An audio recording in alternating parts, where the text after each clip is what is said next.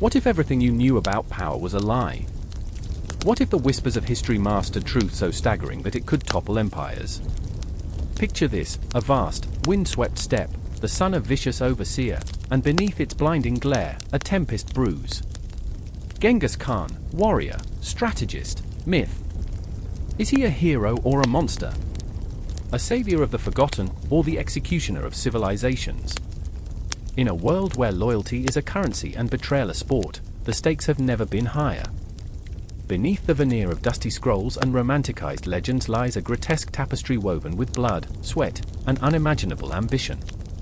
Was the Mongol horde a band of noble savages or a ruthless machine fueled by vengeance?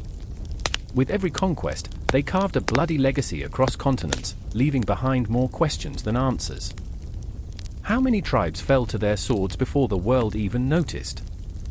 How many tales whispered in the dark became the stuff of nightmares? Picture the blood-soaked battlefields, the cries of the vanquished echoing through the valleys like a haunting symphony. There's humor in this tragedy, a dark comedy playing out, where misfits become legends and the absurdity of war becomes the norm. Can you laugh in the face of obliteration? The Mongols did. They turned slaughter into an art form, and their quivers held arrows sharper than the blades of intrigue that cut through the annals of history. What drives a man to conquer the known world, leaving ruin in his wake? Power? Wealth? Or the morbid thrill of riding into the unknown, where morals are as malleable as the flesh they conquer? As the dust settles from their rampage, what do we find? A fractured world stitched together with the threads of fear and awe. But let's not forget the shadows lurking behind the throne. Who were the puppet masters, the advisors cloaked in cunning, the strategists who danced upon the strings of fate? Could it be that the greatest threat to the Mongol machine wasn't the enemies they faced, but the rivals within? The clashing of titans in a world where treachery reigns supreme and an empire's greatest weakness is its own ambition. As the sun dips below the horizon, casting long shadows across the steppes, a question lingers like smoke from a dying fire: who writes history? The victors?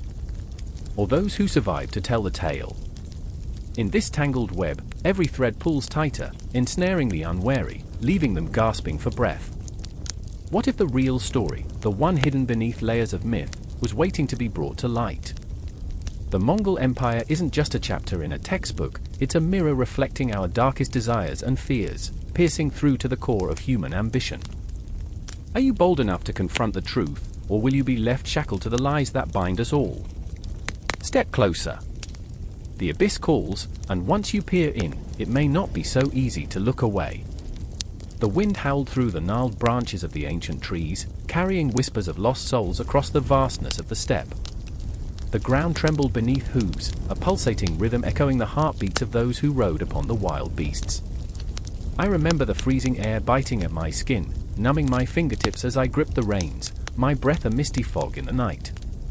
Shadows danced across the landscape, flickering as if taunting the darkness, and I felt the weight of the world pressing down on me, a suffocating shroud of uncertainty. Khan, my brother in all but blood, rode beside me, his eyes glinting with a feverish light. There was ambition in him, a flame that ignited with every pulse of chaos we encountered. I could see it, I could feel it like the sting of leather on flesh.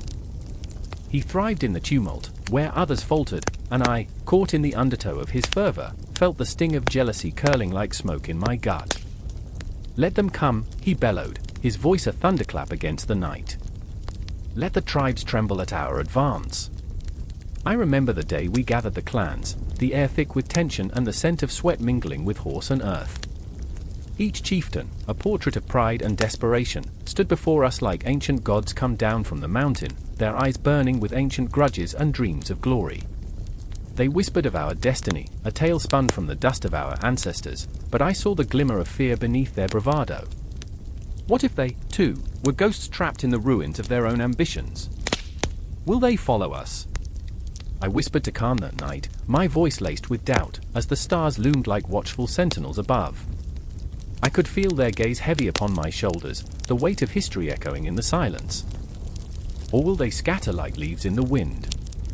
Khan's laughter rang out, bold and unyielding, a sonorous challenge to the heavens themselves. Fear is for the weak. Look around, we are the wolves, and they are but sheep. His bravado was intoxicating, thrilling, and each word sent shockwaves through my heart. But deep down, I felt the gnawing doubt: was I merely a pawn in his game, or was I meant to be a king, too? The next dawn rose with blood-red skies, an omen that coiled around my spirit like a serpent. As we moved to assemble our warriors, I caught a glimpse of Tulle, her spirit fierce, her heart a wild horse galloping toward an unseen horizon. She was a healer, a mender of wounds both seen and hidden. Yet there was a darkness in her eyes, shadows of sorrow that cast doubt on the strength she so easily projected. "This is madness," she murmured, her voice trembling like the strings of a broken lyre.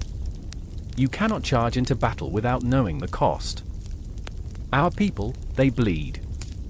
I longed to reach for her hand, to anchor her to this tumultuous world, but the moment slipped away like grains of sand through my fingers.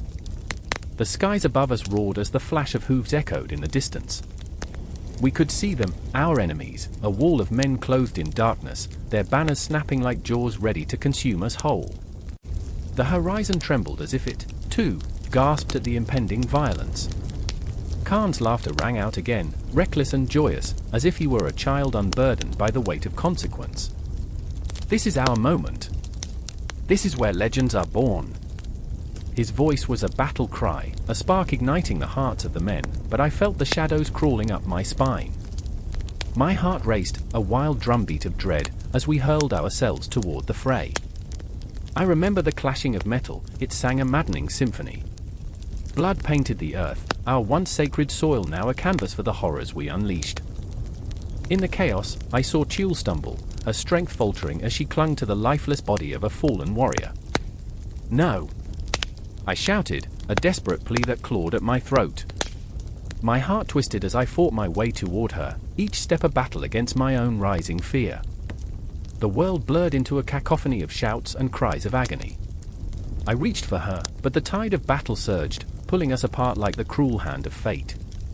I could see her fighting, a fierce flame against the encroaching darkness, but the shadows were relentless. They swarmed like bees, gnawing at the edges of her spirit, threatening to consume her whole. In that moment, I felt the universe crack open, time twisting into a vast void. Memories mingled with the present, the past flooding my mind, my mother's lullabies, the stories of our ancestors wrapped in the fabric of the night. I remembered the laughter of children, the warmth of a hearth, and the weight of expectation that shadowed my every step. "Khan! You must save her!" I roared, desperation spilling from my lips like blood from an open wound. But Khan was lost in his own fervor, a gladiator drunk on the glory of battle, unseeing as he charged deeper into the melee. Rage coursed through my veins. It was a heady mix of love and anger, the kind of emotion that could burn villages to the ground. Why couldn't he see what I saw? Why couldn't he feel the noose tightening around us, the ghosts of our choices closing in? "Tulle!" I screamed again, my voice raw as I fought through the thrumming chaos, navigating the ebb and flow of battle. But each heartbeat felt like an eternity, stretching into a dark abyss, a clock winding down to its final, unforgiving tick. As I reached her, the world shifted once more, a cruel twist of fate. I saw the terror in her eyes, the realization that we were just players on a grotesque stage, and there was no script to follow. I pulled her close, our hearts pounding in rhythm, our breaths mingling in the cold air. "We'll face it together," I promised, even as I felt the earth rumble beneath us.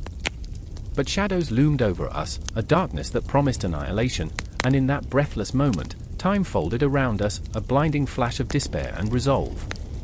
The cries of battle faded into a haunting melody, a symphony of the lost echoing into eternity as we stood, defiantly united against the tide. And so we charged into the heart of chaos, not as warriors alone, but as living, breathing spirits, filled with fear yet unyielding.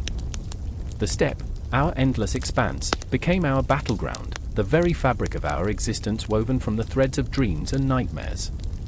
In that moment, the origin of the Mongols was not just a tale of conquest, it was a heartbeat, a whisper, a storm raging on the horizon. The echoes of our choices began to resonate, and I knew this was just the beginning. The air crackles with tension, the brittle silence shattered by the echo of hooves pounding the earth, a relentless rhythm that thrums through the very bones of the world. In the heart of a sprawling steppe, a boy, barely a whisper away from boyhood, clutches his bow, small hands trembling, fingers slick with sweat and fear. Temujin, a name destined for greatness, but today, he is just a child, spine bent under the weight of expectations heavier than the sky above. He watches his father, Yesige, striding like a god forged from iron and shadow, a figure of strength and gravitas, yet shrouded in a darkness that haunts the corners of Temujin's soul. I remember the taste of blood on my lips. It was the first time I saw a life snuffed out like a candle in the wind. It was a memory that replayed in endless loop, vivid and grotesque, like a haunting melody. Yesige had been fierce, but cruel, his laughter a roaring wildfire. The moment had come, a bitter twist of fate, when the very tribes meant to unite would turn against each other. The laughter faded, leaving only echoes of despair. In the shadows, a flicker, a glimmer of something, perhaps hope, perhaps doom. Bota, a boy from a rival tribe, his eyes wide with fear, stands frozen, caught between loyalty and the instinct to flee. "I can't," he whispers, but his heart is a drum in his throat. The weight of centuries of bloodshed, of vengeance, looms over their heads like an unrelenting storm. They are bound not by friendship but by fleeting moments of childhood, moments that would soon dissolve like mist in the morning sun. "Don't be afraid," Temujin urges, voice cracking like the dry earth beneath their feet. Yet even as he speaks, a chill crawls up his spine, the knowledge that fear is a beast that cannot be tamed. How can he be brave when his own heart falters? How can he lead when all he knows is the taste of fear's bitter fruit? They stand together, two boys at the precipice of a world that demands blood and honor, a world that offers little in return but a lifetime of scars. I remember, the phrase lingers, like a promise at the edge of his lips. The memories blend and blur, his mother's laughter, the sharp sting of betrayal, the ghost of his father's disappointment looming large. I remember, the unending cycle of grief and triumph, love and loss. He closes his eyes, trying to drown out the cacophony of emotions swirling around him. But they thrash about in his mind, each one demanding attention, clawing at his heart as if to remind him of his place in this unforgiving tapestry of life. The shadows of their past weave tightly around them, whispering secrets of battle and blood, of loyalty and treachery. Temujin recalls the warmth of his mother, Holan, who often said, "You must rise, my son. The stars are watching." It was both an encouragement and a curse. The stars, distant and cold, hung above him, indifferent to the bloodshed below. Yet she inspired him with tales of ancient warriors, of gods who walked among men, and the destiny that awaited him. Each word was a seed planted deep in his heart, but the ground was barren, soaked in despair. From the corner of his eye, he catches Bota's face, twisted in fear and confusion, the lines of their childhood friendship fraying under the weight of expectation. "They won't understand," Bota whispers, his voice trembling like the leaves in the wind. How can he explain that loyalty was an illusion, a fleeting dream in the realm of the living? "You're my friend," Temujin replies, but even as he speaks, doubt seeps in, a venomous whisper that curls around his thoughts like smoke. Friendship is a fragile thread, and he feels it fraying. Then comes the night, the ghostly silence shattered by the sounds of chaos. Yesige, brave but reckless, is ambushed, the darkness swallowing him whole as the night erupts into violence, the air thick with the metallic tang of blood. Temujin watches, paralyzed, as the figures clash, shadows dancing in a macabre ballet of death. Fear grips his heart, a vice that threatens to squeeze the very breath from his lungs. He can't move. Yet, in that moment, the boy becomes a ghost, an observer in a world where life and death collide. He feels the earth tremble beneath him, the pulse of a dying world thrumming in sync with his own heartbeat. I remember, the phrase becomes a mantra, anchoring him in a storm of emotions, a plea to remember not just the horror, but the lessons, the resilience buried within the ashes of his past. The swirling chaos of battle becomes a tapestry, each thread a story, each color an emotion. And then, it happens. The moment of clarity, a spark igniting deep within him, raw and feral. I will not be a victim, he thinks, defiance surging like a wildfire in his veins. He can still hear the echoes of his mother's voice, urging him forward, urging him to embrace the destiny written in the stars. I will rise. It is a promise, not just to himself, but to every soul lost in the shadows. As dawn breaks, Casting its eerie glow over the remnants of battle, Temujin stands tall, a boy no longer. His heart beats with the intensity of 1,000 storms, a river of anguish and hope flowing through him. I will remember, the words spiral around him, carrying the weight of survival, the haunting echoes of the past merging with the promise of tomorrow. In the distance, a figure approaches, Bota, eyes wide, a ghost of the boy he once was, yet filled with a flicker of hope. Are you ready? He asks, voice trembling but resolute. It is a question that hangs heavy in the air, a single thread woven between their fates. Together, they take a step forward, the world unfurling before them, a vast canvas painted in shades of uncertainty and courage. And beneath the vast, indifferent sky, two boys, bound by fate and fear, take their first steps into the unknown, where shadows linger, but the light of destiny beckons, demanding to be embraced. The campfire crackled, its flames dancing like the restless spirits of the steppes. Shadows flickered across the faces of warriors, each face telling a story of blood, grit, and relentless ambition. The air was thick with tension, a palpable electric charge that made every heartbeat echo in the night. I stood with them, caught in that moment, swallowed by the weight of history, watching as the flickering light revealed their raw, haunted eyes. Ooh, it smells like a herd of dying camels, I thought, pinching my nose. But it wasn't the scent of the camp that made my stomach turn, it was the fear, the gnawing fear of the unknown futures each man faced. You could cut it with a knife. I had a front row seat to destiny, even as I chuckled nervously at the absurdity of it all. Temujin, the man who would become Genghis Khan, stood before them, his presence electrifying, magnetic. His eyes glimmered with a fierce intensity, a fire so bright it threatened to engulf them all. He was a contradiction, a man forged in hardship, yet filled with dreams that soared higher than the mountains. The air crackled with his words, "We are not just tribes anymore, we are a storm waiting to break." The men leaned in, as if the very weight of his vision could crush them to the ground or propel them to the stars. But within the crowd, two souls were wrestling with their demons. Jeeb, a fierce warrior with scars that mapped his past, felt the tightening grip of loyalty and betrayal. He had followed Temujin through blood and snow, yet the whispers of his family echoed like ghosts in his mind. What about my own tribe, my own blood, he thought, clenching his fists, the rough leather of his gloves digging into his skin. The firelit world around him faded to a dull roar, and all that remained was the battle within. Beside him, a young man named Kublai watched, his heart pounding like a war drum. I remember the warmth of my mother's embrace. I remember the smell of fresh bread, the laughter that now feels like a distant dream. He looked at Temujin, and in that moment, he felt the weight of destiny pressing down, like a yoke on a weary ox. Can a man change the world? He asked himself, every breath a question, every heartbeat a reminder of his own fears. Temujin's voice rang out again, louder, more insistent, a clarion call cutting through the fog of uncertainty. Join me! Join us! Together, we shall carve our names into the fabric of the universe. The flames illuminated his face, casting shadows that seemed to reach out, beckoning. The men shifted, feeling the pull of that promise, each one wrestling with visions of glory and the specter of loss. But then, a hush fell over the camp. The wind stilled, and an eerie silence enveloped them.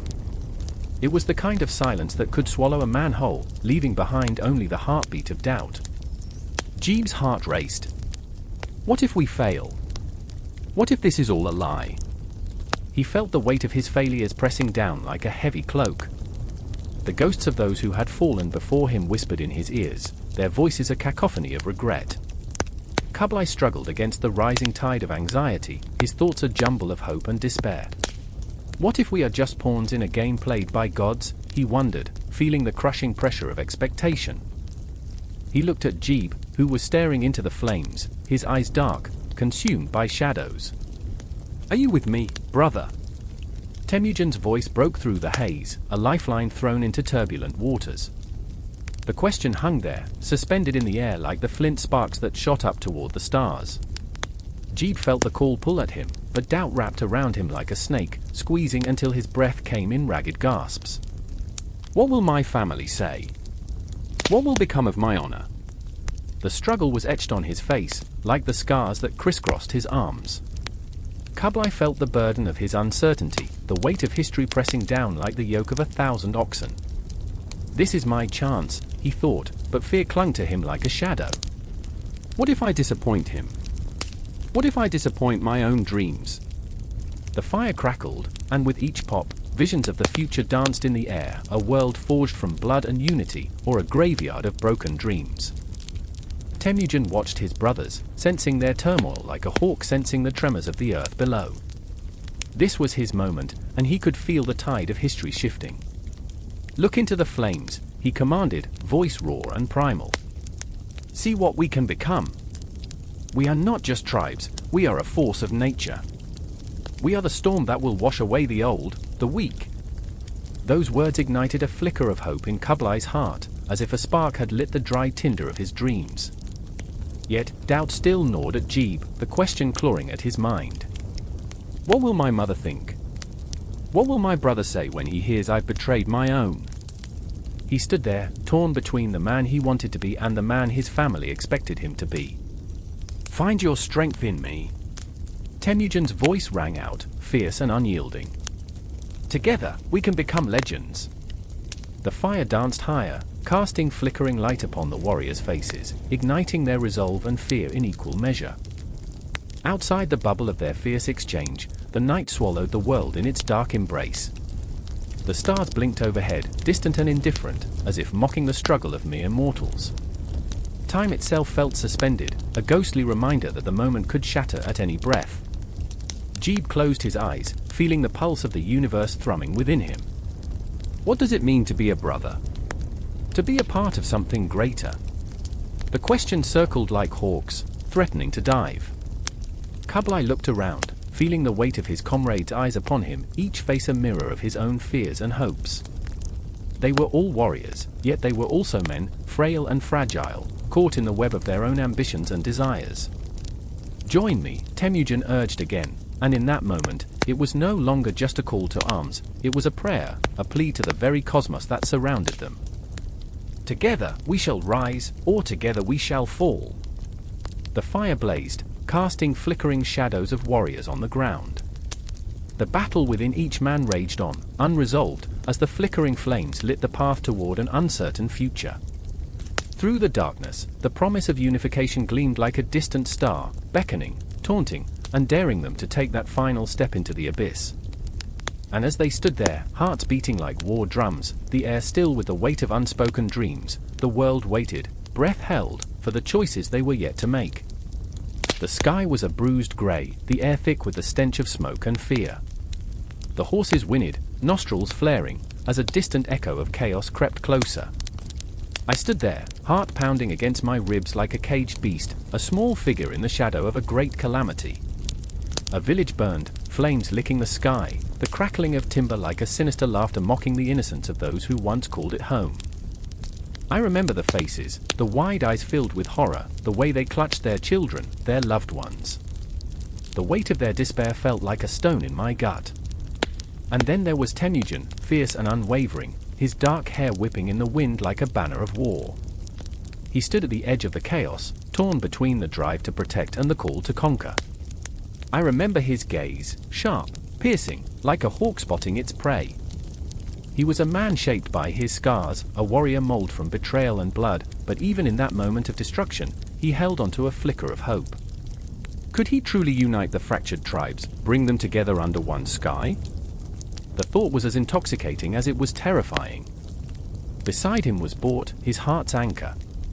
Her strength was an iron chain, binding Temujin to his humanity even as shadows danced around them.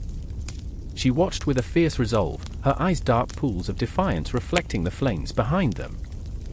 They had sworn a bond, a promise carved in the marrow of their bones, yet the world seemed intent on tearing them apart. I could feel her anguish, every breath laden with unspoken fears, of loss, of love, of the man she had once known becoming something monstrous. The air crackled with tension, and I wondered, would he rise to become a legend, or would he crumble under the weight of his ambition? In that moment, it felt as if time itself held its breath. I remember the whispers that echoed in the dark corners of the night, rumors of his ascent, of his title, Genghis Khan, sending shivers through the hearts of men like a cold wind sweeping across barren steppes. They spoke of him as a monster, a wolf among sheep. But there was a fire in his spirit, a wildness that transcended fear. He was a tempest, ready to unleash hell upon those who stood in his way. As the flames reached higher, consuming all that was once familiar, I felt that same fire ignite within me, the urge to follow, to witness history unraveling in real time. Temujin's warriors rallied behind him, a tide of fury and loyalty, and I found myself lost in their fervor. Every war cry felt like a surge of electricity coursing through my veins. I remember the clash of steel, the screams of the vanquished mingling with the roars of the victors, a symphony of violence that blurred the line between life and death. But while the world erupted in chaos, Bort stood still, the quiet eye of the storm, her heart racing beneath her unyielding exterior. She was the anchor, the tether to his soul, and I could see the battle raging within her. She loved him, fiercely, but what was love in the face of such devastation? Would it be enough to bind him to righteousness, or would it slip away like grains of sand through her fingers, leaving her with nothing but echoes of memories? Time twisted and turned, a clock warped in the throes of destruction. Shadows danced around the edges of my vision, ghosts of those who had fallen, their cries almost a lullaby of despair. I could taste the ash in the air, a reminder that even the mightiest of empires are built on the bones of the lost. The final confrontation loomed, a storm gathering on the horizon. The tribes were restless, their loyalty hanging by a thread, frayed by years of betrayal and bloodshed. Temujin, now wearing the mantle of Genghis Khan, stood before them, and I could feel the weight of expectation crushing down on him. Would he shatter under the pressure, or would he rise, transcending the man he used to be? Bort, the heart of the storm, stepped forward, her voice a beacon cutting through the noise. Together, she cried, each word laced with an urgency that echoed in the hearts of all who listened. Together, we can carve a new path. Together, we rise or fall. Her words hung in the air, filled with unyielding conviction, a fragile lifeline tossed into turbulent waters. In that moment, I felt the world hold its breath once more. Would they unite, or would Temujin's ambition drag them into the abyss? I could see the flicker of doubt in the eyes of the tribes, a tempest of emotion swirling within them, fear, hope, longing. And then, in a flash, it happened. The sky shattered with the roar of thousands, warriors rising in unison, a tide of humanity surging forward. The sound was deafening, a crescendo that reverberated through the very core of the earth. I felt it in my bones, a primal urge to stand and fight, to join the storm that was Genghis Khan. The air thickened with tension, every heartbeat a drumroll, leading us toward an inevitable climax. I stood poised on the precipice of change, ready to witness the birth of an empire forged in fire and blood. And just as the winds of destiny shifted, the shadows of the past loomed large, haunting reminders of what was at stake. No conclusion could come here, not yet. The story spiraled onward, a relentless tide, carrying with it the weight of dreams, memories, and the unquenchable thirst for power. The battle was far from over, and the title of Genghis Khan hung in the air, an ominous promise that whispered of both glory and destruction. In the echo of the storm, I knew one thing for certain: history had not yet finished writing its tale, and I was but a witness, standing on the edge of eternity, waiting for the next chapter to unfold. The moon hangs low, a pale witness to the chaos unfurling under its watchful gaze. The air crackles with tension, heavy and thick, as if the very sky is holding its breath. I can hear the distant clash of metal, the guttural cries of men caught in the throes of desperation. I remember the way the ground shuddered beneath our feet, echoing the tumult in our hearts, the ominous beginnings of a storm that would wash over the Khwarezmian Empire, leaving nothing but ruin and ash in its wake. In the shadow of the crumbling fortress, I stand, Alaric, once a mere scholar of history, now swept into a narrative of blood and betrayal. My hands tremble, not from the chill of the night, but from the weight of impending doom. I see Jahan, fierce and proud, his dark eyes aflame with a relentless spirit. He grips his sword tightly, knuckles white, as he glares into the horizon, where the sun's last light fades. There's a madness in his gaze, a haunting echo of his lost family, his war-torn past clinging to him like a second skin. I remember when he swore vengeance, when the lines of loyalty and honor blurred into something unrecognizable, a promise that now claws at his very soul. And then there's Yasmin, whose laughter filled the vast empty halls of our once great citadel, now drenched in silence. She stands at the edge of the chaos, her heart caught in a vice of hope and despair. I see her trembling hands clutching a tattered scroll, a remnant of peace negotiations now twisted by treachery. Her warm smile has turned brittle, cracking under the weight of our impending fate. "We can't back down," she whispers, her voice barely audible above the clamor. "Not now." Her resolve is a fragile thread, fraying at the edges, yet it glimmers, an ember in the dark. The sun disappears, swallowed whole by the night, and with it, any remnant of our innocence. Ghosts of memory swirl around us like the dust kicked up by the restless horses. We had dreamed of conquest, of glory, yet we stand on the precipice of destruction. I remember the thrill of history, the intoxicating lure of empires rising and falling. But this is a horror I never imagined. Jahan's laughter shatters the silence, a sharp, bitter sound that echoes like a death knell.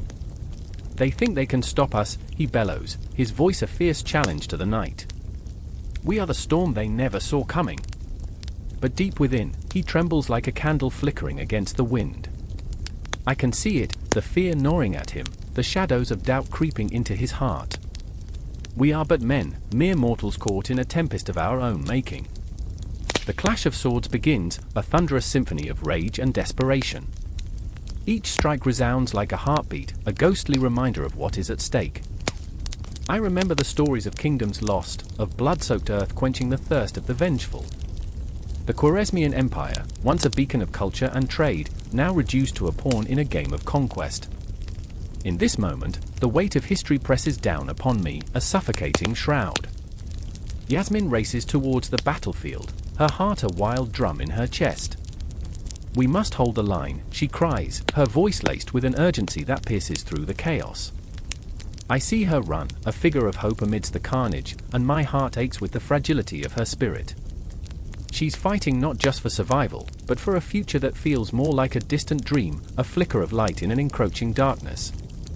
How much heartache can one soul endure? The clash of steel, the cries of the wounded, it all melds into an unsettling dirge, with each beat marking the passage of time.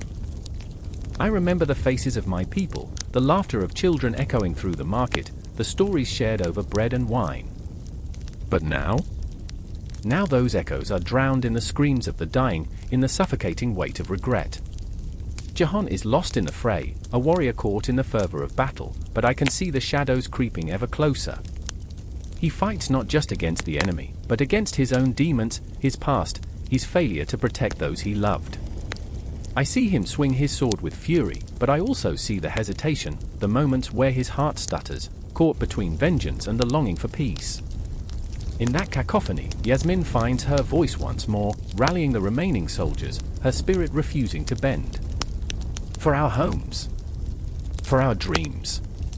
Each word vibrates with the weight of our collective memories, a desperate plea to the universe for meaning in this chaos.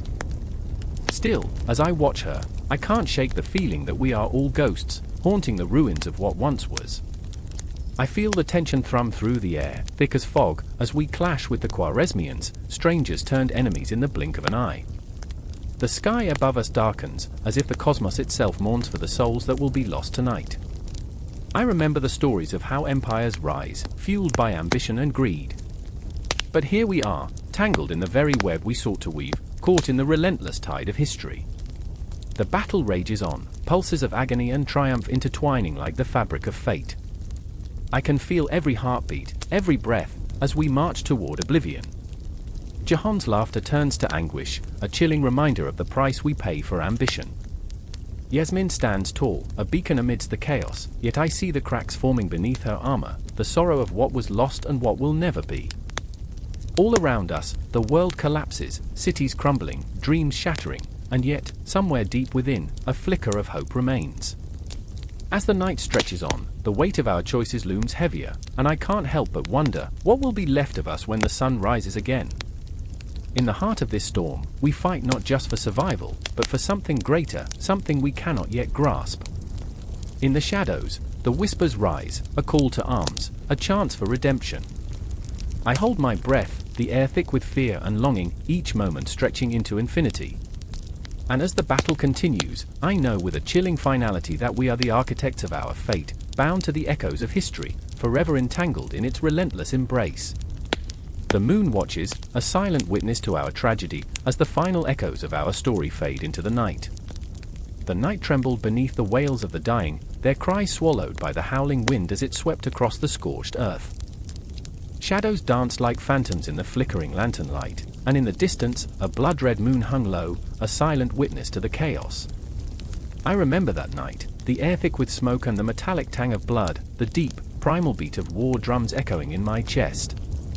Time twisted in that moment, a cruel circle, and I found myself trapped, caught between the echoes of my past and the horrors unfolding before my eyes. Temujin, known to many as Genghis Khan, stood at the precipice of madness and brilliance, his fierce gaze scanning the horizon. He was a man of contradictions, a brutal warrior cradling the heart of a strategist. As he plotted the demise of his enemies, I could see the flickers of doubt in his eyes, a fleeting remembrance of the boy who had lost everything to betrayal. With every slain foe, he sought vengeance for his past, yet the haunting whispers of his own actions clawed at him. Would he become the very monster he feared?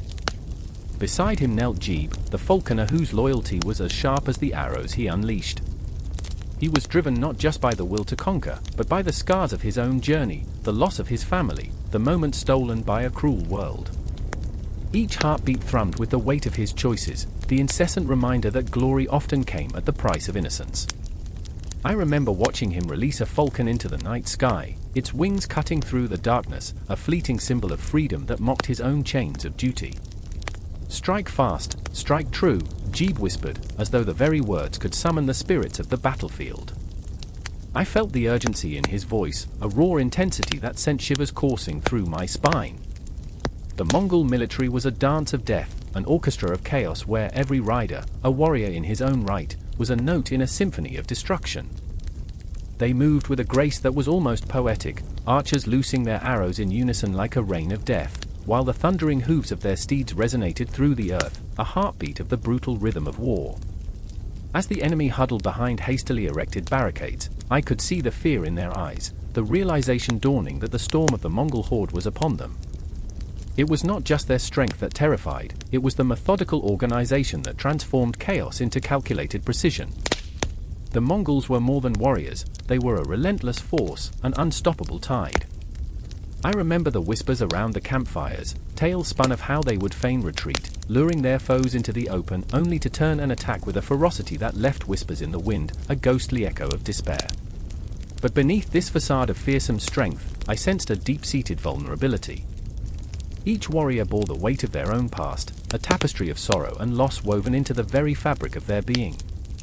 I could see it in the eyes of a young rider, barely more than a boy, who trembled at the thought of killing another man. "This isn't the glory I imagined," he confided, his voice cracking like dry earth in the sun. I wanted to reach out, to tell him that pain was the currency of war, that even in victory, they would find themselves haunted by the ghosts of those they left behind. "Jeeb," I called out, my voice barely cutting through the tension. "What if this ends? What if we conquer it all?" His eyes met mine, weary yet resolute. "Then we build a monument of ashes," he replied softly, his tone heavy with the weight of truth. The Mongols were not merely conquerors, they were sculptors of fate, molding the world from blood and bone, leaving behind a legacy that would echo through the halls of history, a ghostly song that would never fade. And then it began, a flash of movement, a surge of chaos as the enemy surged forward, their cries mingling with the roar of the Mongol warriors. I stood frozen, watching as arrows rained down, the cruel sound of them striking flesh-piercing through the air. The battlefield transformed into a canvas of horror, painted in deep shades of red and shadow. Each clash of steel sent tremors through my heart, and I felt the weight of fear clawing at my throat as I witnessed the violence unfold. Yet in that maelstrom, amidst the screams and the chaos, there was also a strange beauty, a raw, visceral reminder of what it meant to be alive. I saw Jeeb ride forward, a spectre of vengeance, his bowstring singing its deadly tune. With each arrow released, there was a flicker of hope, a momentary escape from despair. I remember how he fought, not just for glory but for the memories that haunted him, the faces of his family etched in his mind, guiding his every move. "Remember, Temujin," Jeeb shouted through the din, his voice a beacon of purpose. "We fight not just for land, but for our souls." I felt the heat of that moment, the fire igniting within me as I understood this was not merely a clash of armies, but a battle between dreams and nightmares. Time twisted again as the battle raged on, the clash of steel becoming a symphony of chaos, underscored by the silent screams of lost lives. In that chaos, my breath quickened, each heartbeat a drum signaling the climax that loomed, the confrontation with destiny itself. Would they find redemption in their victories, or would they forever be haunted by the ghosts of their choices? The night stretched on, an eternal canvas of struggle.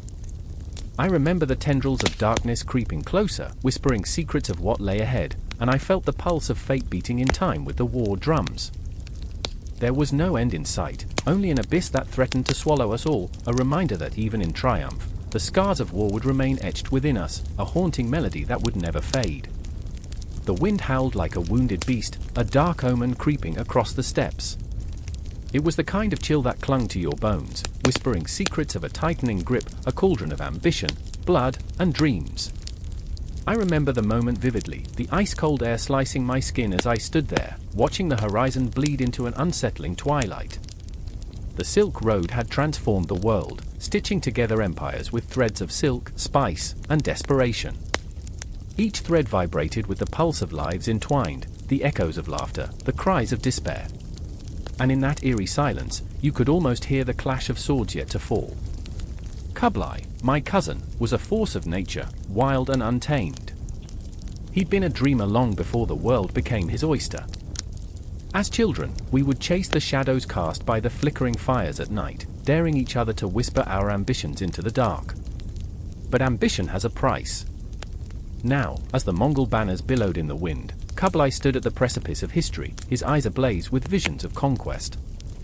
I saw in him a ghost, a man haunted by the weight of his lineage, a heavy crown poised on a head that yearned for freedom but was shackled by duty.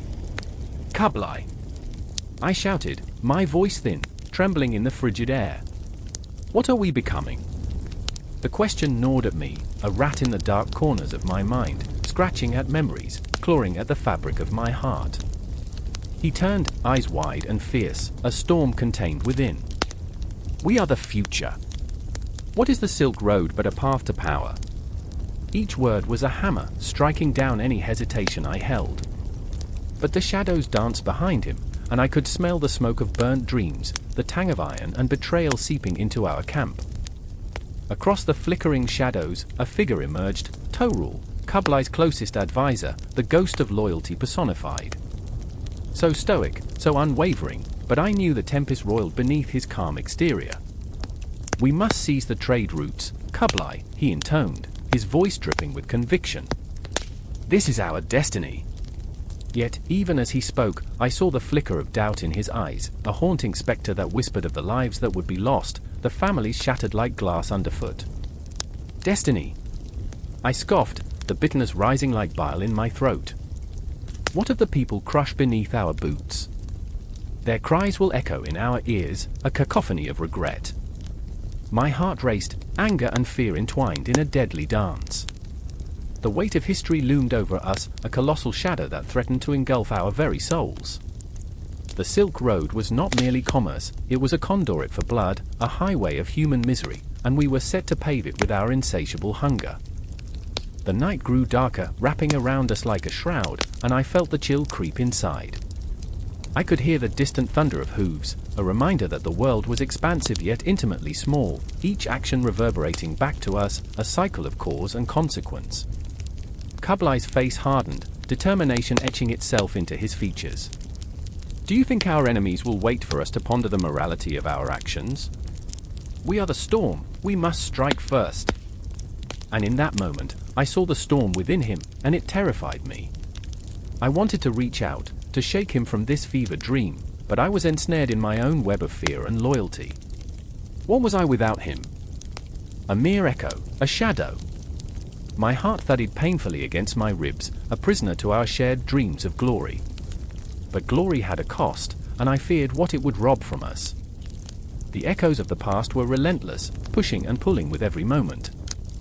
I could hear the merchants, the traders, their laughter tinged with desperation as they wheeled and dealt across the Silk Road. A silk tunic for a bowl of rice, a life for a life, they would say, each trader gamble with the devil. Kublai wanted their riches, and I could see the glimmering treasures in his eyes, golden silk, fragrant spices, but all I could see were the bodies lining the path, the remnants of dreams turned to dust. The thought clenched around my heart like a vice. As we prepared to march, the air thickened with tension. I caught Kublai staring at a distant star, his expression a haunting mixture of hope and despair. "That star, what does it see?" he murmured, and I felt the depth of his longing, an ache that resonated within me. "Does it see a world united or a land torn asunder?" I wanted to tell him that the cosmos was indifferent to our plight, that the stars provided no answers, only silence. But instead, I simply stood beside him, a ghost in my own right, waiting for the darkness to swallow us whole. The ground trembled beneath us, the weight of our choices pressing down, a looming spectre of consequences we could not yet fathom. Torul's gaze flickered between us, the tug of loyalty stretching taut. "We must move," he urged, the urgency palpable. "The others will not wait." And then, as if drawn by the very fabric of fate, I stepped forward, heart racing, words bubbling to the surface. "Kublai, think of the legacy we forge. Will it be one of honor or tyranny?" But he was already slipping into the dark embrace of ambition, a swirling tempest, and it terrified me. I felt the ground shift, the path ahead obscured by shadows, and I knew that we were racing toward a confrontation that would redefine us, one that would ripple through the ages, our choices echoing long after the dust settled. The night bled into dawn, a seamless transition that felt like a betrayal. Light splintered through the cracks, illuminating the faces of men transformed by dreams and nightmares alike. They thrummed with anticipation, the tension palpable. And as we moved forward, I understood that the Silk Road was more than a mere route, it was a mirror reflecting our deepest fears and desires, a pulse that would dictate our fate. It was a journey, a horrifying, exhilarating journey, and I was but a pawn in a game played by giants. As we rode forth, I felt the weight of history press upon my shoulders, the haunting whispers of those who had come before us, the lingering stench of the lives we would change forever. And with every heartbeat, I knew we were all bound together by the threads of ambition, fear, and the relentless march of time. The air was thick, a silent scream hanging just above the parched earth, as if the very atmosphere knew that something terrible was about to unfold. I stood in Nishapu, the city's walls trembling under the weight of impending doom. The sun, a sickly yellow, cast long shadows that danced mockingly across the cobblestones, whispering reminders of the lives that once thrived here. I could feel the pulse of the city quicken, a frantic heartbeat thumping in my ears, a warning too late to heed. I remember the moment Fatima clutched my arm, her knuckles white with fear, her breath ragged as if she had been running from ghosts. "They're coming, Malik," she whispered, the words dripping with dread. The desperation in her voice was a dagger, slicing through the haze of denial that had settled over us like a shroud.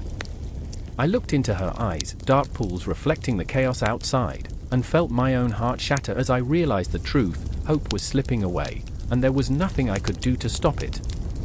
Across the square, a figure emerged, a man, tall and defiant, his silhouette stark against the horizon. It was Amir, my brother, my compass. His voice, usually so steady, now trembled as he shouted orders. "Barricade the gates! We will not yield!"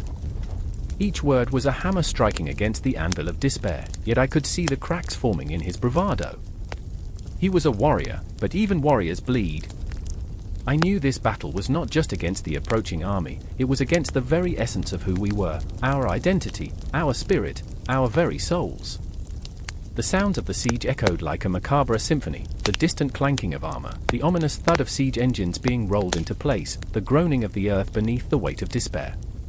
I could taste the iron tang of blood on my tongue, a premonition of what was to come, and I was terrified that I might choke on it. "Malik, promise me," Fatima's voice pierced through the tumult, dragging my attention back to her. "Promise me you won't fight." Her eyes held a desperate plea, a flicker of light amid the encroaching darkness. "You can't bear the weight of your brother's blood on your hands."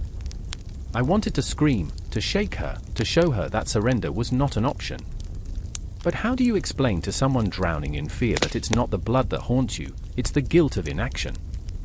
The shadows lengthened, curling around us like the fingers of death itself. I pictured the faces of those who would perish, and my heart thudded painfully in my chest. The children, the old, the dreamers, all caught in the crossfire of a battle that was never meant to be theirs. Each heartbeat became a countdown, a relentless reminder of our mortality. And then there was Amir, charging across the square, a blur of determination and desperation. I wanted to call out, to drag him back, but my voice was lost in the cacophony of war. I could see the tension in his shoulders, the way he clenched his fists as if trying to hold onto something slipping through his fingers. He was fighting for our home, for our people, but at what cost? I could feel my own fear rising like bile in my throat, choking me. This was not the glorious battle sung about in the poems, this was raw, visceral terror. As the enemy closed in, the first arrows fell like rain, piercing the air with a sharp whistle that sent shivers down my spine. They struck with the silent promise of death, and the ground beneath us trembled. The chaos erupted, a cacophony of screams, of steel clashing against steel, of lives extinguished in the blink of an eye. I stood frozen, paralyzed by the horror unfolding before me, a spectator to the horror of our own making. I remember the moment I saw them, the invaders, faces twisted in hatred, eyes cold like the abyss. They surged forward, a relentless tide, and I felt the world tilt on its axis. The sun was swallowed by the storm of their advance, the shadows deepening as if the universe itself was mourning.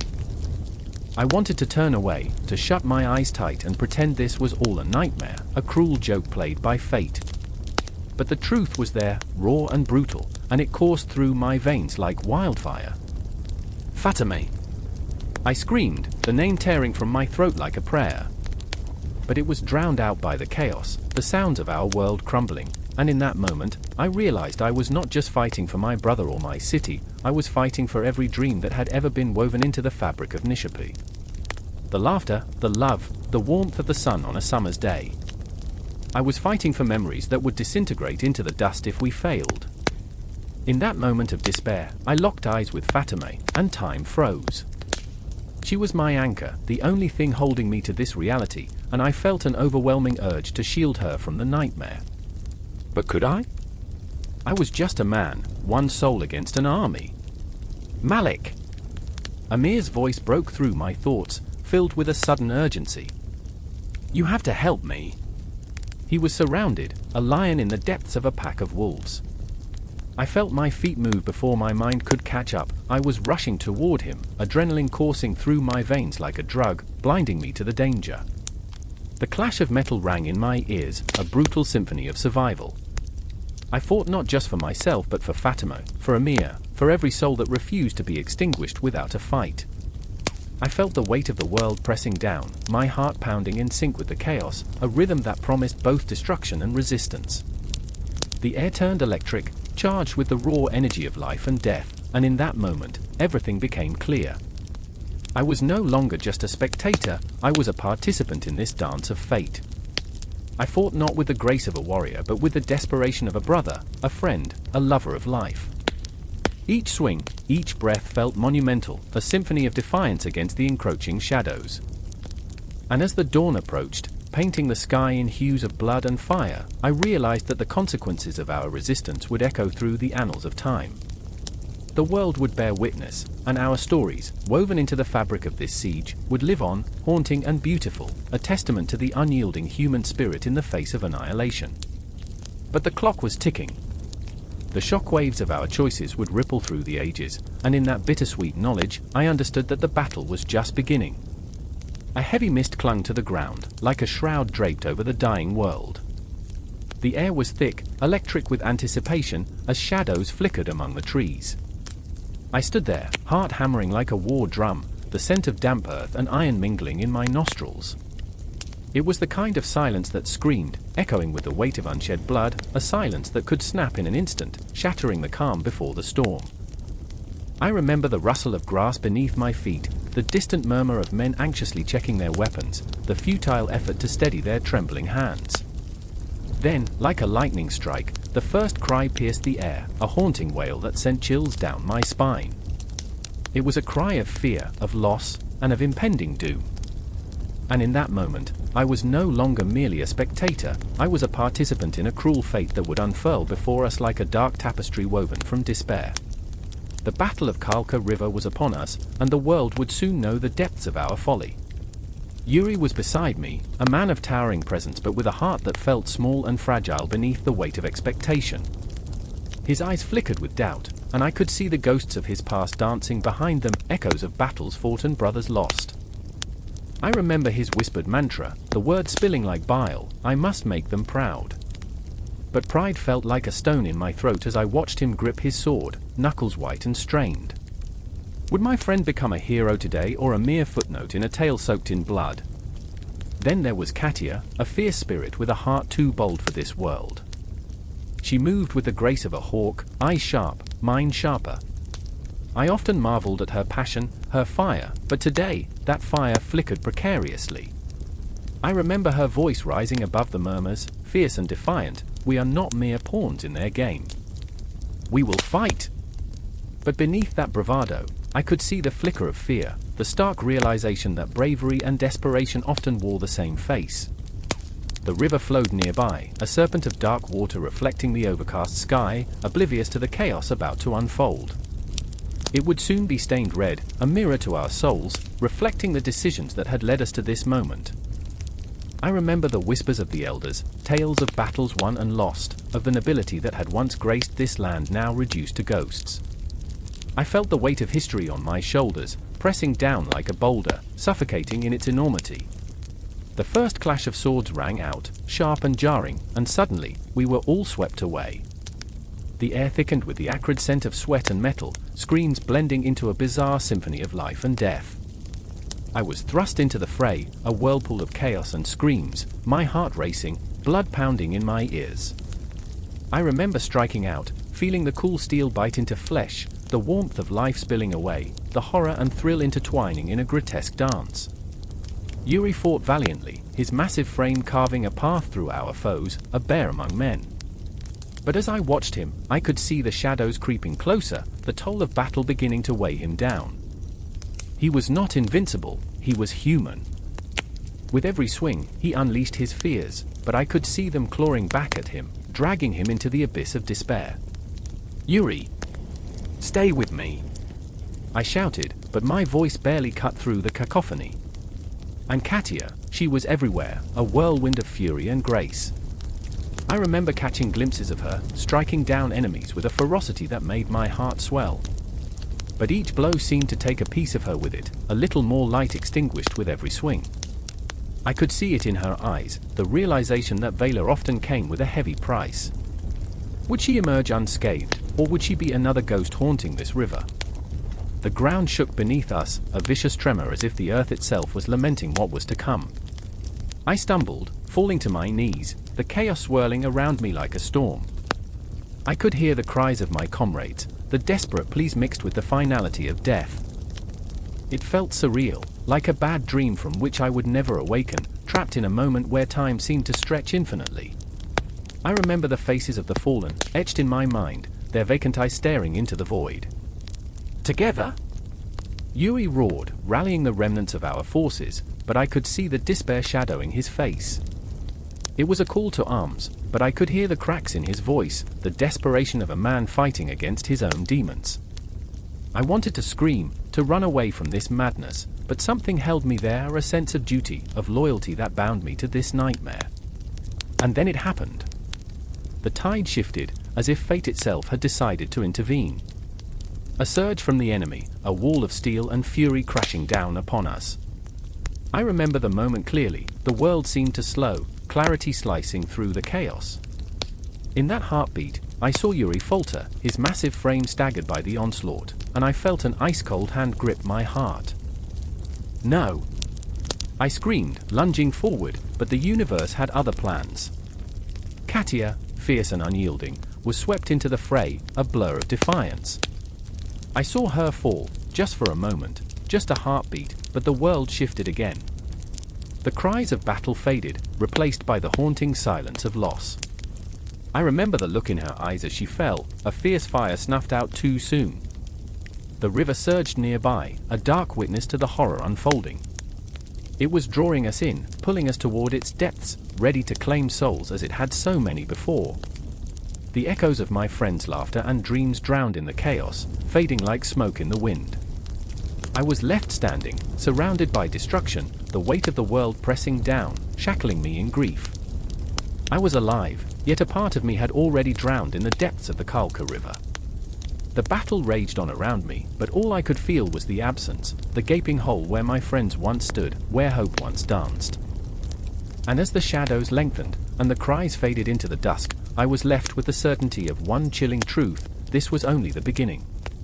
The ghosts of Khalkha would linger long after, haunting not just the river but the very fabric of our reality, a constant reminder that in this world, every hero carries the weight of their choices, and sometimes, the price of courage is the very soul of a man. The wind howled through the valley, a mournful wail that echoed off the cliffs like the cry of a forgotten spirit.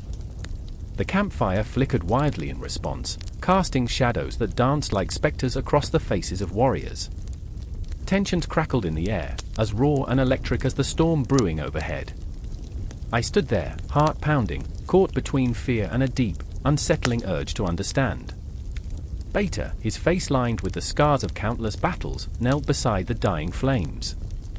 His eyes, fierce and unyielding, betrayed a flicker of doubt. "The spirits are restless tonight," he murmured, his voice a gravelly whisper. I could see the tremor in his hands as he traced the symbols in the dirt, ancient runes of his ancestors. Shamanism pulsed through him like blood, the ancestral beat thumping in rhythm with the uncertainty that hung thick in the air. He was a guardian of traditions, but even he could feel the weight of change. Across the fire, Altin clenched her jaw, her expression a mask of defiance and hurt. She had been raised on the stories of the great Khan, the man who united the tribes under the banner of the Mongol Empire. Yet, here she was, grappling with the encroaching shadow of doubt, the internal war raging against her upbringing. "We must honor the old ways," she declared, voice trembling with conviction. Yet, it was tinged with desperation, a plea wrapped in the guise of command. "We cannot forsake what binds us to the earth." But the earth, I knew, was shifting beneath her feet. The Mongol Empire was vast and powerful, a tapestry woven from a multitude of beliefs, each thread tugging at the other. Shamanism, with its earthy rituals and reverence for the spirits of the land, was one thread among many, but it was fraying. "Altin," Beta said, his tone softer now, a fatherly warmth peeking through the steely resolve.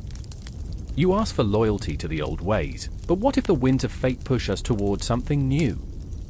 What if tolerance is the survival of our people?"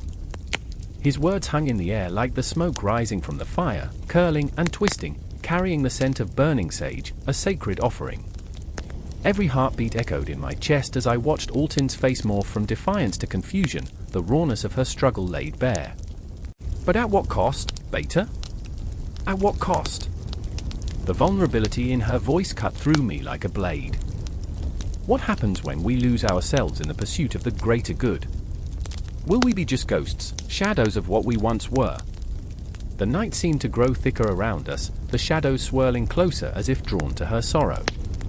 I felt the crackle of fear within me, fear of losing our identity in the grand tapestry, fear of the ghosts that would haunt us if we let go of the old ways. As Beta held her gaze, the fire danced once more, illuminating a sudden clarity in his eyes. The ancients speak to us in whispers, not in commands.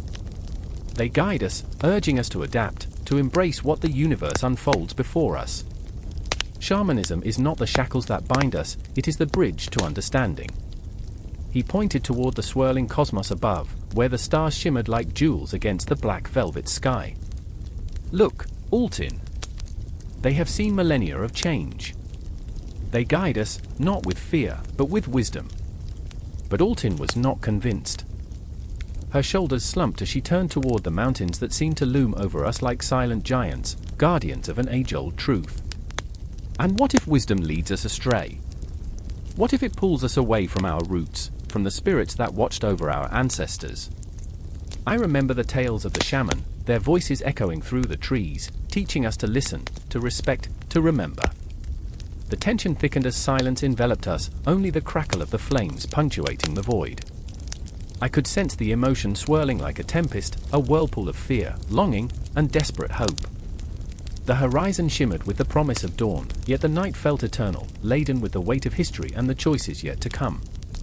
I thought of the spirits, those ethereal figures that drifted between the worlds, neither wholly here nor there. They watched, waited, and listened. As if the very air vibrated with their presence, urging us to acknowledge the duality of our existence, the old and the new, the known and the unknown.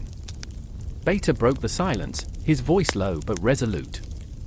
Our strength lies in our ability to adapt. Shamanism teaches us to honor the spirits, but it also urges us to dance with the winds of change.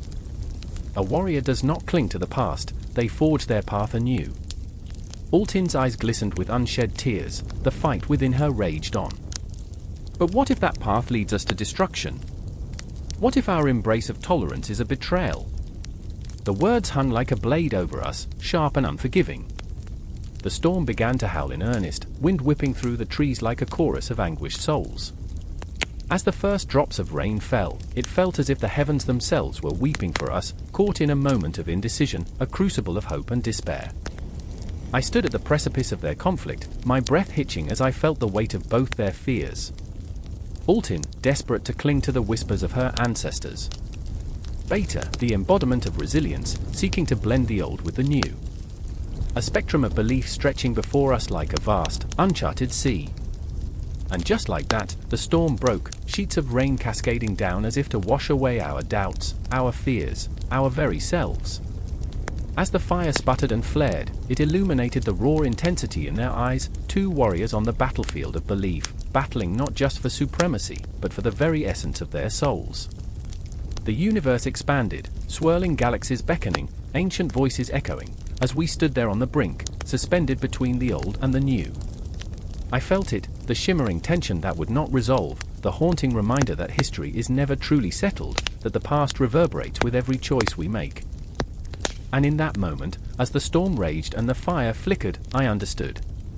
The Mongol Empire was not merely a land of conquest, it was a crucible for belief, a clash of souls bound by the earthly and the ethereal, caught in a dance that would shape the hearts of generations to come.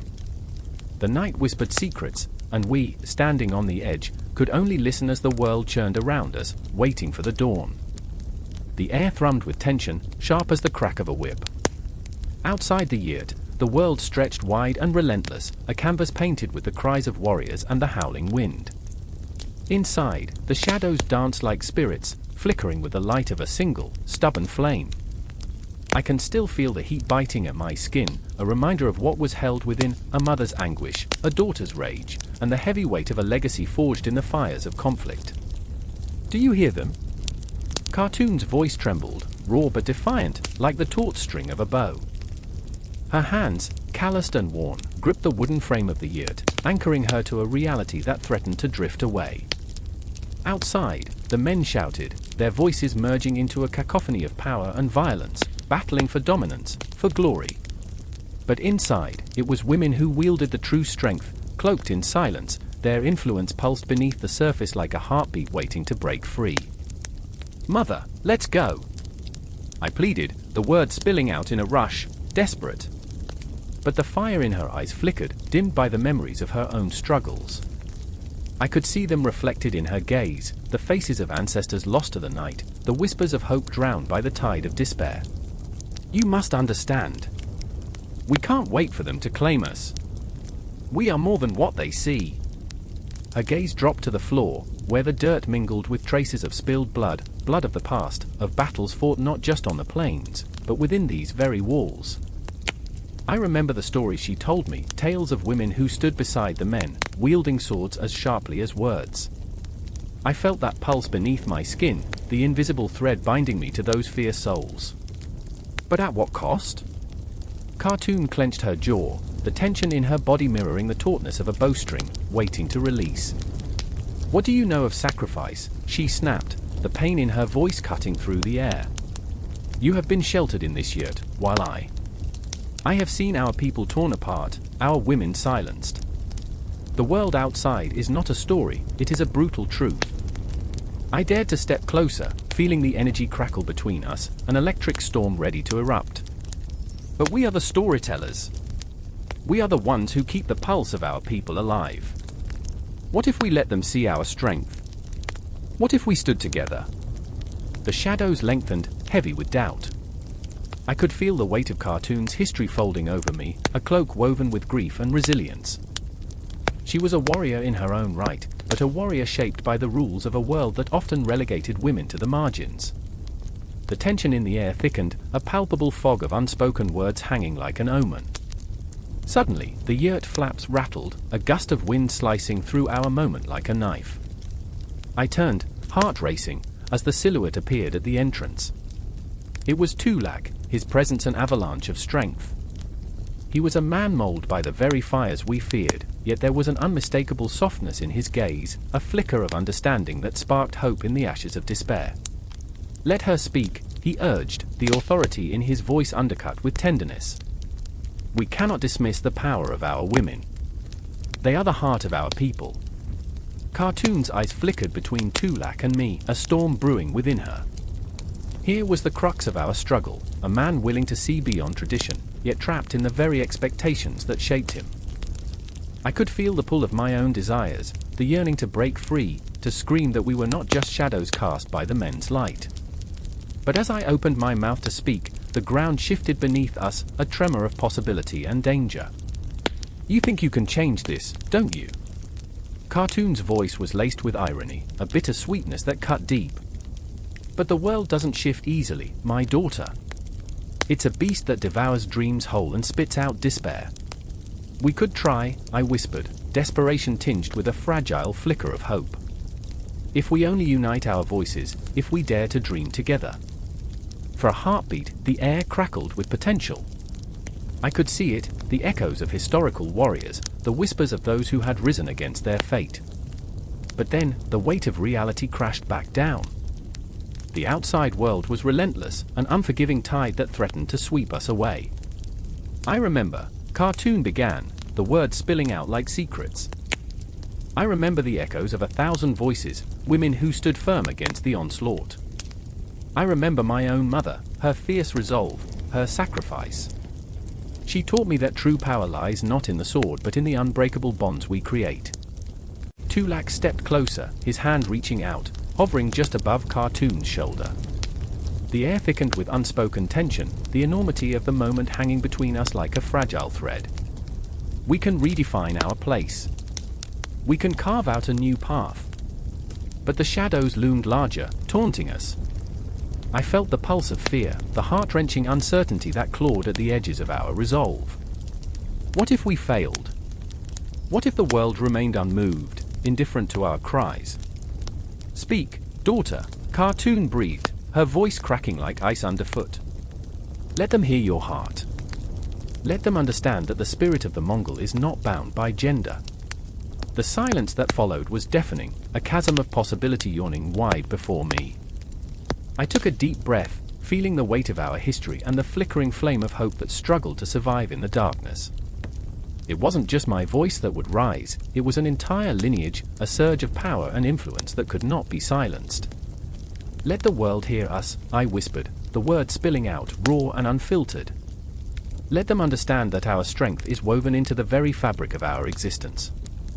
And with that, the shadows began to shift, the trees outside whispering secrets in the wind, while the cries of warriors faded to a distant echo. The moment hung there, electric and charged, a promise unfulfilled yet aching to bloom. We were on the cusp of something monumental, a confrontation not just with the world but with ourselves. As I looked into Khartoum's eyes, I saw the flicker of hope replace doubt, and I knew, deep in my bones, that this was merely the beginning. The night was dark, but we were the stars willing to illuminate the vast expanse, a constellation of influence that would change the course of our future. Bound together by struggle, we faced the unknown, ready to embrace the chaos of our existence. And the world, the brutal, beautiful world, waited with bated breath for our next move. I remember the dust swirling like lost souls in the air, choking on the weight of what lay ahead. The campfires flickered nervously, shadows dancing on the canvas tents, whispering secrets of a world held together by the thinnest thread of the Yasa code. It was a night heavy with foreboding, the moon a sliver of silver chaos against an ink-black sky. I could hear the heartbeat of the Mongol Empire thrumming in the distance, a pulse of power and fear, each thud echoing the resolve of men who lived and died by the edge of their swords. In the midst of it all stood Temujin, Genghis Khan, the name that sent shivers through the spines of kings and commoners alike. His eyes, dark as midnight, flickered with a fire that could either ignite a nation or reduce it to ashes. They say he could see straight into the soul, and if that was true, mine quivered at the thought. I was but a historian, a chronicler of events, a title that felt as frivolous as a child's toy in the hands of a giant. My heart raced as I watched him, unyielding and fierce, the alpha predator of a realm that stretched across endless horizons. Then there was Kublai, his grandson, a man forged from dreams and burdens alike. He fought against the ghosts of his ancestors, their shadows looming like heavy clouds. Kublai wanted to tame the chaos of the empire, to weave a tapestry of governance from the threads of the Yasa Code, a merciless guide, yet strangely poetic. He spoke of unity, of a future where law wrapped around people like a warm cloak, but the legacy of his blood painted a different picture. I watched him, a storm brewing behind his calm facade, the weight of 1,000 expectations pressing down like a boulder on his chest. And finally, amidst the chaos, there was an ordinary soldier, a man named Jorak. A simple man with a simple dream, to return home, to hold his daughter one last time. His hands, calloused and weathered, trembled as he tightened the grip on his bow, the weapon as heavy as his heart. Jorak bore the scars of loyalty, yet beneath that fierce exterior lay a soul fraught with fears, the fear of betrayal, of failing his Khan, of losing everything he held dear. He didn't want glory, he wanted peace, but in the world of the Mongols, peace was as elusive as a whisper in the wind. The night was punctuated by distant howls, a reminder of the wildness that surrounded us. The Yasa Code was more than just laws, it was a lifeline, a promise wrapped in iron and blood. The code dictated every movement, every cry, every tale spun around the fire. Betrayal was met with swift judgment, a lesson carved into the very bones of the land, a reminder that in this world, mercy was a luxury one couldn't afford. The air crackled with tension, the weight of impending doom filling the space between us like a thick fog. I remember the moment Kublai stepped forth, the flicker of firelight revealing the crease of worry etched into his brow.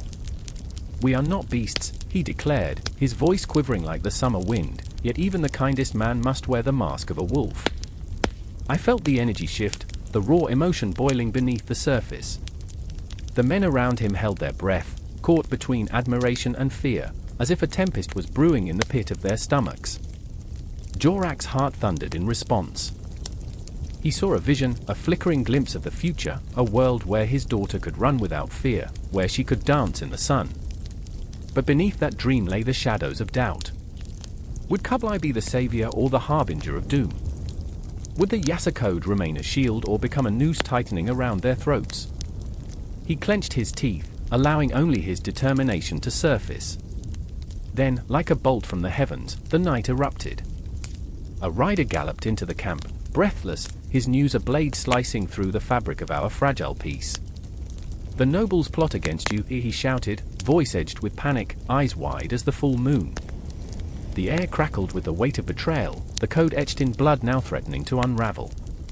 Kublai's expression shifted, and I could see it, the storm swelling within, the conflict tearing him apart. Could he adhere to the rigid laws of the Yasa while grappling with his own humanity? Genghis Khan, ever the embodiment of fury and grace, stepped forward, the air around him charged with ancient power. "We face the wolves not with fear, but with the heart of a lion," he thundered, a fierce wildness igniting in his chest. I felt the heat radiate from him, a fire that could either forge a new destiny or consume everything in its path. Jorak's heart raced. Will he stand with his Khan or flee to protect his family from the chaos that swirled around him like a noxious fog? I remember the silence that followed, the heavy breath of uncertainty filling the air like a palpable force. The shadows deepened, the ghosts of 1,000 ancestors watching, judging, waiting for the first drop of blood to spill. It was at that moment I understood the weight of the Yasa Code. It was a double-edged sword, a promise of order and a harbinger of chaos, a finely woven tapestry straining at the seams. The moon hung low, a witness to their struggles, their desires, each heartbeat a reminder that in this world, nothing was certain. The tension swelled, the stakes higher than the sky, each man standing on the precipice of destiny. Would they rise together, or would the flames of ambition consume them all? I could feel my own heart race, my breath shallow, as if I were part of this relentless whirlwind, swept into a fate far beyond my understanding. The night stretched on, the darkness whispering secrets, the stars silent witnesses to a world poised on the edge of reckoning, and I was there, alive, trembling, caught between history and myth. Chapter 13. The role of spies and intelligence in Mongol warfare. The moon hung low in the sky, a cruel eye watching the shadows dance on the battleground, shadows that whispered of betrayal, of loyalty stretched to its breaking point. I remember the night when the wind carried the scent of blood and secrets, a shivering prelude to the chaos that would soon unravel. War was an uninvited guest, gnashing its teeth, and in the thick of it stood Orphan, his heart thundering like a war drum as he crouched behind a crumbling stone wall, eyes darting, searching for the telltale glimmer of deceit. Orphan, a spy, molded from the promise of glory and the weight of desperation, felt the chill of purpose creeping into his bones. His hands, calloused yet gentle, clutched a worn map, stained with the ink of countless betrayals. Memories of simpler days echoed in his mind, laughter floating in the air, the sweet warmth of shared bread. But now, those days seemed like a forgotten dream, lost in the abyss of conflict. He was a ghost, haunting himself, tethered to a mission that gnawed at his soul. Across the battlefield, Isel watched, eyes wide and unblinking, as the Mongol forces moved like a wave, fierce and unyielding. Her heart, a fractured thing, longed for peace but knew it would never be whole again. Once a soldier, now a reluctant informant, she had crossed the line, stepping into a world where shadows held more power than daylight. She had become a tool of espionage, her spirit twisted by the duality of survival and betrayal. I remember the songs of my youth, she whispered to herself, her voice barely audible over the cacophony. But now, my words are daggers. Isel's fingers brushed the hilt of her dagger, a reminder of the blood that would spill if she faltered. Each breath she took felt like a betrayal, a weight dragging her deeper into the mire of conflict.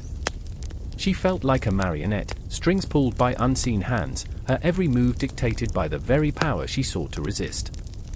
And then there was Borjigin, the Mongol chieftain, his presence commanded attention, a storm contained within flesh and bone. He was a tempest, eyes fierce with ambition and shadows of doubt. He had risen through the ranks, each victory a step toward greatness, yet the spectre of his past haunted him. What is power, he often wondered in the quiet hours between battles, if it demands the very soul of the one who wields it? The night crackled with tension as an unseen force, a whispering breeze, or perhaps fate itself, sent tremors through the air. Orphan, crouched low, caught a fleeting glimpse of Borjigin's men. His heart raced, fueled by urgency. He had overheard snippets of conversation, pieces of a puzzle that could turn the tide of war. The Mongols were planning a surprise attack, but the details were hazy, like smoke slipping through fingers. Orphan knew he had to act, the weight of history pressing upon him, but the stakes were high. What if I fail? He thought, a chill racing down his spine. The possibility of failure gnawed at him, as real as the sword at his side. He envisioned his brothers falling, the faces of the innocent flashing like lanterns before the storm. Would he be able to bear the weight of their deaths? Meanwhile, Isel moved through the camp, her heart a battlefield of its own. Each step felt like treason, each whispered conversation a dagger in her gut. She had heard rumors of Borjigin's intentions, a swath of destruction planned under the cover of night. The soldiers around her laughed and shared stories, their voices a melody tinged with irony, their laughter echoed in her ears, a reminder of the life she once knew. I remember, she murmured, clutching tight to the memories that flickered like dying embers. But memories are a cruel joke in a world defined by blood. The thought crushed her, each heartbeat a reminder of her fractured loyalty. Was she a protector or a betrayer? The line blurred, and the shadows that danced felt alive, mocking her indecision. As the moon continued its lonely ascent, Orphan felt the air thicken with dread. He could almost hear the whispers of his ancestors, urging him forward. Their faces loomed in the periphery of his mind, a lineage of warriors who had fought not just for land but for legacy. Each one had left a mark that shaped history, and now it was his turn. He breathed in deeply, the cold air clawing at his lungs, and pushed away the shadows of doubt. In the heart of the Mongol camp, Borjigin sharpened his sword, the metallic rasp a chilling lullaby. He could sense the tension in the air, the impending storm. Intelligence is a fine blade, he mused, but one that cuts both ways.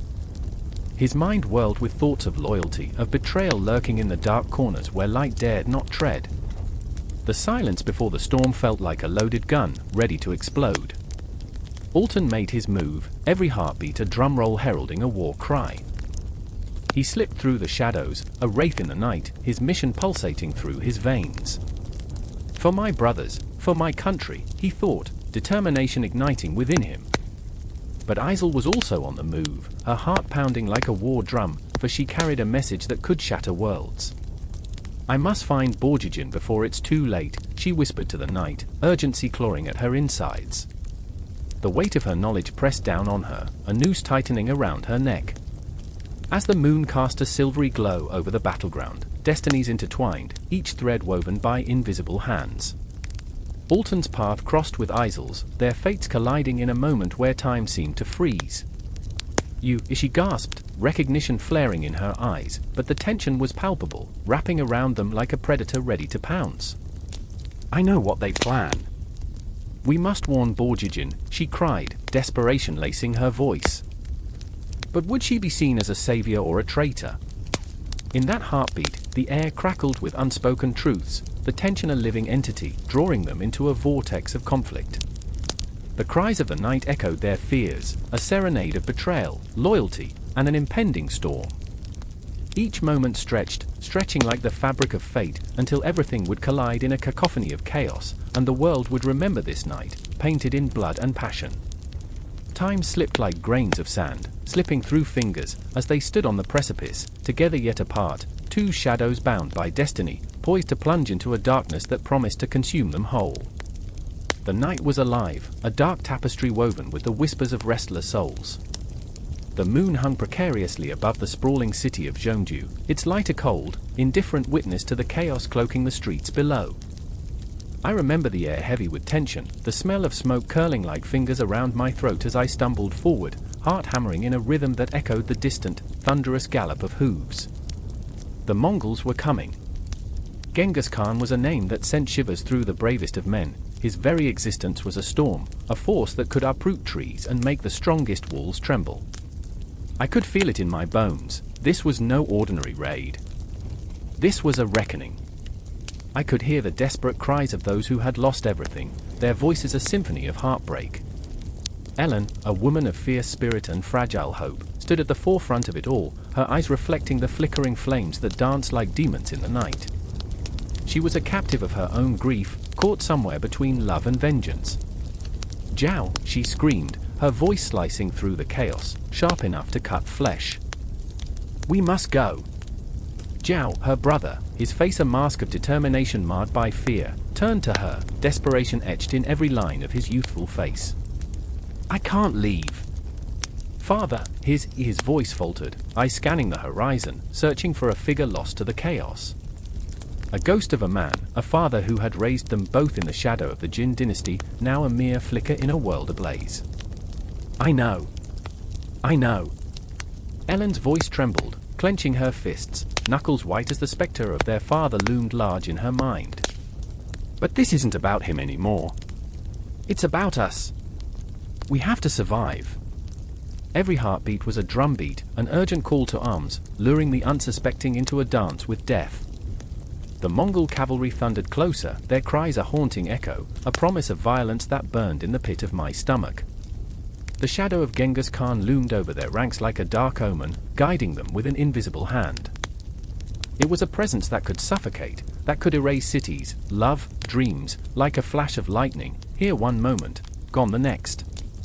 Zhao, torn between familial duty and the instinct to flee, clenched his jaw. What if we find him? What if we stop?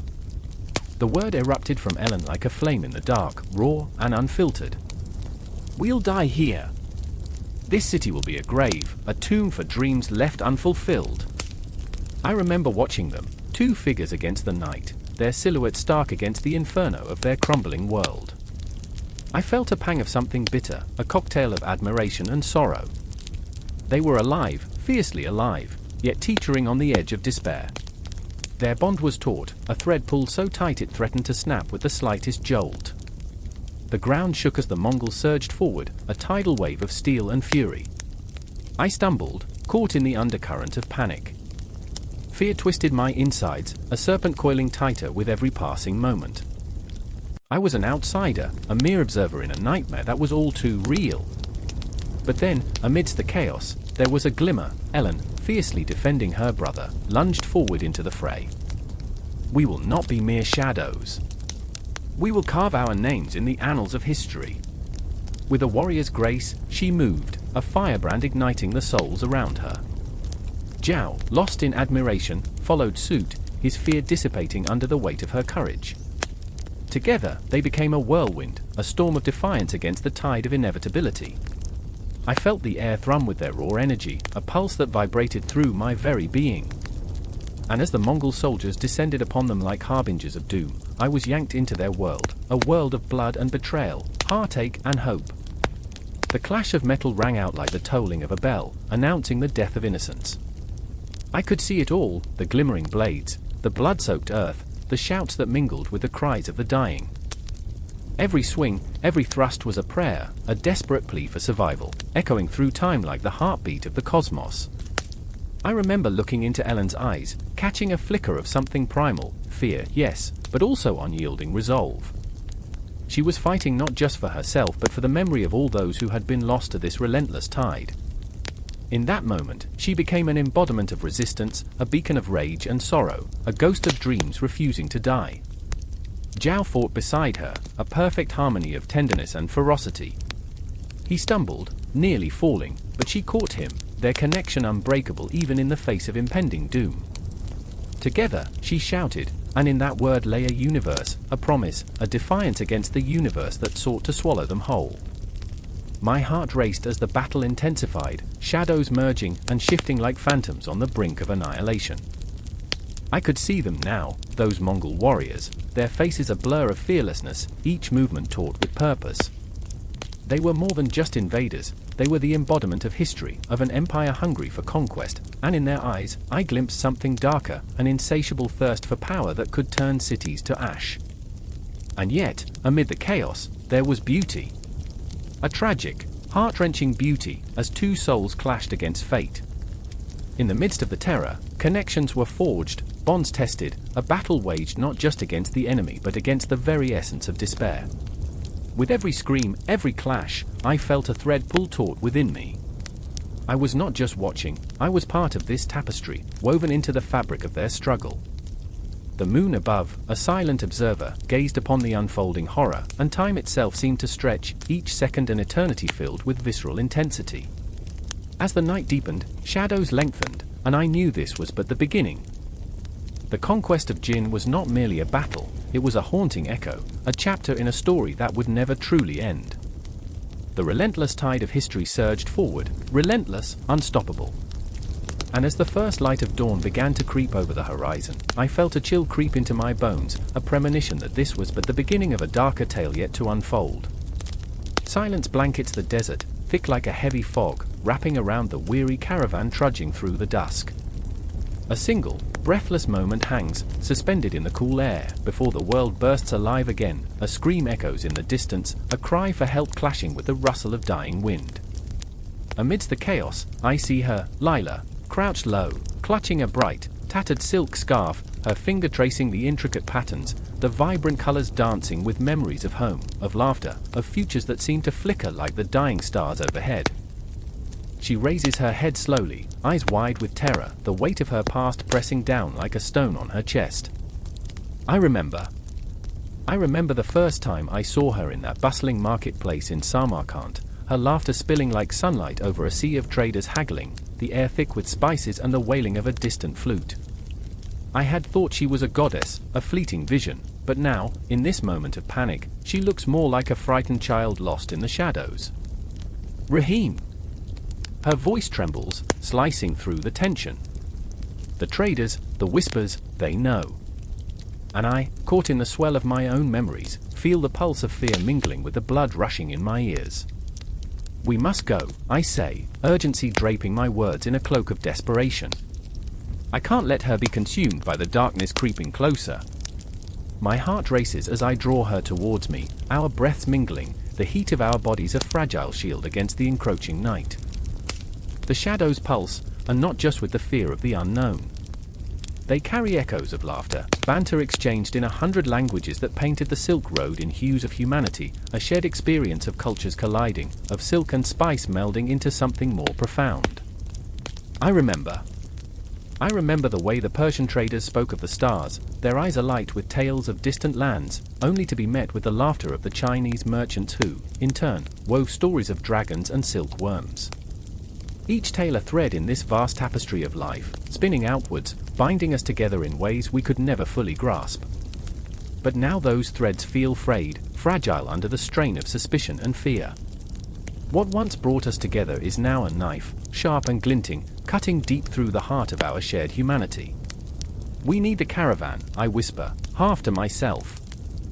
The tension in the air is palpable, like the moment just before a thunderstorm breaks, and Lila's eyes reflect the flickering shadows of doubt. What if they don't want us, she breathes, and the vulnerability in her words crashes into me like a wave. How could they not want us? We were all cogs in this great machine. Traders, wanderers, dreamers, wrapped in the vibrant cloth of our own cultures, each of us adding to this ever-spinning wheel of connection. Yet, as I look into her eyes, I see the flicker of a deeper fear. What if it is too late? I think back to the stories, the exchanges that wove this tapestry of life, full of laughter and shared meals. The evenings spent around fires, tales of ancient emperors and forgotten loves, where the warmth of kinship chased away the chill of the desert night. The thought of it twists in my chest like a knife, the fear that those days are lost, that the threads have begun to snap one by one. I clutch her hand tighter, as if my grip alone can hold the world together. Suddenly, a figure breaks through the shadows, an imposing silhouette, a merchant draped in layers of silk, his face masked by a heavy turban. I feel Lila's pulse quicken, her body tensing beside mine, the air thickening with unspoken fears. You have something we want, the merchant's voice cuts through the night, smooth yet jagged, like the blade of a sword. What do you mean? I bark, adrenaline surging through me. My instinct is to protect, but the depth of my fear is intoxicating. We have nothing to offer. His laugh is low, almost a growl, and it rattles me to my core. Oh, but you do. His eyes glint with a hunger that sends a shiver down my spine. You carry the stories, the dreams of your people. Currency far more valuable than gold, and worth more than your lives. Lila gasps, her breath hitching painfully in her throat. I can feel her fear, raw and visceral, coursing through me. Instinctively, I step in front of her, every fiber of my being screaming to shield her from the encroaching darkness. You'll have to kill us first, I say, my voice a shaky defiance, but inside, I'm trembling. But he simply smiles, a cruel twist of his lips. Ah, but my friend, the world is full of silk and swords. You think this journey is about trade? It is about survival. You are but two pieces on this chessboard. And with those words, the reality slams down on me. With every passing moment, the exchange of culture, the laughter, the stories, the colors of our very souls, teeters on the edge, threatened by greed and fear. I remember when culture was an embrace, not a weapon, when sharing stories was a bridge, not a barricade. But that bridge is crumbling, and the abyss yawns wide beneath us. The merchant steps closer, the air thickens with tension, shadows swirling like ghosts, a haunting reminder of lives entwined yet so easily severed by fear.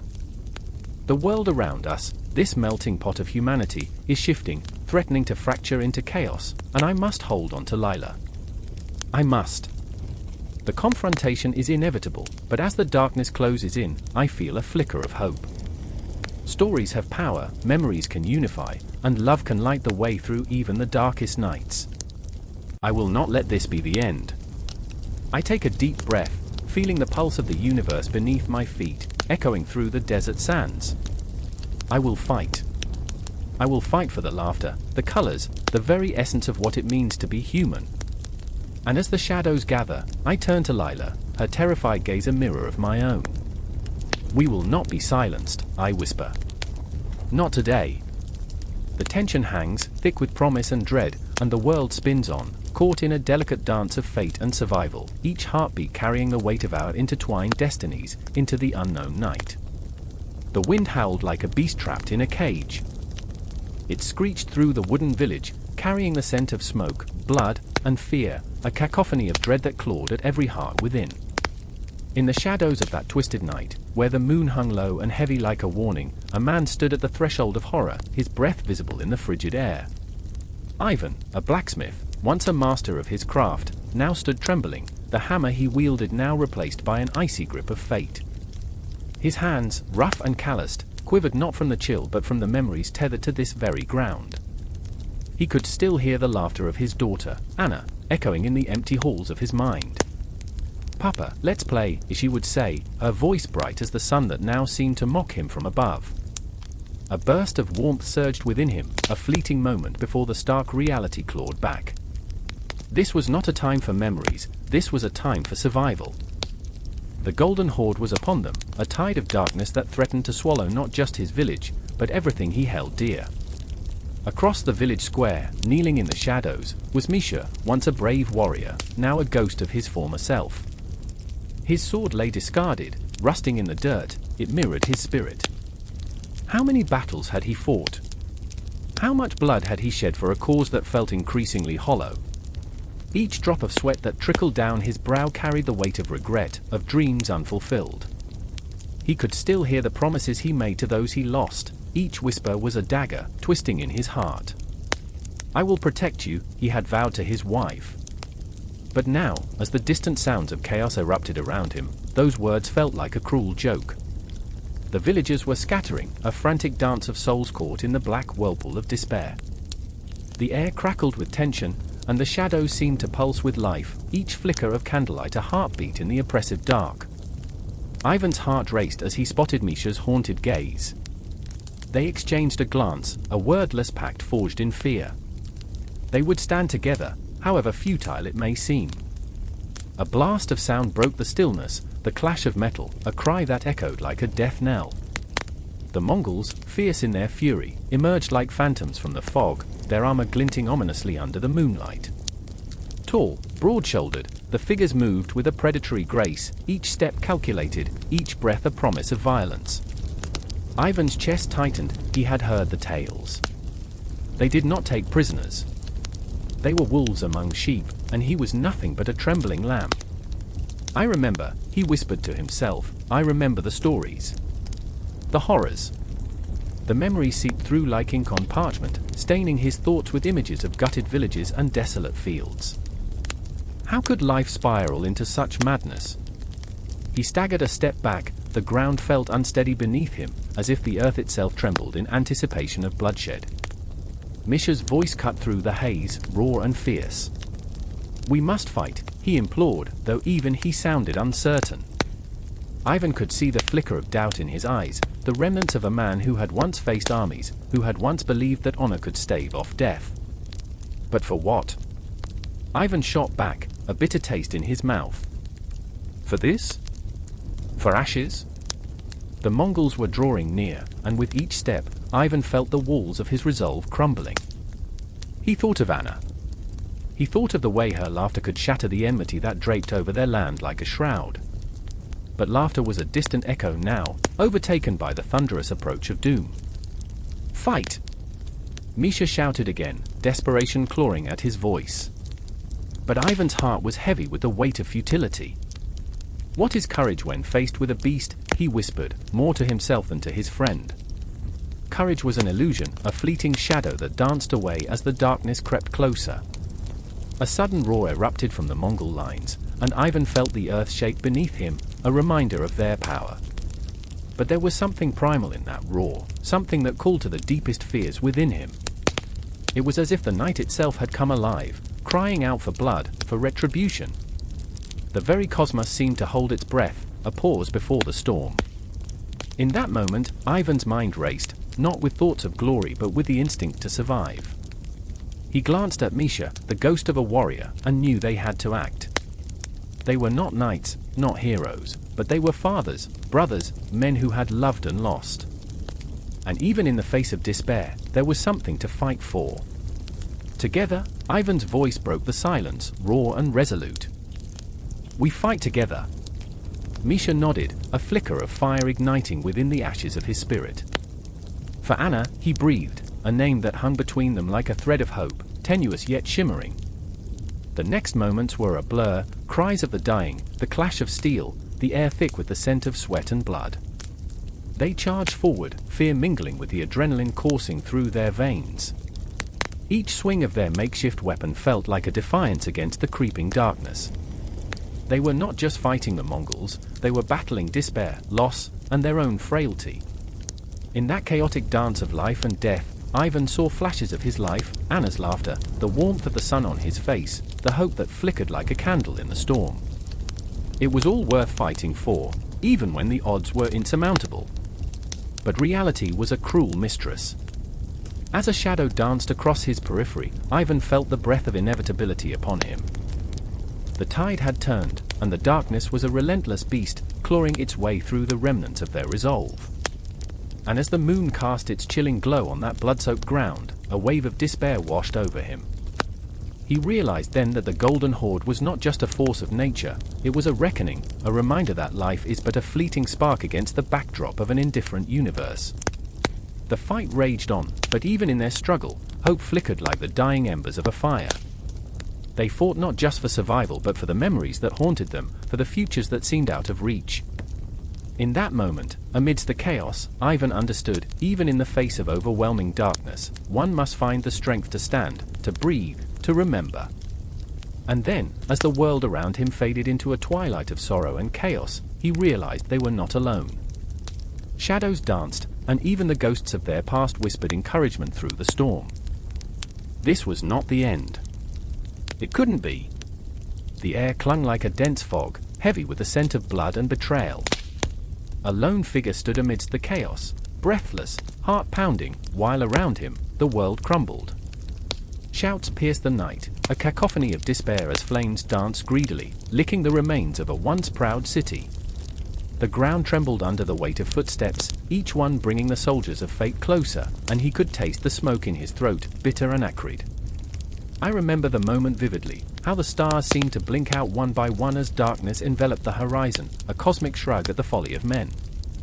Zaid, a once loyal soldier now trapped in a web of his own making, stared into the distance, where the silhouette of his brother, his blood, threatened to become a shadow forever.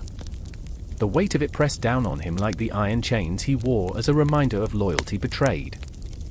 "I should have joined you," he muttered to the winds that carried the cries of the dying. But the winds offered no reply, only the ghostly echoes of a past he could not escape.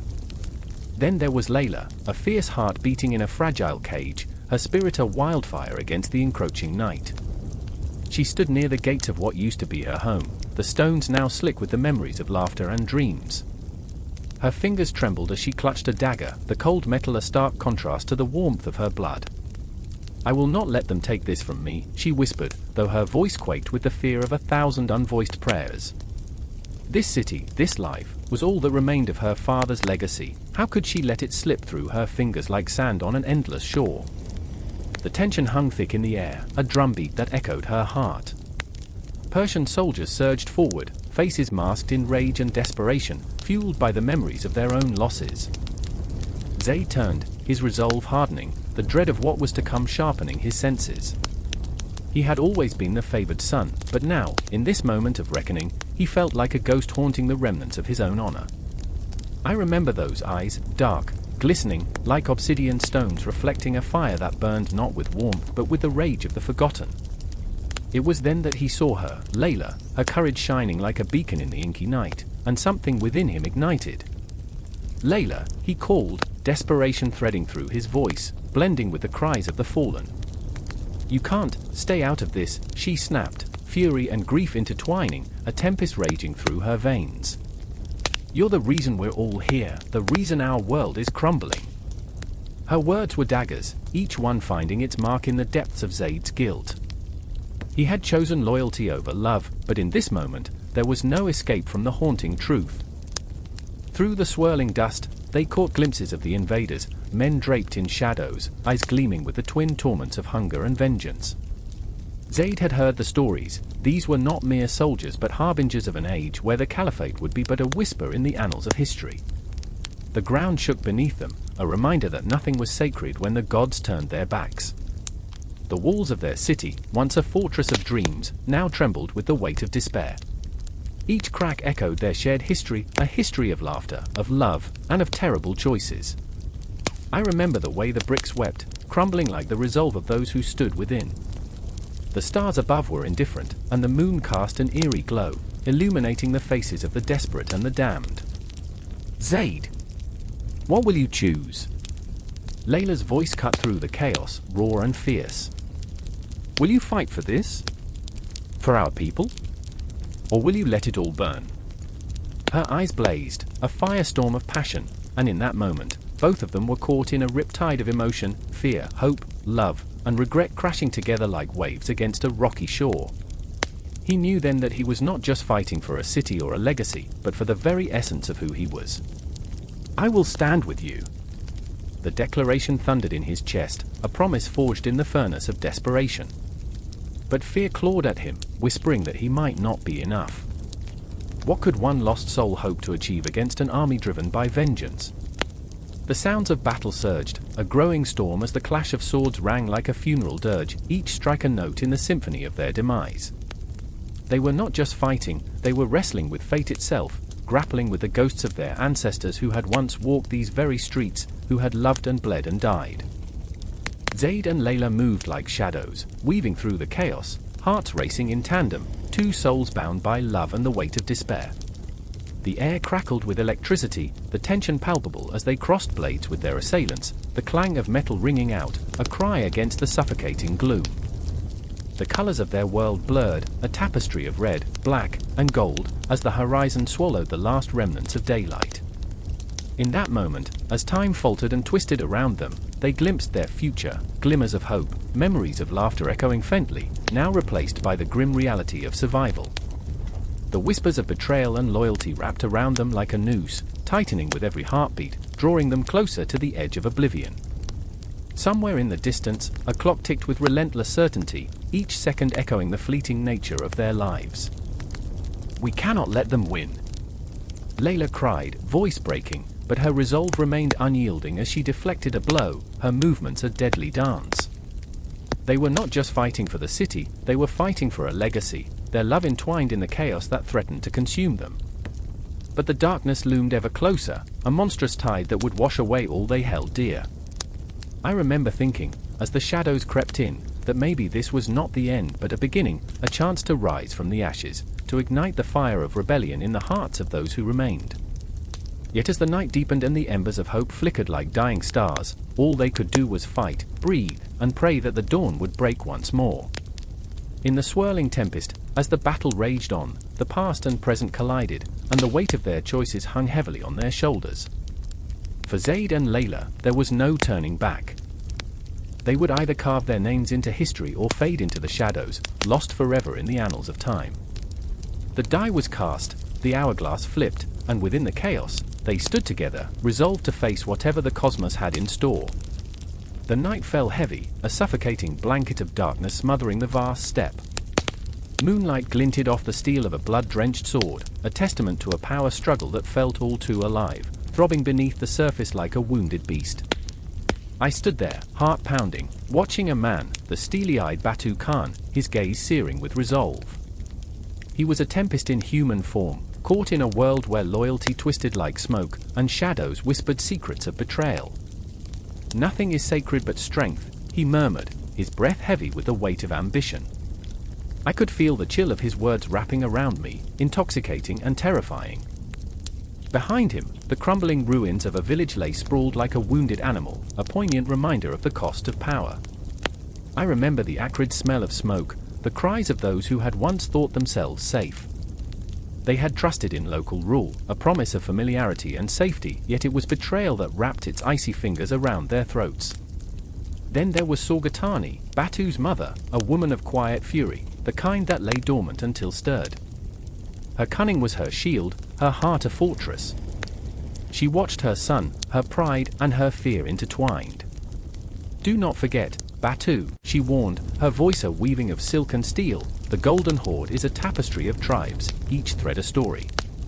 Tread carefully, or the fabric will unravel." I could see the flicker of doubt in Batu's eyes, the dark undercurrent of his ambition battling against the loyalty he owed to the very lands he now scorched. Outside the flickering torchlight, shadows danced like restless spirits, and I was drawn in, held captive by the enormity of their choices. The Mongol Empire was a vast ocean, waves crashing between the shores of local autonomy and the iron grip of central authority. It was beautiful, terrifying, a beast that could devour you whole if you dared to tread too close.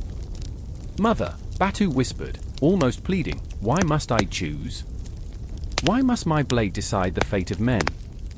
His voice echoed in the night, a haunting melody of despair and defiance. The weight of his lineage pressed down upon him like a yoke, and in that moment, I remembered my own battles, the choices that had carved me from raw fear into a semblance of strength. We all seek power, don't we? But at what cost? But Sorgatani merely stared into the abyss of what lay before her. Power is not a choice, it's the only path. Embrace it, or the world will swallow you whole. Each word was a dagger, pointed and precise, aimed straight at the heart of doubt that pulsed within him. The chilling reality of their world was that local rulers, once the pillars of their communities, were crumbling beneath the weight of Mongol might, their authority a whisper against the howl of a storm. I could almost hear the heartbeat of the empire, thrumming against the backdrop of chaos. It was a dissonant symphony, a cacophony of loss and triumph, hope and despair. I remember the cries of the people caught in the middle, their allegiance torn asunder, drifting like leaves upon the wind. One moment they were farmers, herders, simple lives filled with laughter and toil, until the Mongol hooves thundered closer. No longer were they bound by the earth, they were now mere pawns, swept into a game they did not choose to play. As Batu glared into the horizon, the winds howling like lost souls, I felt a rush of empathy clawing at my insides. He was not merely a conqueror, he was a man burdened by the weight of expectation, the chains of his heritage wrapping tighter with every heartbeat. What would it mean to truly lead? To command, yet to care? Would his hands, stained with the blood of the innocent, ever be cleansed? "Mother," he said, the word a fragile bridge between them, "what if I defy the central authority? What if I carve my own path?" I could sense the trembling energy in the air, a taut string ready to snap. The fear of failure gnawed at him, the suffocating reality of what it meant to govern a people who teetered on the brink of rebellion. The tension was palpable, as if the very stars were holding their breath, waiting for a decision that would reverberate through the ages. Sorgatani's silence was as fierce as a tempest, her eyes reflecting the flickering torchlight, shadows and light battling for dominance. "You risk everything. A spark can ignite a fire, but it can also burn you to ash. Do not let your heart be the fuel." But Batu's eyes narrowed, the flicker of rebellion igniting within him. "Then let it burn. Let it consume me if it must. I will not be a puppet strung along by the whims of distant Khans, nor will I let our legacy wither in the hands of the weak." His voice rose, a clarion call that echoed through the silence, challenging, fierce, defiant. I could feel the heat radiating from his words, scorching the very earth upon which they stood. And just like that, the air shifted, the tension coiling tighter, ready to snap. The boundaries of loyalty blurred like ink bleeding on parchment, and I realized that the Mongol Empire was not simply a domain of conquest, it was a theater of human emotion, a relentless play of power where the stakes were nothing less than the soul of a nation. I remember the feeling of inevitability, that the clash of local rule against central authority was not merely a battle of arms, but of hearts, where every decision, every betrayal, would haunt the corridors of history, echoing like the distant rumble of thunder. Would Batu rise to the challenge, or would he crumble beneath the weight of his ambition? The question hung in the air like an unspoken promise, a dark cloud gathering, ready to unleash its fury. And as the moon hung high, casting its ghostly light across the blood-soaked earth, I felt the pulse of destiny quicken. In this world of shadows and light, of dreams and nightmares, the struggle was just beginning. The lines of loyalty and betrayal had been drawn, and soon the Empire would know, there was no escaping the storm. The night whispered, and the stars trembled, for the fate of men was about to be decided, and I was left breathless, caught in its web. The air hung thick with dust, a choking haze settling over the battlefield like a shroud. The sun dipped low, casting a fiery glow over the bodies strewn across the ground, a grotesque tapestry of victory and defeat. Stomp after stomp, the hooves of horses thundered on the earth, a relentless drum roll heralding the chaos of war. I remember how the cries of the wounded pierced the silence, a haunting melody of despair that echoed in my bones. It was here, at the precipice of destruction, that I first felt the tremors of a fractured empire. I watched as Arik, a warrior forged from the grit of the steppes, clutched his sword, knuckles white against the iron hilt. His eyes, once vibrant with the thrill of conquest, now reflected a storm of rage and fear. I could see him wrestling with the shadows of loyalty and betrayal. He was caught between the legacy of his forebears, the great Khans who had once united a sprawling empire, and the bitter reality that their dream was splintering like dry wood beneath a careless flame. "What is left for us?" he roared, voice cracking like thunder. "Will we be remembered as conquerors or as ghosts haunting the past?" Each word tore through the air, heavy with the weight of an impending choice. And there was Zern, her heart a battlefield of its own, battling between duty and desire. She stood at the edge, eyes scanning the horizon, looking for something, someone, lost amidst the chaos. Her brother, a soldier of the Golden Horde, had vanished into the fray, and the very ground beneath her feet felt like quicksand, pulling her deeper into despair. "I remember the stories," she whispered, voice trembling like a fragile leaf. "Of unity, of strength. But here we are, standing on the ruins of ambition. What does it mean to fight for an empire that no longer exists?" Her questions hung in the air, unanswered, like the smoke rising from the smoldering wreckage of their dreams. In the distance, the banners flapped in the wind, emblazoned with the crest of the Yuan dynasty. They danced mockingly, caught in a breeze that carried with it memories of glories past and whispers of betrayal. I could almost hear the laughter of the Khans echoing, a cruel reminder of what had been and what was slipping away. The Golden Horde, the Ilkhanate, and the Yuan, once intertwined like the threads of a majestic tapestry, now frayed and unraveling as the weight of ambition crushed them from within. Each faction stood on the precipice, teetering, trembling, waiting for the inevitable fracture. "Do you feel it?" Arik's voice cut through my reverie, raw and urgent. "The empire is crumbling. It's like watching a loved one fade, day by day, until they become a mere shadow of themselves." Tears welled in his eyes, glimmering like shards of glass. And in that moment, I understood. This wasn't just about land or power. This was a profound grief, a mourning for what they had lost, for what they had failed to protect. Zern turned to him, the fire of defiance igniting in her chest. "We have a choice," she said fiercely, each word a dagger piercing through the thick silence. "Strangers can become kin in the ashes of this empire. If we take a stand now, we can write our own destiny, not just be remnants of a broken dream." Her determination radiated from her like heat from a flame, and I felt its warmth seep into my bones, combating the chill of despair that threatened to engulf us. But the ground rumbled beneath us, an army surged forward, wild and unstoppable, a tempest of horses and men, their cries a cacophony of war. "Stand firm!" Ike shouted, a rallying cry that pierced through the haze. It was as if time itself had fractured, moments stretching into infinity as adrenaline flooded my veins. The weight of history pressed down on us, like a hand on our backs, urging us to act, to fight, to survive. But in the eye of that storm, I felt the pull of desperation, an electric current of fear, binding us together in an unbreakable knot. In those frantic moments, the world was reduced to chaos, a blur of motion and sound, a wild dance on the edge of oblivion. Ike was lost in the melee, his sword a blur, a shimmering extension of his fury. Zern fought beside him, her heart pounding like a war drum, the rhythm of conflict pulsing through her very being. I could feel their resolve, deep and visceral, a primal urge to claw back from the abyss, to reclaim what was lost, even if it meant spilling their own blood upon the ground. But amidst the chaos, I caught a glimpse of despair, the faces of the fallen, the sacrifices made in the name of a fractured dream. I felt the weight of their stories, the echoes of their hopes and fears, melding into an overwhelming tide of grief. It was not just land at stake, it was the very essence of humanity, the heart of an empire beating its last desperate pulse.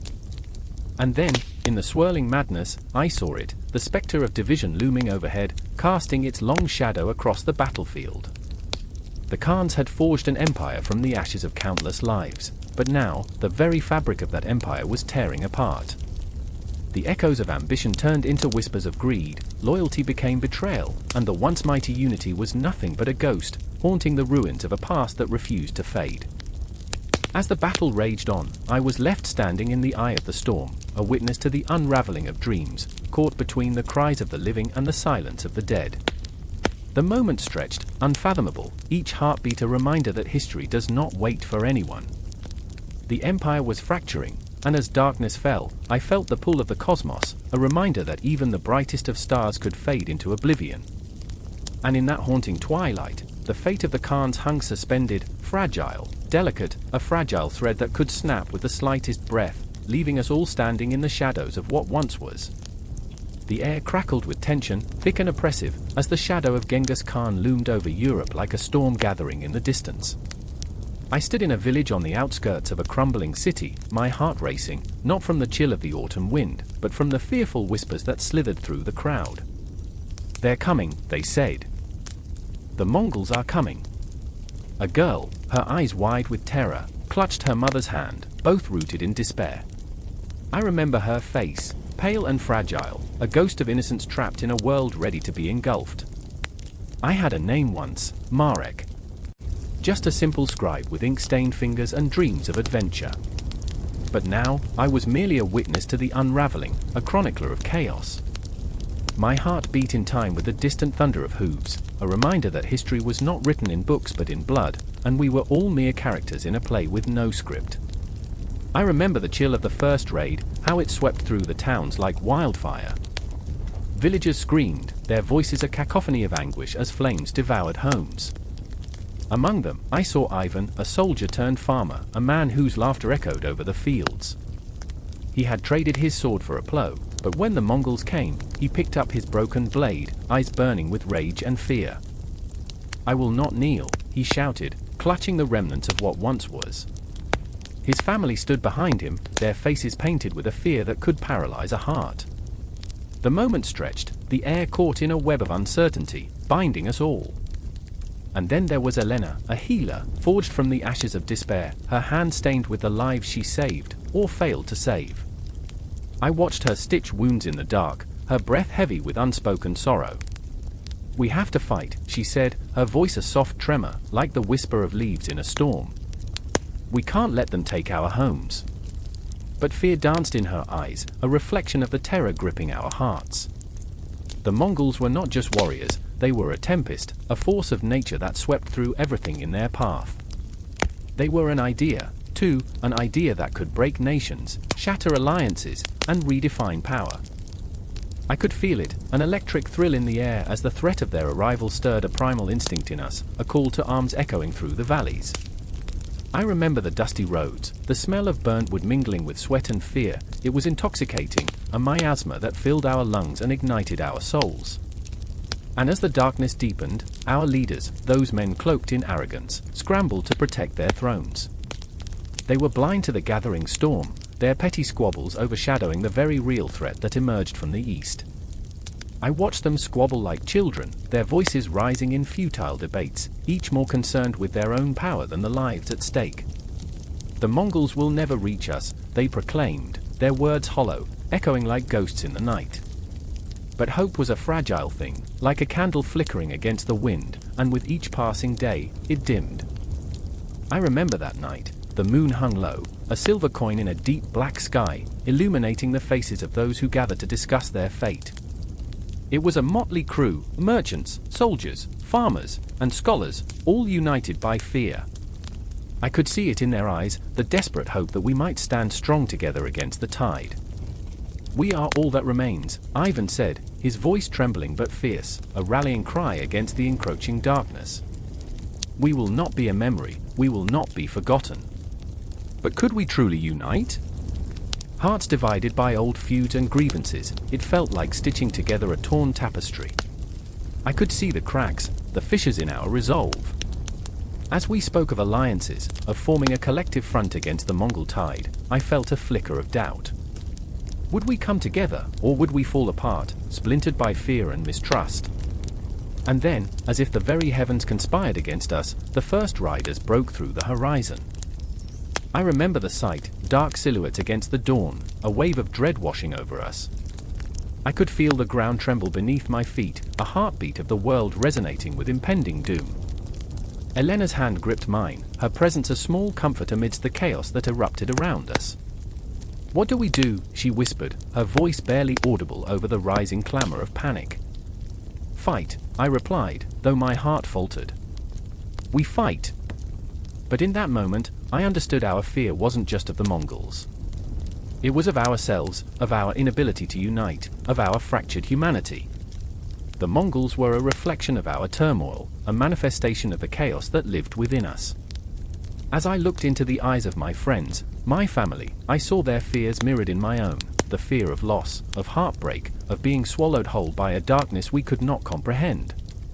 The battle raged around us, a violent symphony of clashing steel and desperate cries.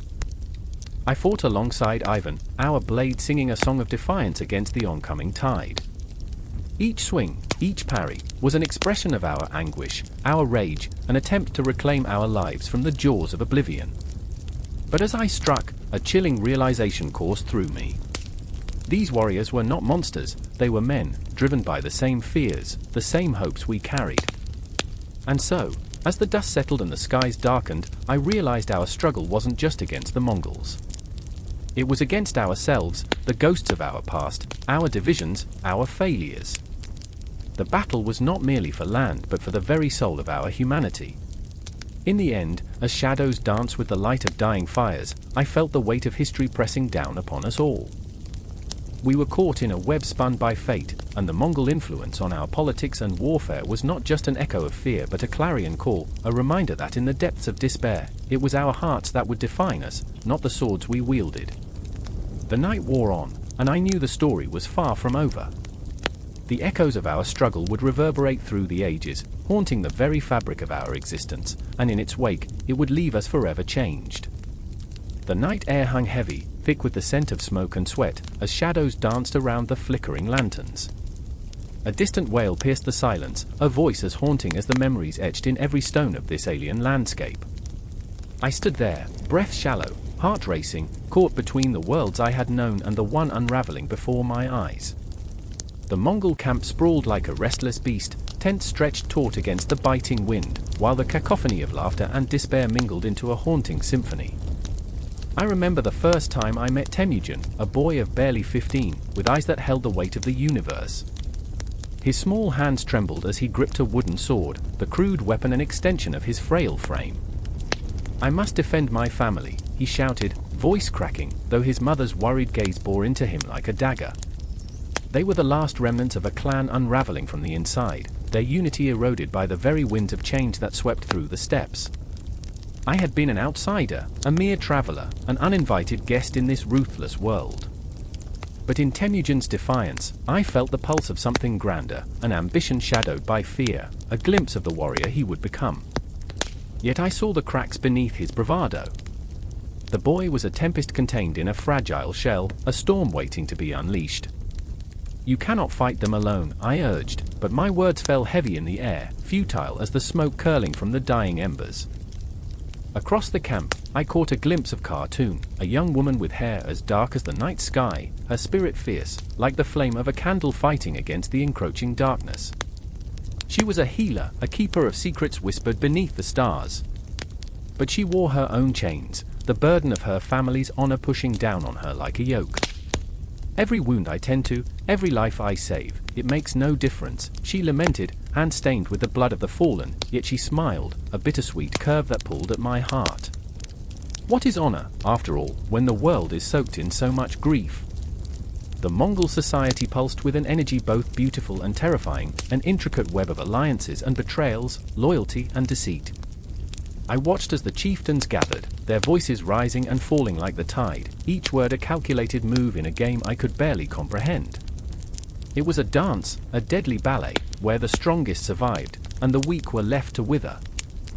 In a whisper, I heard rumors of war, of conquest, of lands far beyond the horizon.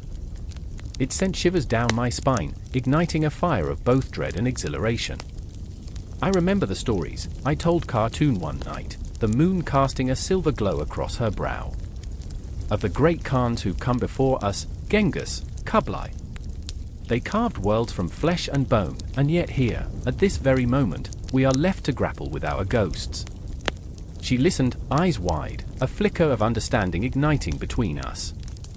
We were both haunted, bound by chains forged in the fires of history, and yet, there was a strange camaraderie in our shared despair. As the days passed, the tension in the camp grew thicker, like a storm cloud pregnant with rain, ready to burst. Temujin took it upon himself to rally the remaining warriors, his voice now a roar that echoed across the steppes. "We will not bow to fear. We will rise," he cried, and I could see the flicker of hope igniting in the hearts of men who had forgotten what it felt like to dream. Yet I feared for him, for that flame could easily lead to incineration, a single misstep could send them all tumbling into chaos. But beneath it all lurked an undercurrent of doubt. I watched Cartoon's hands tremble as she prepared her herbs, whispers of doubt creeping into her mind. "What if we fail?" she asked, and I could see the vulnerability beneath her fierce exterior. "What if all this bloodshed is in vain?" I wanted to assure her, to pull her close and tell her that hope was not a futile exercise, that every act of rebellion mattered, but the world around us was an echo chamber of uncertainty. The night of the confrontation arrived, the air thick with anticipation, and I was swept into the chaos. The warriors charged, hearts pounding, bodies colliding like waves crashing against jagged rocks. I lost sight of Temujin, lost amidst the frenzy, his figure swallowed by the tides of battle. Cartoon was there too, tending to the wounded, her spirit a beacon amidst the horror. Each cry of agony felt like a dagger thrust into my chest, the sound echoed through my bones. Then, a scream pierced the air, a sound so raw it cut through the madness, stopping my heart cold. I pushed through the throng, and there was Temujin, blooded but unbroken, staring into the eyes of his adversary. For a moment, time slowed, the weight of history pressing down on us all. The world around me blurred, and all I could see was his face, twisted in determination, yet haunted by the realization of what it meant to take a life, to bear the mantle of a warrior. In that moment, the cosmos seemed to align, and the weight of their decisions hung palpably in the air. I could feel their fears, their dreams, their desires, their hearts beating in sync with the chaos around them. It was a moment suspended in time, a fleeting glimpse into the soul of a society teetering on the brink of greatness and ruin. The battlefield was no longer just a place, it became an existential clash of humanity, of love, loss, and the desperate need to belong. What would it mean to emerge victorious, yet remain shackled to the ghosts of the past? I thought of Cartoon, of Temujin, of the dreams that flickered like dying embers beneath the weight of destiny. The cries of the fallen echoed, a reminder that in the pursuit of greatness, we often lose sight of what makes us human. As I stood there, heart racing, I knew this was not just a battle for survival, but a fight for their very souls, a chilling reminder that history doesn't just happen, it consumes us whole, leaving nothing but ashes in its wake. And as the dawn broke, casting a pallid light over the battlefield, it became clear, this was just the beginning. The world was vast, and the stories woven into the fabric of Mongol society were far from over. The threads of fate had only just begun to intertwine, pulling us deeper into the abyss, into the relentless tide of history. I felt the pull, an unrelenting gravity, drawing me back into the chaos, the emotions too raw, too powerful to escape. The night was thick with the scent of smoke and fear, a curtain of darkness that smothered the city like a heavy blanket. I stood amidst the ruins, the echoes of battle ringing in my ears. Shouting, the sound of clashing blades, the wails of the dying, it all morphed into a single, haunting symphony that tugged at the frayed edges of sanity. I could taste the ash on my lips, a bitter reminder of all we had lost, of dreams turned to dust in the fires of an empire unraveling. There was a time when the streets of Dardu, the great capital, sparkled with the laughter of merchants, the clamor of life. Now, the shadows dripped with desperation, and the moon, a silent witness, cast a pale glow over the chaotic dance of rebellion. I remember the faces of my friends, once so vibrant, now twisted in fear and anger. Jin, my childhood companion, lay sprawled on the cobblestones, his once bright eyes dulled to a haunting grey. He had fought valiantly, swearing to protect our home from the encroaching darkness of the Yuan dynasty's tyranny. But bravery could only do so much against the sickening tide of corruption that had seeped into our very bones. We are the children of history, he had told me, but what is history without a future? His voice was a whisper now, lost to the chaos, swallowed by the very night that had once cradled our dreams. And there was Mai, fierce and unyielding, the fire in her spirit flickering beneath the weight of her grief. Her brother had been taken by the soldiers, dragged away for speaking against the ruling class. Do you think they will silence us forever? She had screamed, her eyes ablaze with defiance, even as tears streamed down her cheeks. If they think we will kneel, they are mistaken. I admired her strength, but there was a fragility beneath that bravado, a wound that had yet to heal. The clock tower chimed, each toll a reminder of time slipping through our fingers, a countdown to an uncertain fate. I felt a pang in my chest, an agonizing squeeze that drew the breath from my lungs. I remember the silences too, the moments between the chaos when the world felt suspended, as if even the stars were holding their breath. In those splits of eternity, I could hear the whispers of our ancestors, urging us to rise, to fight, to remember the blood that had been spilled for this land. But as the fires roared and the scent of death thickened in the air, what did it mean to rise? What did it mean to fight when every act of rebellion felt like throwing pebbles against a mountain? I could see Jin's lifeless form fading into the shadows, and I couldn't shake the feeling that we were nothing more than ghosts, floating through a world that had forgotten us. A sudden scream shattered my thoughts, a sharp cry that twisted my gut. I turned to see Mai, a figure draped in darkness, grappling with a soldier, her fists swinging wildly, her spirit a tempest. Rage surged through her, a force of nature as she kicked and clawed, but the man was a mountain, unmoving and merciless. He laughed, a sound so chilling that it echoed in the hollow chambers of my heart. "Is this all you have?" he taunted, the glint of metal catching the moonlight. A girl who believes she can change the world. Time froze. I remember the dread pooling in my stomach, the way my legs felt like lead. I wanted to rush forward, to save her, to scream at her to run. But instead, I stood rooted in place, a spectator in my own life, paralyzed by fear. I watched as she was thrown aside like a rag doll, her body crumpling against the cobblestones. The soldier turned, a wolf among sheep, eyes glinting with victory. "This is what your rebellion will bring, the end of your dreams, the extinguishing of your hope." He walked away, leaving us in silence, the sound of our collective heartbeat a drum echoing the despair.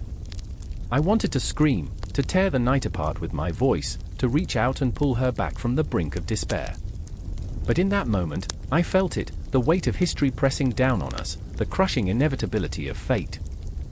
I remember the moment it became clear to me, we were not just fighting against an empire, we were fighting against time itself, against the ghosts of our ancestors who had fought before us, against the shadows that threatened to consume our very existence. As I helped Mai to her feet, blood trickling from her lip, I saw it in her eyes, the flicker of rebellion reigniting, a spark that refused to be snuffed out. "We will not give up," she murmured, her voice shaking but resolute. "We have to keep fighting, for Jin, for everyone we have lost." But as dawn crept over the horizon, painting the sky in hues of red and gold, I couldn't shake the feeling that we were fighting a losing battle. I remember the way the sun felt on my skin, warm yet deceptive, like the hollow promises of the rulers we despised. The fires smoldered in the distance, a haunting reminder of what had been, and what could still be. We were all ghosts in the making, wandering through a night that felt endless.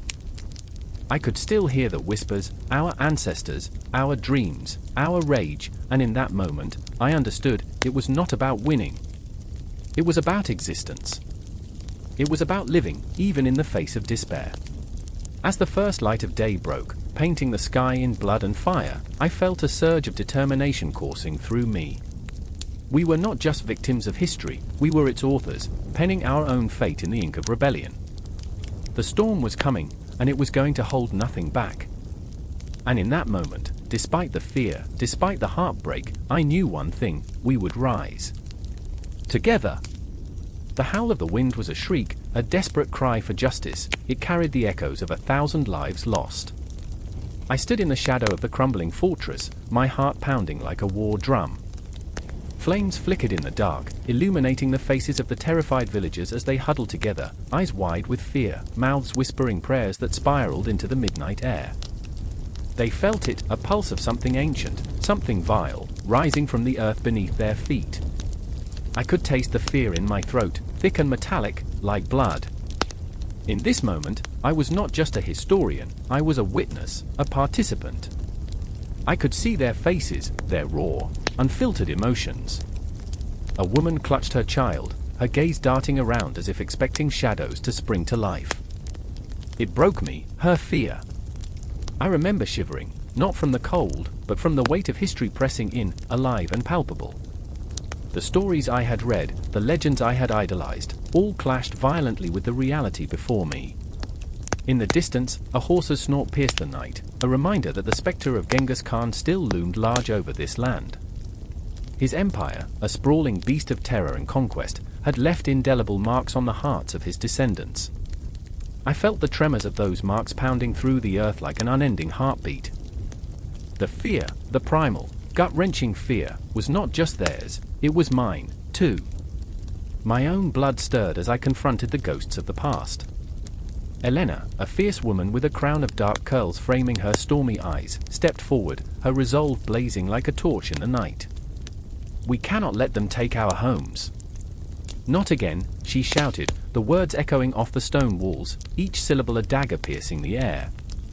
I felt the weight of her desperation, the fire of her spirit igniting something within me, and yet, I also saw the cracks in her bravery, the flicker of doubt clinging to her heart like a noose.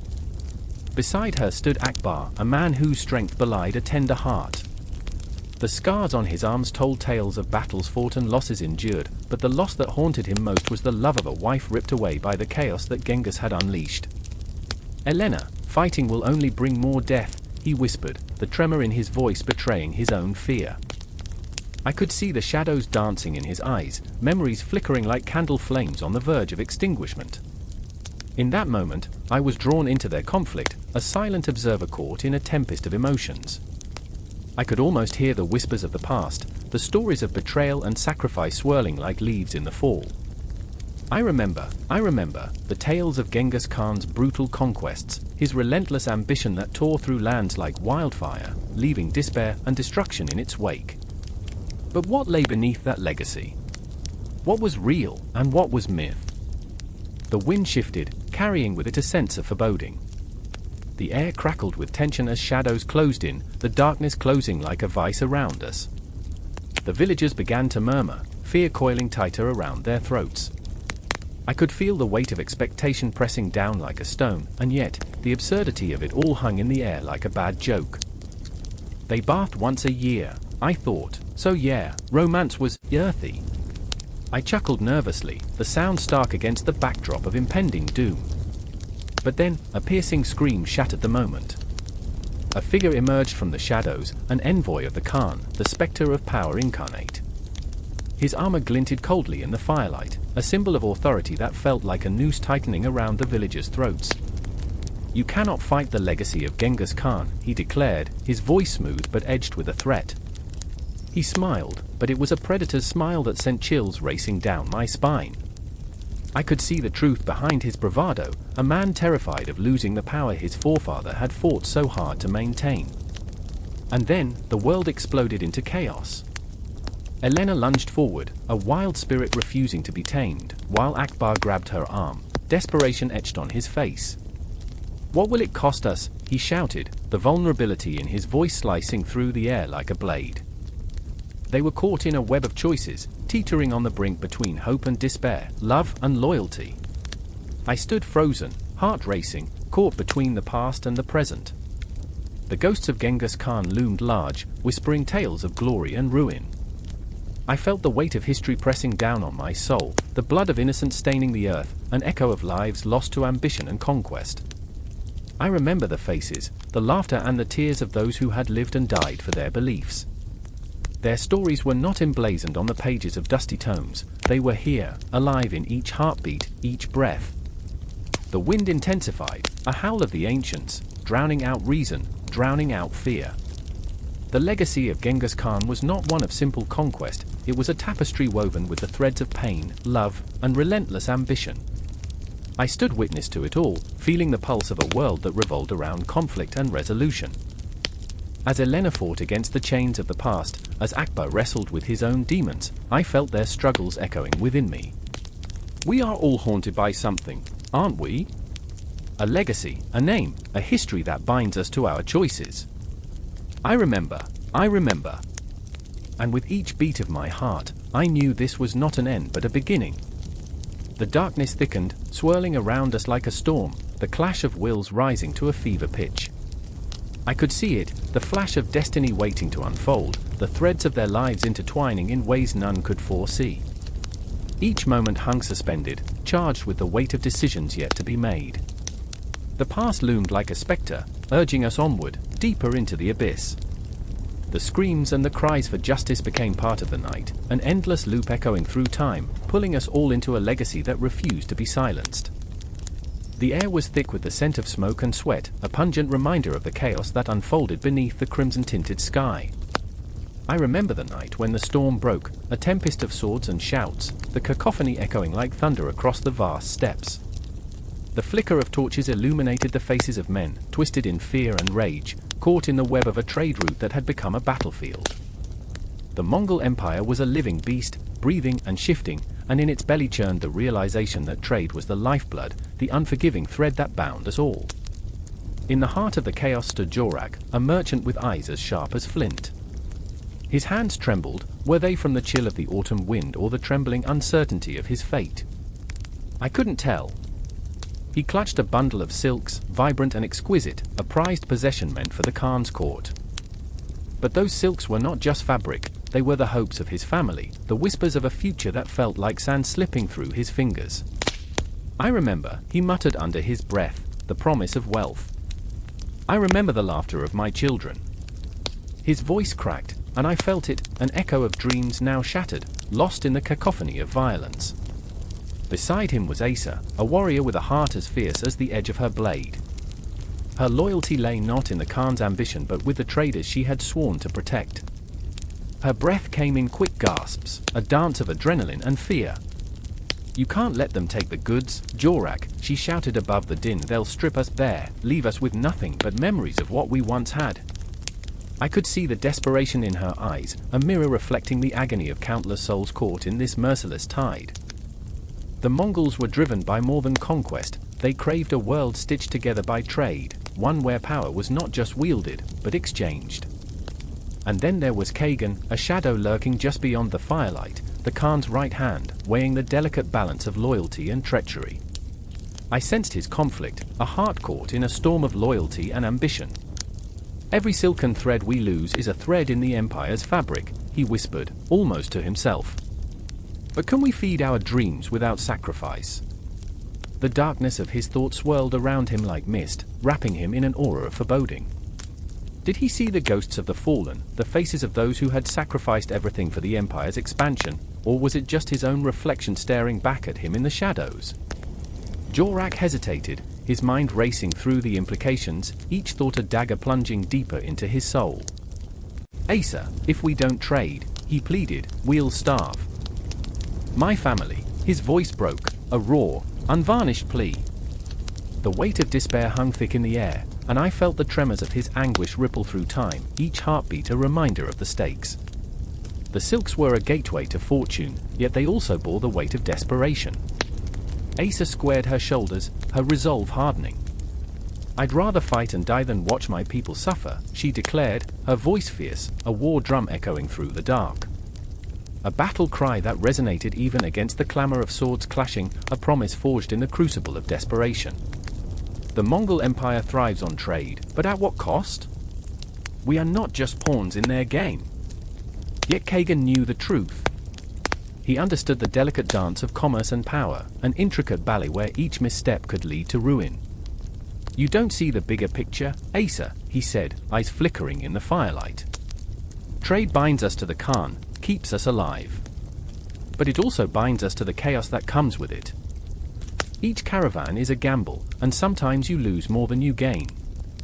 I could feel the weight of his words as they hung in the air, heavy with unspoken truths. The clash of steel and the cries of the wounded faded into a distant murmur, replaced by the urgency of their choices. Jorak's hand tightened around the silks, a fragile lifeline in a world unraveling at the seams. "What will we do?" he whispered, the question trembling between them like a taut string ready to snap. "I remember the stories of my ancestors," Asa said, her voice trembling with conviction. The trade routes held the promise of connection, of knowledge. But it was also our downfall. We cannot be consumed by greed. Each word dripped with an intensity that pulled at the very fabric of their existence. Shadows flickered, the fire casting erratic patterns on their faces, the light betraying the darkness within. Kagan took a step closer, the tension coiling between them. "Then we must navigate this storm together," he said, and in that moment, I felt the gravity of their shared fate. The silent pact formed, a communion of souls bound by purpose, yet haunted by their own fears. Each heartbeat echoed the fragility of their alliance, a tremor that could either forge a new path or fracture under the weight of ambition.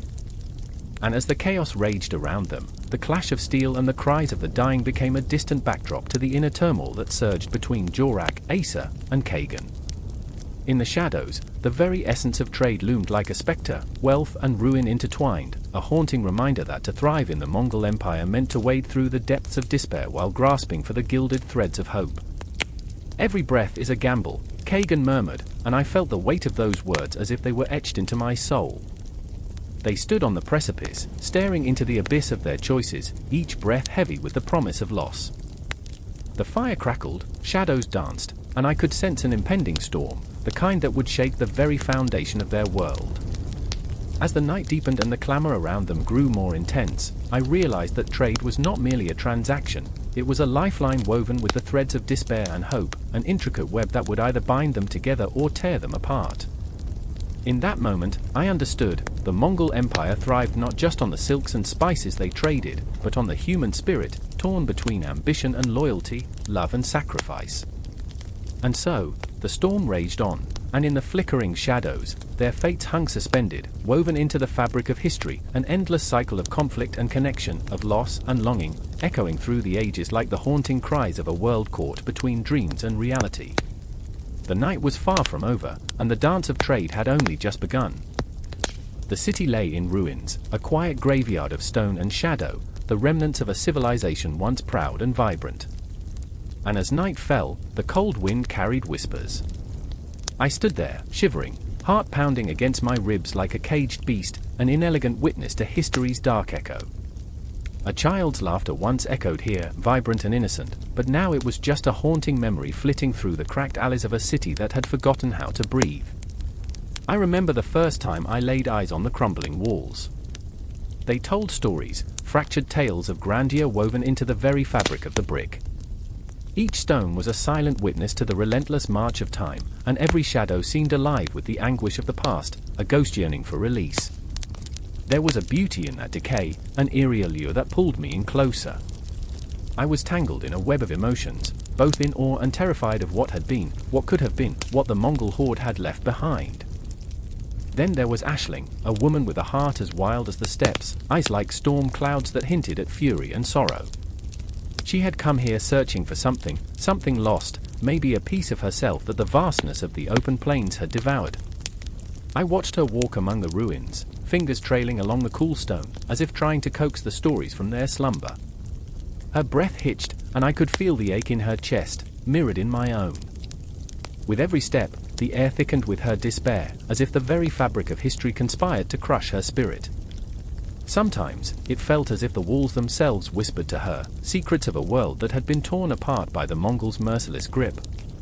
She would pause, staring into the distance, where the horizon kissed the sky, and I could almost see the vision swirling behind her gaze, visions of vibrant colors, soaring architecture, and art that sang of life, long before the shadows of war cast their pall. Beside her was Ilya, a scholar with dreams too big for his fragile frame, an intellect trapped in a world that preferred brawn over brain. He was fascinated, no, obsessed, with the juxtaposition of chaos and creation. He spoke of the Mongol influence on art and architecture with fervor, each word a brushstroke painting a picture of exquisite pain. I saw his passion ignite, felt it pulse in the air like the rhythm of a heartbeat. They transformed landscapes, he would say, voice cracking with fervor, turning destruction into beauty. But the beauty came at a cost. I could see it in the way Aisling flinched at the thought, in the way Ilya's lofty ideals crumbled like the walls around us. They were two sides of a coin, desperately trying to reconcile the beauty of what had been built with the horror of what had been lost. Art is a reflection of the soul, Ilya once exclaimed, his eyes sparkling with fervor, and the Mongols, in their conquest, revealed the depths of human resilience. But I could see the shadow of doubt flicker across his features. I would question if the price of such resilience was too steep. I remember the night when it all came crashing down. A storm rolled in, dark clouds swirling like the emotions within us. Lightning illuminated the ruins, casting fractured shapes against the stone, and we huddled close, sharing warmth and words, the chill of the night wrapping around us like a shroud. Aisling suddenly stood, her silhouette stark against the raging tempest. "We can't just stand here, lost in nostalgia," she shouted, voice echoing through the hollow streets. "These remnants, they are not just ruins, they are a testament to survival. To the beauty that can rise from ashes." Her fervor was raw, a fire that could ignite the darkest of hearts. Ilya moved closer, caught between admiration and fear, as if the intensity of her passion might engulf him whole. "But at what cost?" he whispered, his voice a ghost of sound in the howling wind. "What about the bloodshed? What about the lives shattered beneath the hooves of the Mongol horses?" The storm raged on, mirroring the turmoil in our hearts. I felt the weight of history pressing down on us, an invisible force that threatened to crush our spirits. We were three souls adrift in a sea of time, caught in a maelstrom of conflicting emotions that threatened to tear us apart.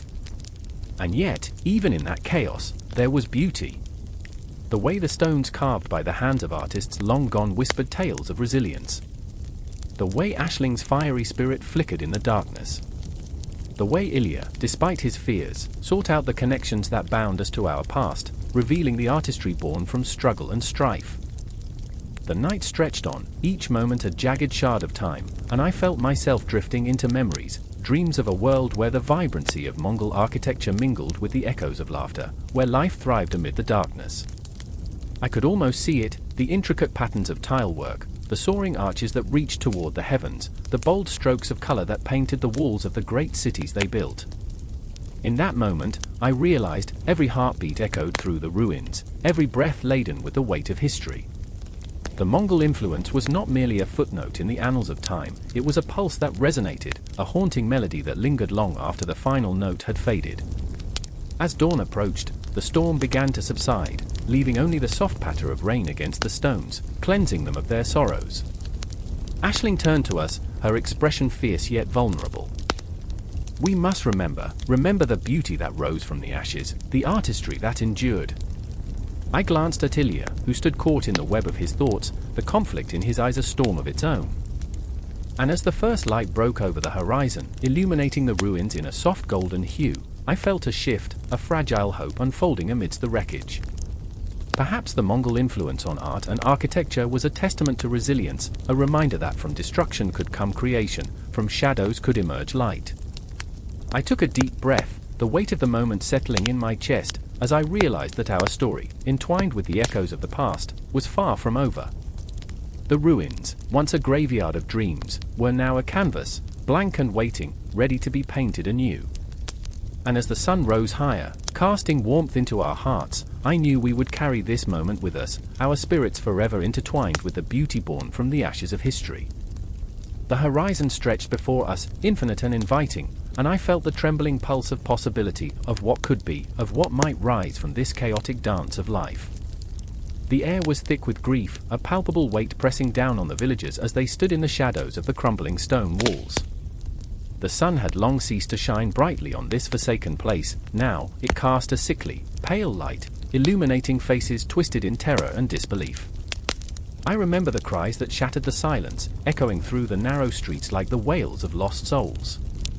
I remember the bodies, and the way they lay sprawled, lifeless, as if the plague had swept through, not just taking lives, but leaving a chilling reminder of its deadly embrace.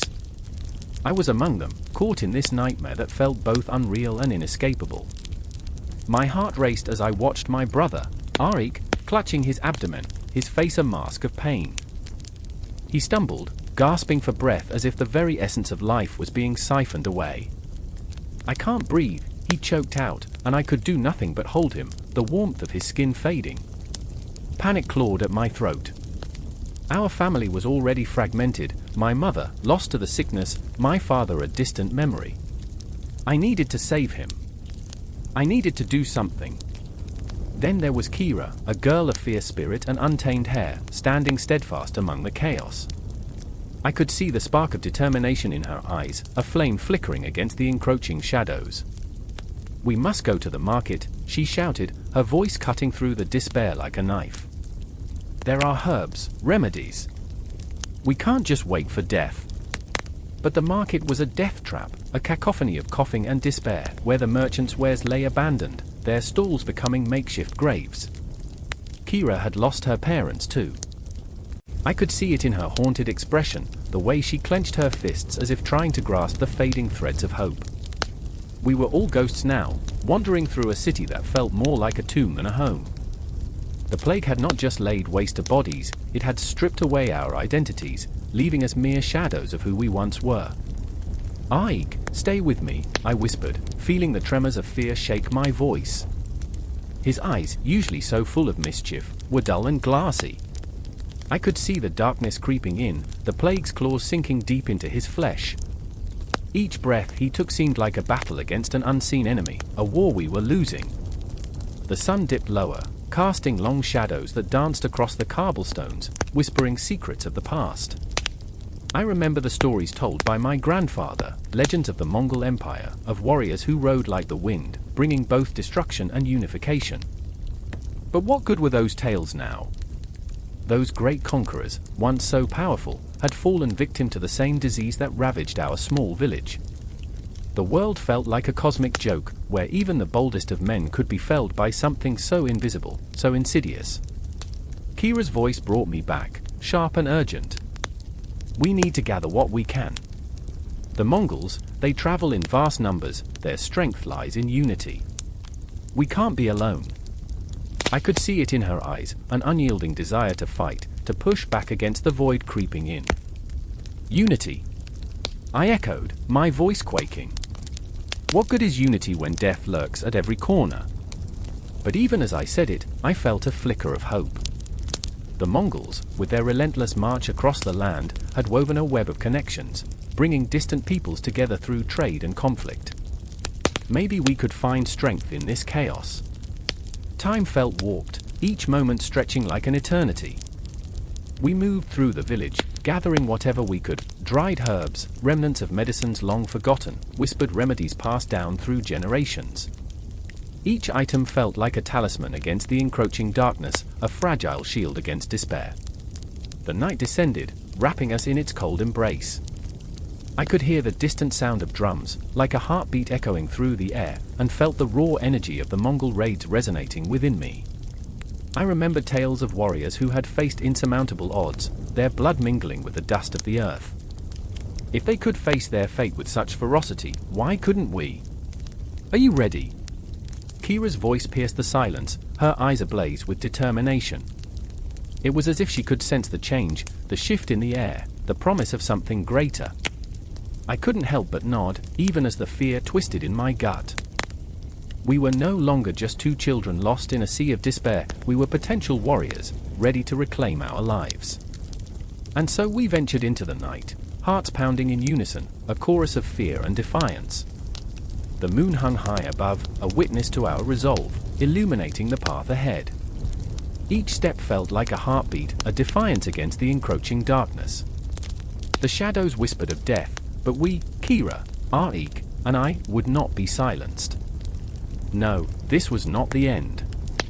I remember the weight of the moment, the tension crackling in the air like a storm waiting to break. We would face whatever came, the plague and the shadows, the whispers of death and despair. We would fight for our lives. We would fight for Arik. And as I took that first step into the night, I felt it, an ember of hope igniting in my chest. Time hung suspended, a fragile thread weaving our fates together, foreboding, yet electric. The world was vast, a canvas painted with the colors of despair and hope, and I, the girl who had once been lost, was ready to etch my story onto its surface. What came next was uncertain, yet the air thrummed with possibility. And in that moment, surrounded by shadows, we were alive. The air crackled with tension, a thick fog rolling through the encampment, suffocating any remaining hope. The distant sound of hooves echoed like the heartbeat of a world trembling on the precipice of chaos. I was there, crouched behind a weathered cart, heart racing, pulse pounding, as shadows danced across the canvas of night. The Mongol Empire, once a terrifying beast that devoured kingdoms whole, was now a broken mirror, shards glinting with betrayal, each piece a different story of blood and grief. I remember the scent of smoke curling through the air, mingling with the bitterness of fear. I remember Genghis, her eyes glistening with defiance as she clutched her spear tightly, knuckles white against the deepening darkness. She was fierce, a lioness in a world where the roar had faded to a whisper. But I also remembered the way her spirit flickered, like a candle threatened by an encroaching storm. To her, the Mongol Empire was more than a name, it was home, a tapestry woven with dreams now unraveling thread by thread. "Why do you fight for a broken crown?" I had asked her once, my voice heavy with doubt. "Look at us. We're just shadows of what we used to be." Her lips twisted into a bitter smile, because if I don't, who will? We're all we have left. I'll fight for this ghost of an empire until my last breath. It was a haunting thought, the idea of fighting for ghosts, our ancestors' dreams now haunted by the specters of our own failures. The clans, once united under the banner of Genghis Khan, were crumbling, each faction tearing at the seams. The once proud banners of Khans now flapped listlessly, mocking us with their emptiness. Then there was Aishet, the reluctant warlord, who was anything but a warrior. He wore the weight of his lineage like a shroud, every step a reminder that his blood was stained with the ambitions of 1,000 conquerors. He loathed the sound of clashing steel that filled his dreams with dread. Yet here he stood, the reluctant chosen one, the one people whispered about in fearful tones, believing he could somehow stitch the rifts back together even as the night swallowed the last flickers of hope. "Tell me I'm not a coward," he would plead, his voice a broken thread, a whisper carrying the weight of 1,000 regrets. "Tell me I'm not." But the truth was as palpable as the damp earth beneath our feet. He was terrified. Terrified of the warriors who once revered him as a god, now turning their swords toward him. He could feel their eyes, burning with resentment, and I could see it in his face, the flicker of betrayal mingling with desperation. Aishet's past came creeping back, haunting him like a shadow that refused to be banished. Memories of his father's laughter echoed in his mind, a cruel reminder of a time when the empire was whole, when they drank from the same cup of ambition. But ambition had a price, didn't it? It wore the guise of glory while masking itself in blood. And now, as the moon hung low in the sky, drenching the landscape in an eerie glow, the price was being paid in full. The first clash came suddenly, like thunder rolling through the valleys. A shriek pierced the night, sharp, desperate, a cry that reverberated deep in my bones. I caught a glimpse of Genghis, her spear raised, a streak of fire against the encroaching darkness. The weight of fear lifted as adrenaline surged, and in that moment, I felt alive, alive with the knowledge that this was it, the moment we would either rise or fall. Chaos erupted. The clang of metal against metal cut through the night, screams blending with the furious battle cries of warriors, each note a testament to the raw, savage beauty of survival. I was swept away in the tide, the world spinning out of focus, blurred by the flames of conflict. I could see Aishet fighting, not as a conqueror, but as a desperate man clinging to the remnants of a past that was slipping through his fingers like sand. "Fight, damn it!" I shouted, the words slipping past my lips like a prayer. But could he? Could any of us? Each swing of the sword felt like an echo of our ancestors, a call to arms drowned in the reality that every victory could be our last. We were all ghosts, flickering between the past and an uncertain future, our souls entwined in the fabric of a collapsing empire. I remember the moment Genghis fell, her fierce spirit extinguished by a single, brutal strike. The world around me shattered, the sounds of battle fading into a haunting silence as I knelt beside her. Her eyes, those flames of defiance, now dimmed, flickering like a dying star. "Don't let it end here," she whispered, a plea that seared my heart. In that moment, time stopped. The weight of her words crushed me, and I felt the sorrow of 1,000 lives lost, echoes of laughter and love swallowed by the void. This was the decline of an empire, yes, but also the decline of hope, of dreams woven in blood and sacrifice. What was the price of loyalty in a land where betrayal had become the currency of the living? Around us, the battle raged on, a cacophony of chaos. But here, in this fragile moment, it was just us, two souls trapped in a dying world, fighting against the ghosts of our past. I could feel Ashet's presence looming, a phantom in his own right, struggling with his own demons. "Genya, please," I cried, the weight of her fate pressing against my chest. "You can't go." But she was already slipping away, her breath a gentle farewell, and I was left clutching at the remnants of a life that had been intertwined with my own. The moon cast long shadows over our lives, shadows that whispered of fragmentation and betrayal. The Mongol Empire was collapsing around us, but in that moment, it felt infinitely smaller, just as against a world that had lost its way. What would become of Ashet? What of the dream we all clung to so desperately? I could see it, the fracture lines spreading like wildfire, consuming the dreams of those who dared to believe. And with every heartbeat, the conflict surged, threatening to pull us under. I remember the darkness closing in, the cries of the fallen mingling with the whispers of the living. I remember knowing that our tale was far from over, that the echoes of our choices would ripple through time, leaving scars that could never be healed. The Mongol Empire, once fearsome, now fragmented, buried beneath layers of sorrow and betrayal. And as the battle raged on, as the ghosts of our past beckoned, we stood on the edge of a precipice. In the heart of despair, we were drawn together, our fates intertwined. Would we rise from the ashes, or would we become mere shadows in the annals of history? The answer hung in the air, electric with possibility, a question without resolution, echoing into the darkness. The air hung heavy with the scent of damp earth and iron. I could hear the distant clash of swords, the battle cries echoing like angry spirits trapped in the night. My heart pounded, each beat a reminder of fragility, a pulse of dread thrumming through my veins. Tensions brewed, and shadows lurked, waiting for the moment to strike. Liang stood before me, eyes wide with terror, his hand shaking as he clutched the scroll containing the edicts of Confucian wisdom, words that felt as heavy as stone in his grip. "They don't understand," he shouted, and his voice cracked, desperation thin as a spider's thread. "They don't see what's coming." The Mongolian banners flapped like crows against the backdrop of a grey sky, and I could almost taste the fear that swirled around us. I remember the first time I felt a chill deeper than winter's grasp. It was early morning, fog curling like ghostly fingers around the city of Hangzhou.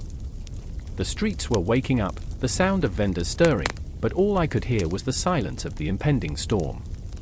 I had seen it in Liang's eyes then, that flicker of dread, an acknowledgement that traditions and values were draped over a brittle skeleton, just waiting for the right moment to shatter. "Confucianism," Liang whispered, his voice dropping to a conspiratorial hush as if the very name might draw the Mongol wrath. "It's more than just philosophy, it's the soul of our people." And there we were, caught between a mountain of heritage and an avalanche of change, with ghosts of the past haunting our every decision. I felt the weight of it, the pulse of history thrumming beneath my skin. Across the camp, the hulking figure of Batu Khan loomed, a titan among men. His presence was magnetic, intimidating.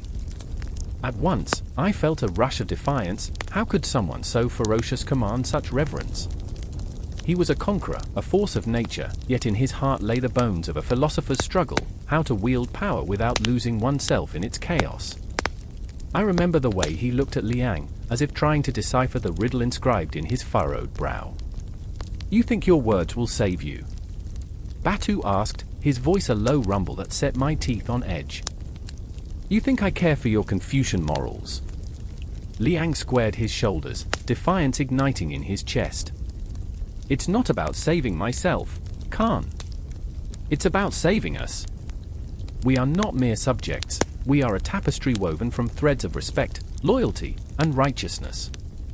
The courage in his voice echoed through the chaos, and I could feel the tension snap like a taut string before it breaks.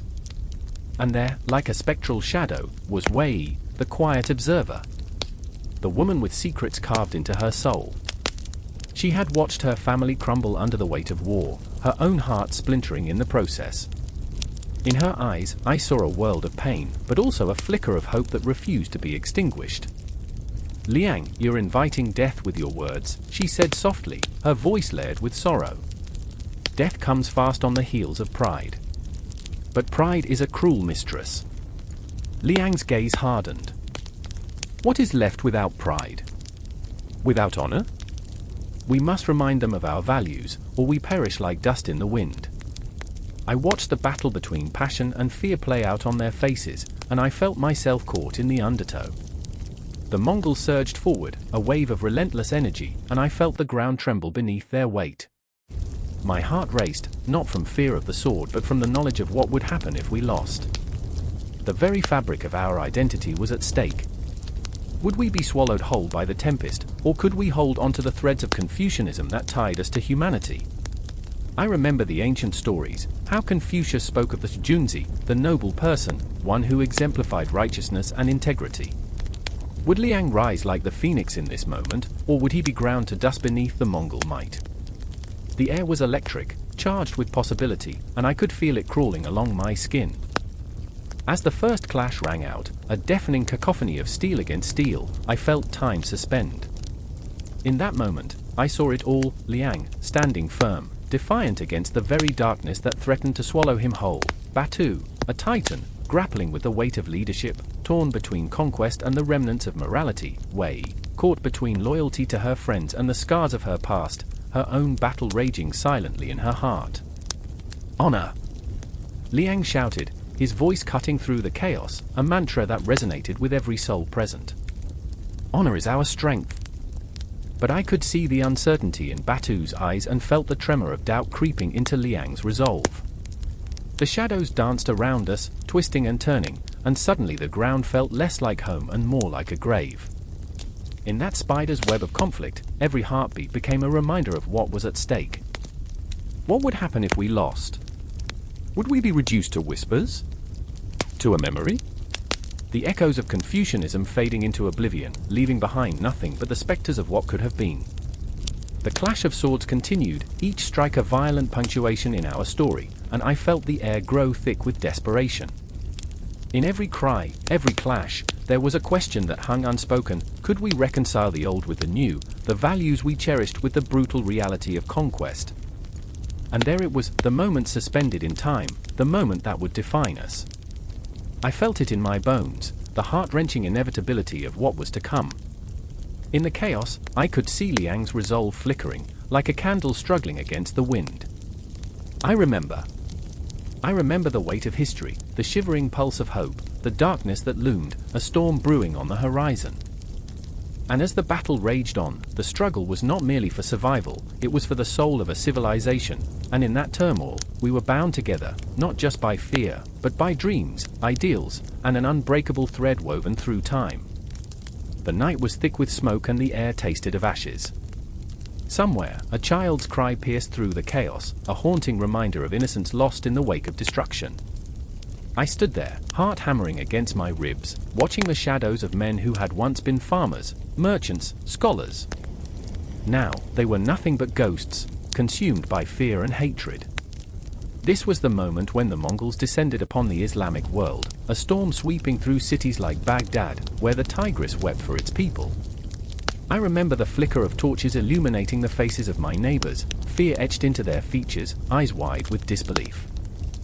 The oppressors, those fierce horsemen, cloaked in darkness, blended into the night like phantoms born of smoke. Their laughter was a cruel echo, a melody of violence that sent chills down my spine. I clutched my sister's hand tightly, feeling her small fingers tremble, and in that grip, I felt the weight of our shared terror. There was Ali, a scholar-turned-reluctant soldier, with ink-stained hands that had once penned poetry but now gripped a sword, trembling under the weight of his own choices. "This is not who I am," he whispered, as if trying to convince himself. His brow furrowed, a battleground of intellect versus instinct. He had been a lover of books, a weaver of words, now forced to navigate the harsh terrain of survival. I saw him there, caught between duty and despair, a man transformed into something unrecognizable. Then there was Fatima, a healer, her heart breaking with each wound she stitched. She had seen too much, the bodies piling up like broken dolls, and every life lost was a dagger to her soul. I can save them, she pleaded, rushing toward the battlefield, but the world around us had gone mad, and hope was a fragile thread in a storm. Her hands had once crafted miracles, now they trembled as if touched by the very hands of death. The shouting rose, a cacophony of desperation mingling with the clang of metal. The Mongols were relentless, a tide that washed away everything in its path, and I watched as our city crumbled. I could taste the salt of my own tears, hot and bitter. I remembered the stories of Valor, of the great caliphs who had once walked these streets, and I longed for the days when knowledge was revered, not extinguished. Do you see them? Ali's voice broke through my reverie. We stood on the edge of a rooftop, the city sprawling below us like a defeated beast. The Mongols moved like shadows, their horses a blur of speed as they swept through the streets. I wanted to scream, to shatter the stillness that surrounded us, but my voice was stolen by a fear that gripped my throat. It's the end, I said, a whisper that felt like a death sentence. They will take everything, leave us with nothing. No, Fatima breathed, her resolve hardening. We will fight. But what did fighting mean in a world where reason had been banished? We were outnumbered, outmatched. The Mongols were a tempest, a whirlwind of chaos, their battle cries reverberating through the cobblestone streets, drowning out our cries for mercy. I felt like a leaf caught in a storm, tossed and turned, losing grip on everything I had ever known. With every passing moment, the line between life and death blurred. I remember the flickering flames, the screams, oh, the screams. They wrapped around me, suffocating, and I felt a hollow ache in my chest, a grief so deep it threatened to swallow me whole. The city was alive with the color of blood and fire, each burst illuminating the horrors unfolding beneath. Ali's face twisted in anguish as we watched a family torn apart, their cries echoing in our hearts. What have we become? He murmured, his voice breaking under the weight of his despair. We've lost our humanity in this struggle for survival. Fatima's white-knuckled grip on her dagger was a silent promise, a vow to heal even amidst the devastation. We cannot lose hope. We must carry their stories forward. But hope felt like a fragile candle flickering in a storm, and I feared it would be snuffed out before dawn broke.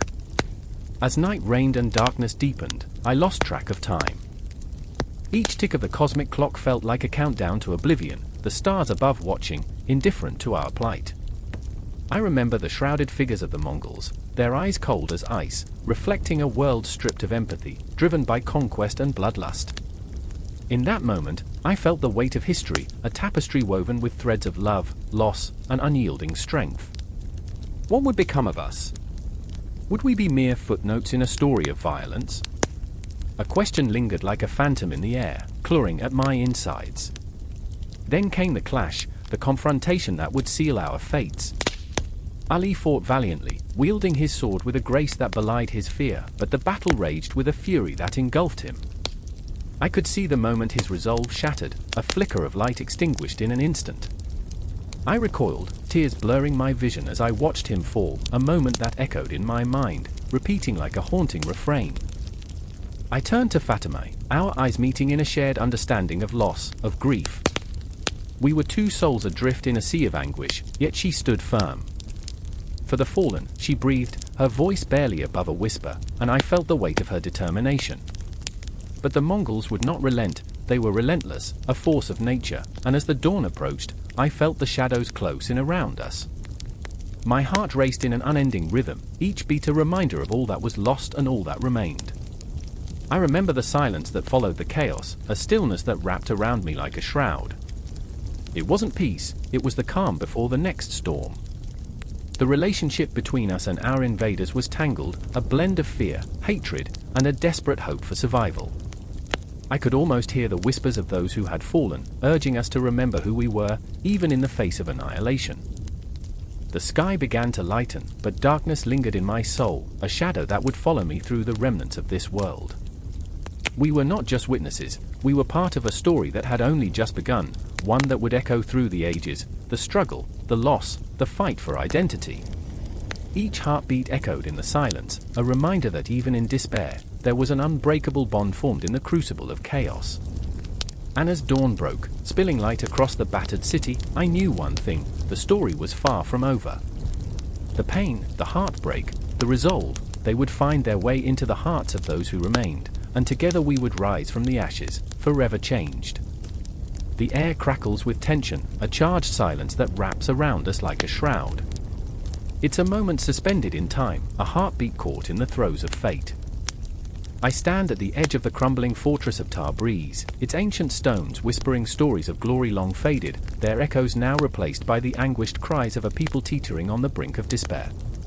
Night falls, heavy and suffocating, shrouding the world in darkness, yet the city burns, flames licking the sky like desperate tongues of a dying beast. The chaos is palpable.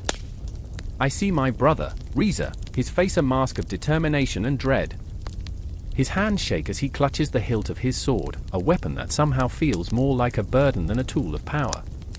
They come, he mutters, eyes wild with a fear I can't bear to acknowledge. For months, we felt the tremors of dissent, the whispers of betrayal. The Mongol heart is turning against itself, and every beat echoes with the promise of ruin. I remember the stories my father told us, tales spun from the threads of glory and conquest. How the Ilkhanate rose from the ashes of the Mongol Empire, how they carved their names into the annals of history with blood-soaked hands. But now, those tales feel like nightmares, specters haunting the edges of my sanity. I wonder, did he ever envision this? Did he foresee a land ripe with dissent, where loyalty turned to dust, and brother turned against brother? What do we do? I ask, though the question flutters uselessly in the tempest of our reality. I can see the pain of uncertainty rip through Reza, a crack in the armor of his bravado. We fight, he responds, voice low and fierce, but I can hear the tremor beneath, the doubt struggling to break free. We have to protect what's left. But what is left?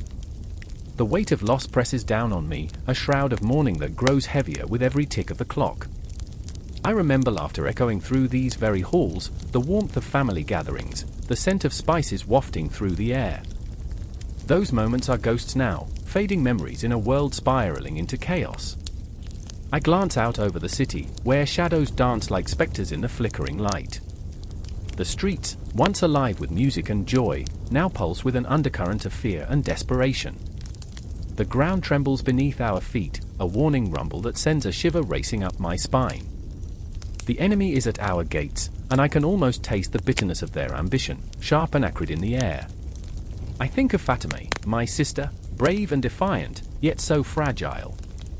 She has woven dreams of a future that seems more ethereal with each passing day, as though they're made of mist and moonlight. I can't let her down. I won't let this ruin drown her spirit. Get her to safety, I plead with Reza, urgency sharpening my voice. But he shakes his head, stubborn as ever, his resolve a double-edged sword. And leave you here? You know I can't do that. I remember the first time we fought side by side, blood pumping in our veins, exhilaration and terror blending into a single, intoxicating rush. But now, fear simmers beneath the surface, threatening to boil over. I can't bear the thought of losing him, of being swallowed whole by the tide of violence that threatens to pull us under. We have to make a choice, I whisper, the words tasting like ash on my tongue. Suddenly, the gates shudder, splintering under the weight of impending doom. The sound reverberates through the air, a death knell for our hopes. I recall the tales of the great cities that fell before us, their splendor reduced to dust and memory. It's a haunting reminder that history is not merely written, it's bled into the earth, soaked into the very bones of the land. In an instant, the air shifts, and the gates crash open, a cacophony of violence spilling into our world. Dark figures surge forth, shadows animated with rage and hunger. The clash of steel rings out, a symphony of chaos, drowning the cries of the innocent, the sound striking me like a hammer against my chest. There's no time for fear now, it's a visceral, raw instinct that takes over, a primal need to survive. I see Reza fall, his face momentarily caught in the light of a torch, his eyes wide with disbelief. Time stretches out as I rush toward him, heart pounding like a war drum in my ears.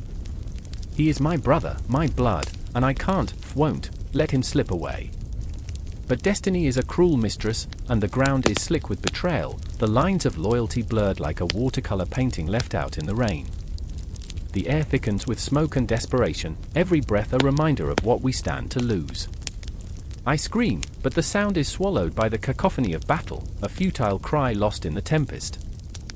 Each second feels like an eternity, the weight of the world pressing down on my shoulders, heavy and relentless. I feel myself being pulled under, the darkness closing in, but I claw my way back, fueled by the love for my family, for the life we fought to build in a land that now seems intent on devouring us whole. Fatime! I call out, searching the chaos for her familiar face. She stands amidst the turmoil, a flicker of light in the darkness, her eyes fierce. I see her, and in that moment, time freezes. Run! I shout, the word a desperate plea, a lifeline thrown into the abyss. But she doesn't move. Instead, she stands tall, resolute, defiance etched into her very being. No! We fight together! And in her voice, I hear the echoes of our childhood, the laughter that once filled these walls, the dreams that now hang by a thread.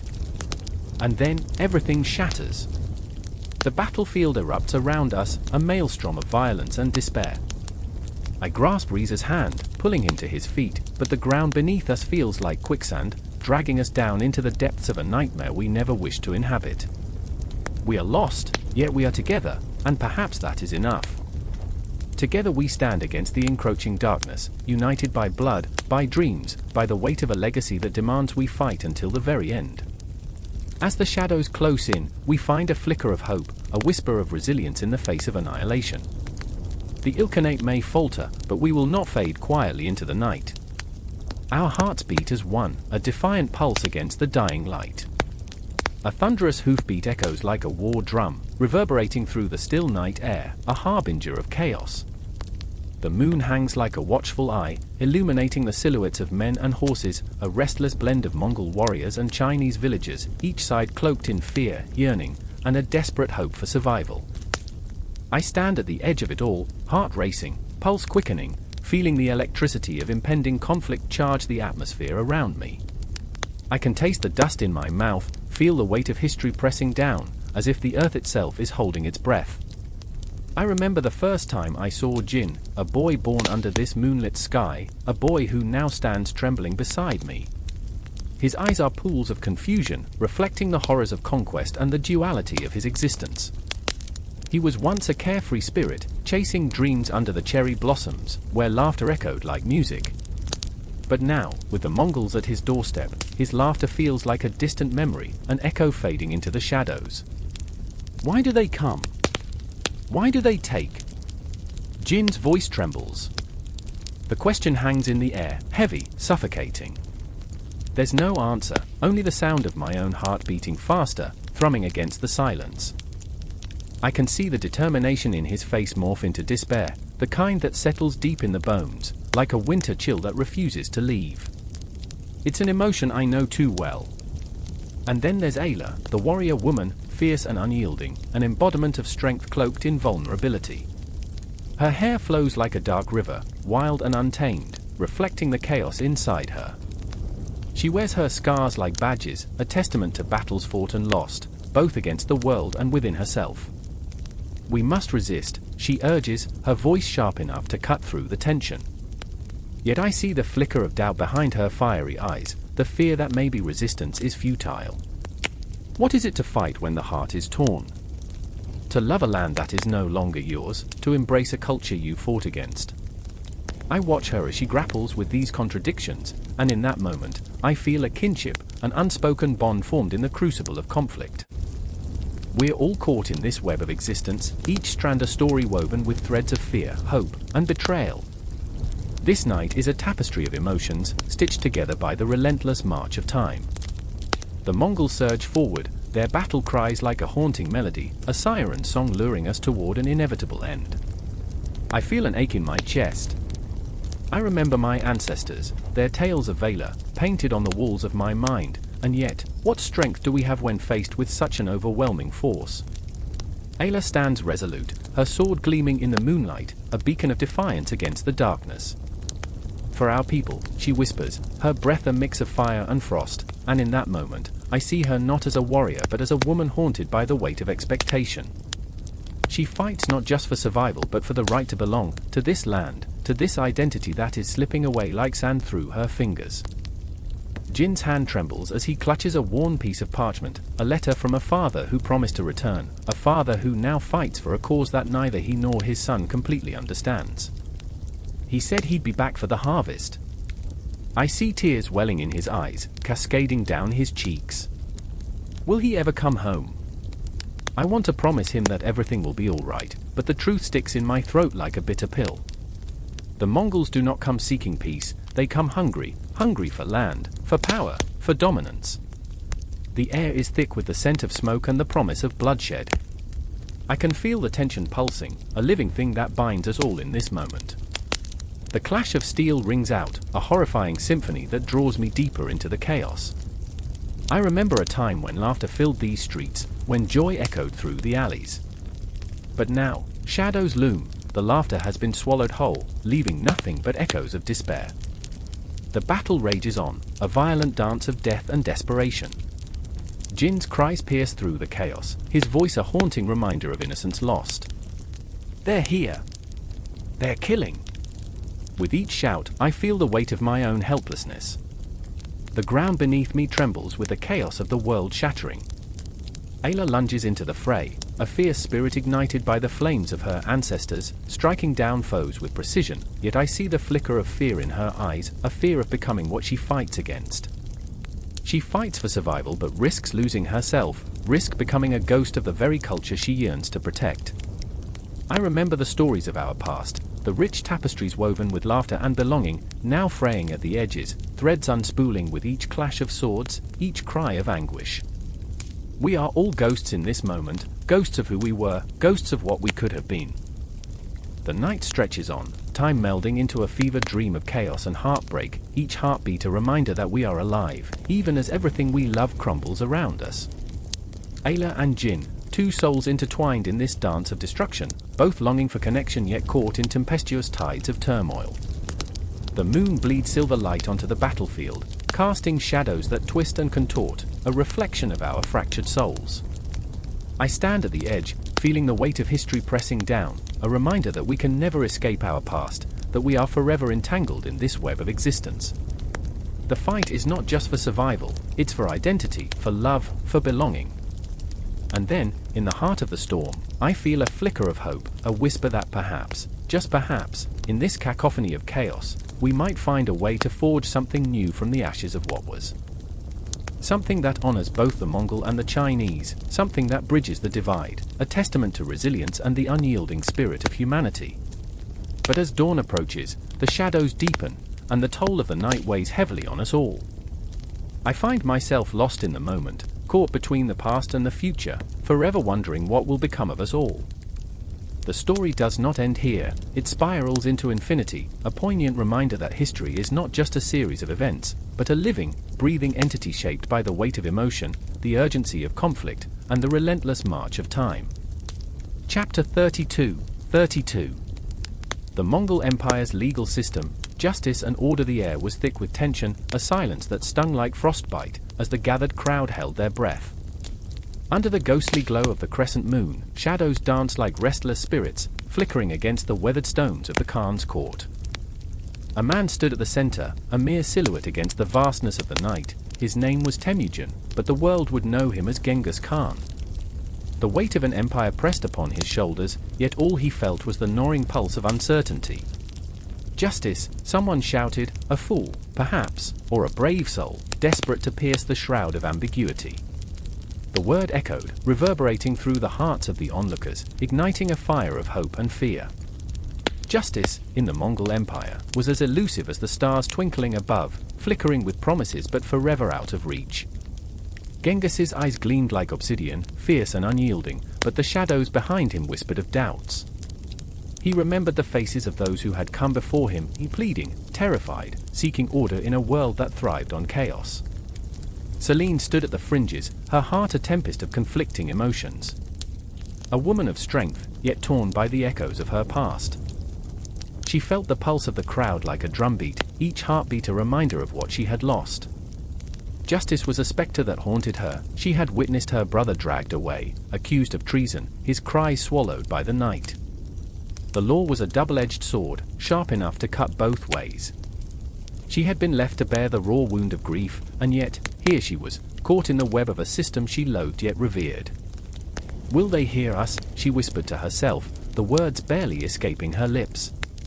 The smell of sweat mingled with the scent of earth, a reminder that they were all tethered to this moment, this crucible of fate. In the shadows, she caught a glimpse of her childhood friend, Arslan, his face a mask of desperation. Once, they had laughed in the grass, dreamed of a world beyond the steppes, but now they were bound to this darkened court where lives were weighed like feathers against stones. Arslan's chest heaved with silent rage. He remembered the day they had carved their names into the bark of a great oak, the innocence of youth drowning in the blood of loyalty and betrayal. "Justice is a lie," he muttered, bitterness coating his tongue. What is justice when it can be bought, sold, traded like livestock? The rage coursed through his veins, a fire that threatened to consume him, but he knew better than to act rashly. Genghis Khan wielded power like a bowstring, taut and dangerous, and any misstep could snap it, releasing chaos. The Khan raised a hand, and the crowd stilled. A palpable silence enveloped them as if the cosmos itself held its breath. "What do you seek?" he asked, his voice resonating like thunder rolling across the steppe. The words struck the crowd like arrows, piercing their hearts, igniting a flicker of hope. Some dared to dream of a fair trial, a chance for voices to be heard, while others recoiled, fearing the consequences of such audacity. Selene stepped forward, her pulse racing. "Justice for my brother," she cried, her voice ringing with the fierceness of a lioness defending her cub. "He is innocent." The words hung in the air, heavy with longing and despair. The gaze of the Khan met hers, and for a heartbeat, the world slowed. Time stretched, moments looping like threads in a tapestry, weaving their fates together. She felt exposed, as if the weight of 1,000 eyes bore down on her. Would he empathize with her pain? But Genghis turned his gaze, seemingly unshaken. "Innocence and guilt are but shadows," he said, the hint of a smirk teasing the corner of his lips. "What matters is loyalty. And loyalty can be flexible." The crowd murmured, a wave of unease rippling through them. Was loyalty a shield or a shackle? The question hung like the scent of impending rain in the air. Arslan couldn't hold back the tide of frustration any longer. "You speak of loyalty, Khan, but what of the lives you destroy in its name?" His voice surged, raw and unrefined, a flame igniting amongst the ashes of silent submission. "We are not pawns in your Game of Thrones." The words danced in the air, both a challenge and a plea, and Selene's heart pounded wildly in her chest, caught between fear and admiration. "Silence, fool!" Genghis snapped, but the heat of rebellion had ignited the crowd. "You think you understand the weight of an empire?" His voice boomed, a tempest that threatened to uproot the very ground beneath them. "You think justice lies in the hands of those who have no power to wield it?" The Khan's fury was palpable, a force of nature, and Selene felt it wash over her like a tide, threatening to pull her under. But then, in that moment of chaos, something shifted. Temujin's gaze softened, as if a flicker of understanding sparked behind his fierce exterior. He saw their fear, their anguish, a mirror reflecting his own burdens. "Justice is an illusion, a fragile dream that slips from our grasp," he said, voice low and raw. "But I swear upon the heavens, I will not let fear govern the lives of my people. We shall forge a new path." And just like that, hope flickered anew, fragile yet fierce. The stars above twinkled like promises yet unfulfilled, and in the depths of despair, a dream began to take shape, a vision of a future where justice could rise from the ashes of betrayal. Selene felt her heart swell, the cracks of grief threatening to mend, while Arslan's soul ignited with a fierce resolve.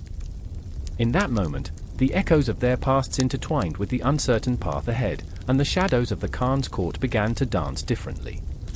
But in the depths of their souls lingered the truth, a truth that whispered of the chaos that lingered, the cruelty of a world where order was but an elaborate facade. The night was far from over, and the struggle for justice had only just begun, a relentless tide of emotion that would shape their lives forevermore, a haunting promise of what was yet to come. The clock struck 3, shattering the silence of the night like a fragile glass ornament dropped from the edge of an ancient cliff. In the heart of Ulaanbaatar, the air hung heavy, charged with the ghosts of words long forgotten. I stood alone, frozen, as the shadows of history wrapped around me like a shroud. This city, this land, birthed from the echoes of the steppes, was a testimony, a living testament to the battle for a language, a script. And I, just a flicker in its grand tapestry, felt the weight of that struggle claw at my throat. I remember the first time I met Alton. He was a firebrand, his dark eyes alight with an unquenchable passion. We were both caught in the crosshairs of the same storm, the relentless tide of change that sought to erase the Mongolian language, a melodic thread winding through a tapestry woven with centuries of culture. "They don't care," he spat, his voice low, a tremor of anger rippling through his words. "They think we are nothing but echoes, whispers in the wind." I felt the fire in him ignite my own fears, the fear of losing what was inherently ours, the lilting sounds of our mother tongue. The script, once a proud falcon soaring above the mountains, was now a ghost, haunting the corners of classrooms and empty streets. It was being eclipsed by foreign tongues, and with every fading syllable, a piece of my soul unraveled. Then there was Mungun, the embodiment of duality. She was both the future and the past, standing on that fragile line, feeling the pull of the old and the promise of the new. One moment she would be laughing, a melody of joy, her hair tousled by the wind, dreams spilling from her lips like grains of sand. The next, she would retreat into herself, eyes clouded with doubt. "What if no one remembers?" she whispered one evening, as we sat beneath the vast Mongolian sky, the stars shimmering like distant memories. "What if we become nothing?" That question haunted me. The way she posed it felt like a blade, slicing through the fabric of our shared reality. I had seen the world's indifference, familiar faces in cafes laughing over their lattes, engrossed in the language of commerce, oblivious to the slow death of a culture simmering like a pot on the edge of boiling over. I could feel Alton's seething anger crawling under my skin, as raw as a wound. "We must preserve it," he declared, his fists clenched as if each syllable could conjure the spirits of our ancestors. The nights grew longer, the skies darker. I remember standing in the dimly lit library, surrounded by books, the musty scent of old paper curling into my lungs, a bittersweet embrace. I ran my fingers over the characters of the traditional script, each line telling stories of warriors, of lovers, of the land. But with every stroke, I felt the pulse of time quickening, a relentless march toward oblivion. One fateful evening, our discussions erupted into something more, a confrontation that felt as inevitable as the dawn. Alton's anger clashed with Mungun's fear, the air thick with unspoken words. "You want to save a dying language," she snapped, her voice trembling like a fragile leaf in a storm. "But what if no one is left to speak it?" The truth of her words was like a bitter pill lodged in my throat. Suddenly, the library felt like a prison, filled with the weight of our histories. I saw Alton's resolve fracture. "We are not just echoes. We are the heartbeat of this land," he roared, desperation clawing at the edges of his voice. I stood between them, a fragile barrier against the tides of despair, but inside, seeds of doubt were sprouting, roots entwining like serpents around my heart.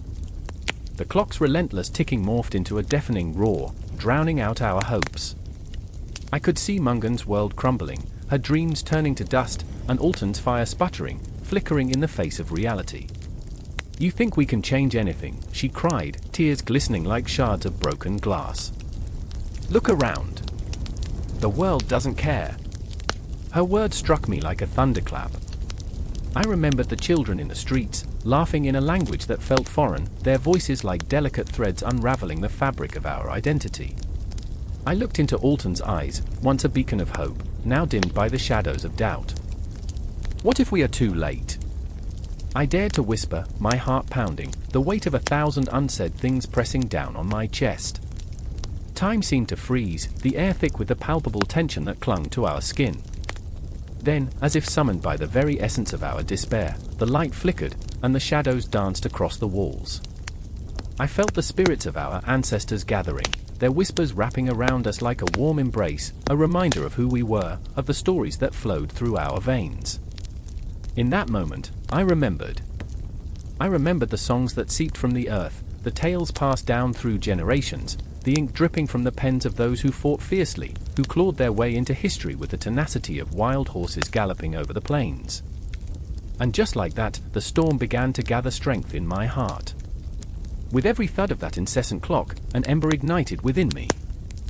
We may be losing the battle, I found my voice, raw and trembling, but we cannot lose the war.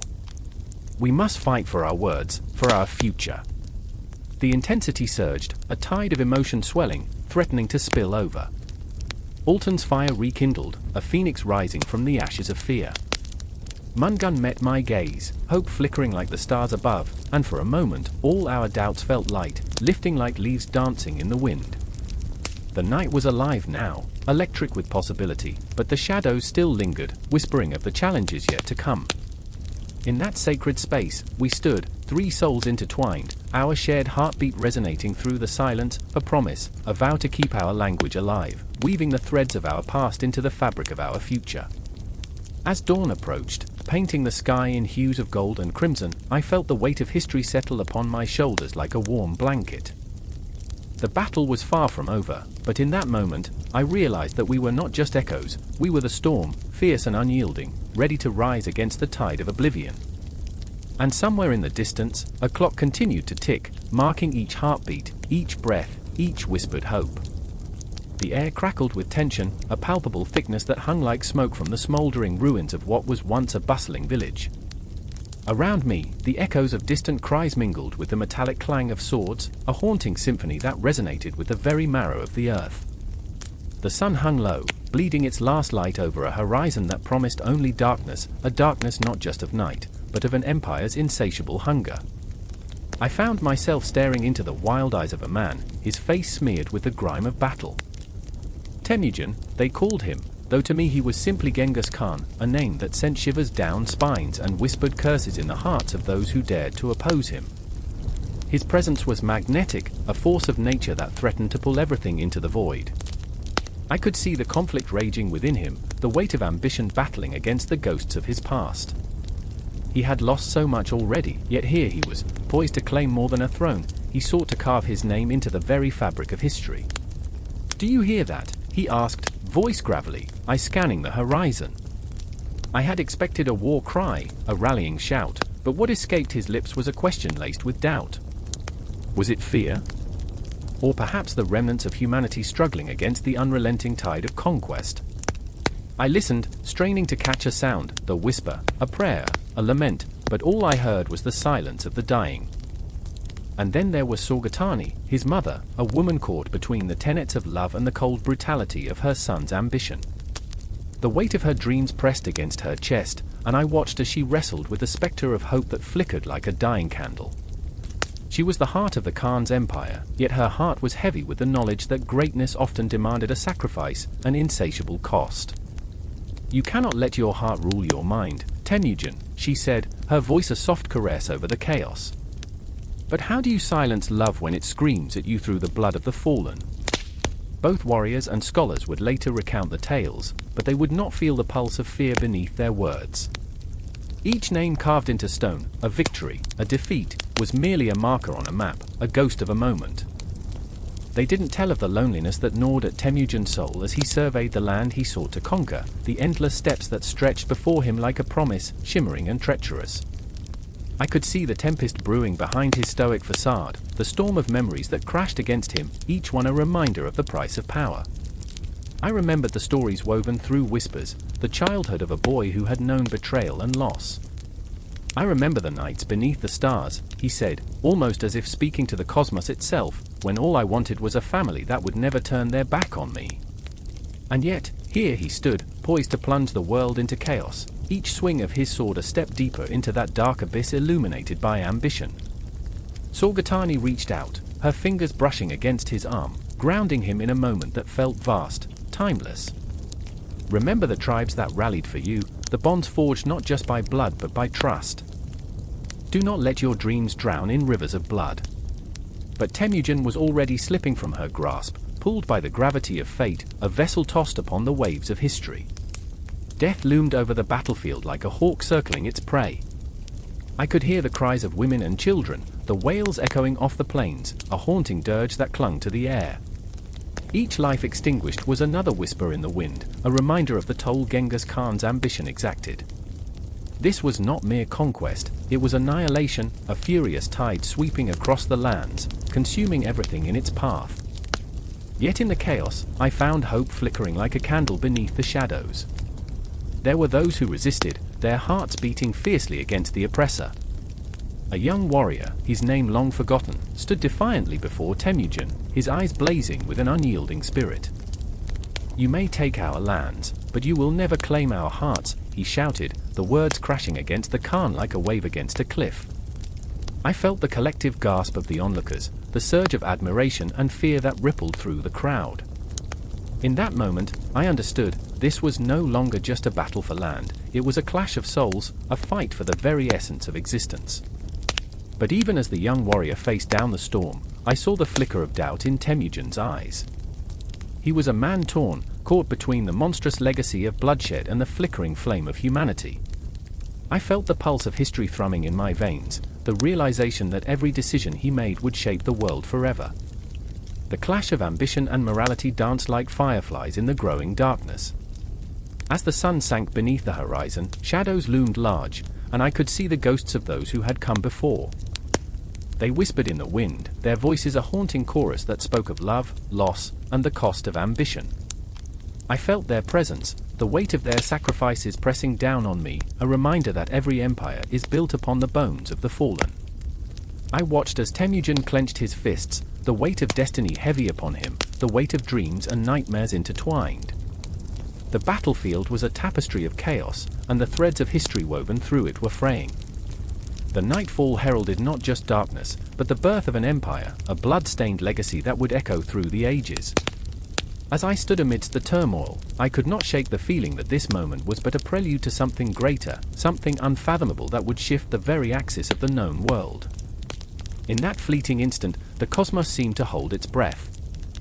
The echoes of the Mongol Empire were just beginning to reverberate through the vast expanse of Eurasia, and all I could do was watch, frozen in a moment where time and fate collided like titans in the night. A thunderous roar echoed through the vast steppe, the ground trembling beneath the hooves of 1,000 horses, each one a tempest of muscle and fury. The air crackled with tension, the scent of sweat and fear mingled with the earthy tang of the soil. I stood there, heart racing, watching as my brother, Batu, clutched the reins of his stallion, its eyes wild, nostrils flaring. I could feel the pulse of the land beneath me, beating like a warning drum. The battle cry of our people filled the air, a chilling blend of determination and despair. Horses were not mere beasts of burden, they were lifeblood, spirits galloping through our veins. To ride a horse was to unlock a connection to the sky, to the stars that shimmered like dreams waiting to be grasped. But today, as the sun dipped behind the horizon, casting shadows that danced like specters, that connection felt like a curse. I could see the tension in Batu's clenched jaw, a silent scream behind his fierce facade. The young warrior was poised for glory, or death. "I remember," he said, voice barely a whisper, "the first time I rode." His eyes glazed over, lost in the memory. It was a summer day, the wind singing through the grass. I was so small, yet the horse carried me like I was destined for greatness. I thought, this is freedom. His gaze shifted back to the impending storm of figures ahead, warriors clad in leather and steel, like shadows of our ancestors come to reclaim their honor. But freedom comes at a price. The clang of swords, the cries of men spilled into the night air, a cacophony of chaos and fear. I felt it then, the weight of destiny pressing down like a yoke on my shoulders. My heart pounded in rhythm with the horse hooves, the drumming of 1,000 hearts in unison. It was a testament to our survival, each beat a reminder of our ancestors who had charged into battle with the same fervor, the same desperation. Then there was Beta, my childhood friend, a man torn between duty and his heart's cry. I caught sight of him, a formidable figure astride his great stallion, the beast as fierce as its rider. He was a warrior forged in the fires of conflict, yet today, a flicker of doubt shadowed his fierce brow. I could see it in the way he gripped his spear, knuckles white, the glint of his eyes betraying a soul yearning for peace in a world that demanded war. I remember, he uttered, voice thick with emotion, the day we found a wounded horse, bleeding on the path. We could have left it there, but we didn't. We nursed it back to life. His voice cracked. Horses are more than tools, they are companions in our darkest hours. Yet here we are, ready to spill blood, to betray that bond. The weight of his words hung heavy, an anchor in the storm. And in that moment, time stretched and twisted, a cruel joke played by the cosmos. I could feel the pull of forces beyond our comprehension, the vastness of history swirling around us like the wind. It wasn't just our lives at stake, it was the spirit of our people, the very essence of who we were. Each heartbeat echoed with the cries of our ancestors, their hopes woven into the fabric of our existence. I turned back to Batu, the thunder of approaching hooves mirrored the maelstrom in my chest. What will become of us? I asked, my voice trembling, a fragile thread woven into the chaos. If we ride into this battle, what will we lose? He looked at me, eyes dark with both fear and resolve. To live without honor is to die every day, he replied, resolute. But there's a chasm between glory and madness. We're teetering on the brink. His gaze hardened, steel igniting beneath his fear. We were born to ride, born to clash against the tides of fate, but at what cost? The tension escalated, the air thickening with the smell of sweat and dread. The clash of steel rang in my ears, a haunting melody, a dirge for those who had slipped through the grasp of the earth, returning to the shadows. The stars above flickered like ghosts, witnessing this dance of life and death. In that moment, I realized the truth. We were a part of the horses, and they were a part of us. The rage of our hearts pulsed through their veins, echoing the ancient rhythms of the steppe, a delicate balance of life and destruction. The cries of the men grew louder, harmonizing with the thundering hooves. Beta's face morphed into a mask of fierce determination, the ghost of a smile flickering on his lips as he gave a final nod. We'll ride together, brothers, he declared, voice rising above the chaos, or we'll never ride at all. In that moment, we became a single entity, a force of nature, riding not just for ourselves but for every soul lost to this relentless cycle of violence. Together we charged forth, hooves pounding like the heartbeat of the earth, each thud a reminder of our shared fate. The sky lit up with the fiery hues of battle, the universe itself holding its breath as we blurred the lines between life and death, love and loss. The confrontation loomed, a tempest of emotions, a whirlwind of fear and courage. As we clashed against our foes, I felt the crushing weight of our legacy, the spirits of the horses guiding us, whispering ancient lullabies that echoed in the chaos. I felt the dreams of our ancestors pulse with each heartbeat, a reminder that we were more than mere men, we were a part of the land, intertwined with the fate of every horse that galloped alongside us. And so, even as the world around us spun into chaos, I held on to that flicker of hope, knowing that in the throes of battle, we were alive, fierce, unyielding, and bound by the indomitable spirit of the horses that carried us into the storm. The night was alive, trembling with the whispers of restless spirits. A cacophony of hooves thundered across the blood-soaked earth, the echoes of war cries mingling with the chilling wind. I stood on the precipice of chaos, heart racing like a wild stallion, chest tight with the weight of what was coming. In that moment, time itself seemed to twist and warp, expanding and contracting around me like the breath of a great beast, hungry and agitated. Do you see them? Arik's voice broke through the din, laced with urgency. His eyes, bright as embers, darted toward the horizon where shadows danced like phantoms. The Mongols are coming. We must prepare. I turned my gaze, and there they were, sweeping across the plain, a tide of darkness, their silhouettes cutting through the night like blades. It was more than an army, it was a force of nature, an unstoppable wave of destruction. The fear curled in my belly, an icy serpent coiling tighter with every heartbeat. I could taste it in the air, thick and metallic. My brother has gone mad, Arik, I whispered, dread swallowing my words. He thinks we can stand against them. A guttural laugh escaped Arik, raw and unpolished. Mad? Or brave? Sometimes the two are one and the same. His hands, calloused and strong, clenched at his sides, but a flicker of fear danced in his eyes, too. He was caught between loyalty and the knowledge that bravery often invited death. Bravery won't save us from their arrows, I hissed, my voice trembling. We need to flee, to gather what we can and run. We can't fight the storm with mere flesh. But even as I spoke, a part of me hungered for battle, for the adrenaline rush of standing tall against the encroaching darkness. I remembered stories I had heard as a child, the Mongols, fierce and unstoppable, sweeping through cities like a plague, taking everything in their path, bending civilizations to their will. My heart raced, not just with fear, but with a strange thrill. What if I could witness it, be a part of something larger than myself, something epic? Suddenly, a shrill cry broke through the tumult, echoing like a siren's song. It was my brother, Jaeger, standing defiantly at the forefront of our crumbling village. His face was a mask of fury, gleaming under the pale moonlight, a warrior lost to the siren call of glory. We shall not yield, he bellowed, brandishing a rusted sword that seemed more an artifact of desperation than a weapon of war. In that moment, he was the embodiment of reckless courage, a stark reminder of the thin line between bravery and folly. The ground trembled beneath us, a warning pulse of the universe. Jaeger! I shouted, the name clawing its way out of my throat. Come back. This isn't a game. But he didn't hear me. He was too far gone, lost in the intoxicating headiness of his ambition.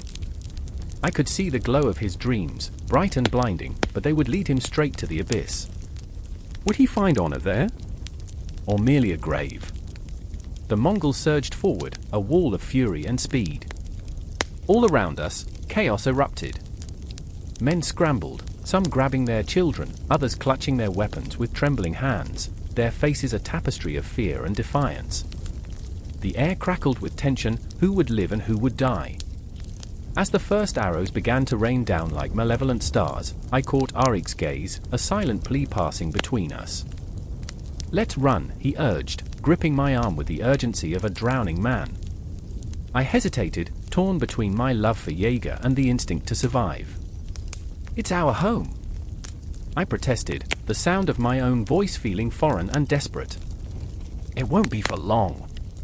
Arik's shout barely broke through the unholy din. And just then, as if the cosmos conspired against us, Jaeger charged into the fray, his figure dwarfed by the advancing storm. Time twisted again, the world slowed as I watched my brother, my reckless, impetuous brother, dash forward, his silhouette framed against the burning sky. I could see the hope in his eyes, a sparkling madness that told me he believed he could change fate, could defy the inevitable. But fate is a hard mistress. It has no compassion. In that heartbeat, the ground erupted. The first wave of Mongols crashed into our ranks like a tsunami, and I felt it, the sharp wedge of loss piercing through my chest. I screamed to the heavens, a raw, guttural sound that tore through the chaos. I could feel the ghost of my brother's spirit slipping further away, swallowed by the shadows of war. Jaeger! I cried, but my voice was lost in the cacophony, drowned beneath the weight of arrows and chaos. Aik was pulling me back, his grip fierce as he urged me to flee, but I was rooted, a tree trapped in the storm, desperate to save what little remained of my world. This isn't the end. I shouted, but deep down, I felt the shadows creeping in, tugging at my heart. And as the battle raged around us, an inferno of fear and desperation, the Mongols didn't just bring destruction, they brought with them the gift of change. In their wake, they would sow seeds of technology and ideas that would ripple through time, touching civilizations, reshaping empires. But in that moment, all I felt was the choking weight of loss. Jaeger's bright spirit, a candle flickering in the storm, was extinguished, and I was left with nothing but ashes and the echoes of his laughter, haunting the corners of my heart. Run! Arik's voice cut through the fog of despair, but even as I turned to flee, I felt the pull of history unspooling around us, a tapestry woven with pain, hope, and the relentless march of progress that would rise from these ashes. I realized the storm was not merely an ending, it was also a beginning. But for now, the night was ours to bear, heavy with the burden of loss, the promise of uncertainty, and the haunting shadows of a destiny still unwritten. The air is thick with smoke, acrid and choking, swirling through the ruins of what was once a thriving village. Charred beams jut from the earth like the skeletal remains of a long-forgotten beast. I hear distant screams, echoing through the hollowed silence, each sound a ghost of lives lost, hopes extinguished. A child's doll, its painted smile forever marred by soot, lies abandoned in the wreckage. I remember that turn of fate, the moment the sun dipped low, casting long shadows that stretched like fingers, grasping at the last remnants of peace. And there, amidst the chaos, stands Zern, her dark hair whipping against the wind, a tempest of fury etched on her face. She is a warrior of spirit, yet her heart beats with despair, an ache that thrums beneath her ribs. The Mongol horde, relentless and unforgiving, has swept through her homeland, leaving nothing but desolation in their wake. She clutches a tattered cloak to her chest, a futile shield against the horrors that ravage her world. They don't understand what they destroy, she whispers, the words barely lifting from her lips, lost in the cacophony of grief. And then there's Bowler, his eyes like storm clouds, heavy with the weight of memories that refuse to fade. A farmer turned reluctant soldier, he stands at the edge of the ruins, the ground beneath his feet crackling with the screams of the past. His hands, calloused and stained with the earth, tremble as he recalls the rolling fields, golden with grain, now trampled under the iron hooves of invaders. This land was my mother, he murmurs, voice cracking, and they've torn her apart. His anguish cuts deeper than any blade. It is the agonizing realization that the soil, once so fertile, has been poisoned by despair, a haunting reminder of what was lost. I remember the first time I saw the Mongols ride into town, a dark wave cresting over the hills, horses snorting steam, men clad in leather and fury. It felt like an omen, like the sky itself had cracked open and poured forth a storm. I was but a child, and yet I felt the ground tremble beneath me, a heartbeat of fear that reverberated through the air. The trees whispered warnings, their leaves rustling like the hushed voices of ancestors. They come for everything. And come they did, devouring cities whole, leaving only silence and ash. But the real horror lies not just in the destruction, not merely in the blood that stains the earth. No, the devastation runs deeper, curling around the roots of our existence. The rivers, once crystal clear, now run muddy, choked with the remnants of a civilization suffocated by greed and conquest. Every droplet carries the weight of sorrow, each ripple a silent scream. I remember holding a handful of dirt, feeling the earth crumble between my fingers, realizing that it, too, bore witness to the suffering. Zern's resolve hardens, her grief transforming into a fire that ignites her soul. We can't let them take our land, Bowler, she implores, her voice a raw edge. We have to fight, not just for our lives, but for the very earth beneath us. It's more than soil, it's our history, our future. But Bowler's spirit falters, his heart a fragile bird caught in a storm.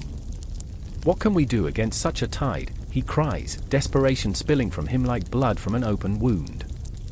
We are but grains of sand against the ocean. Yet, in that moment of despair, I feel a flicker of hope, a fragile glimmer against the encroaching darkness.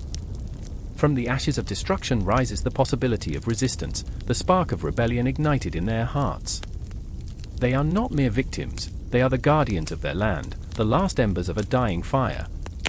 And I am there, trapped between the past and an uncertain future, feeling the gravity of their choices press down on me like the weight of the world.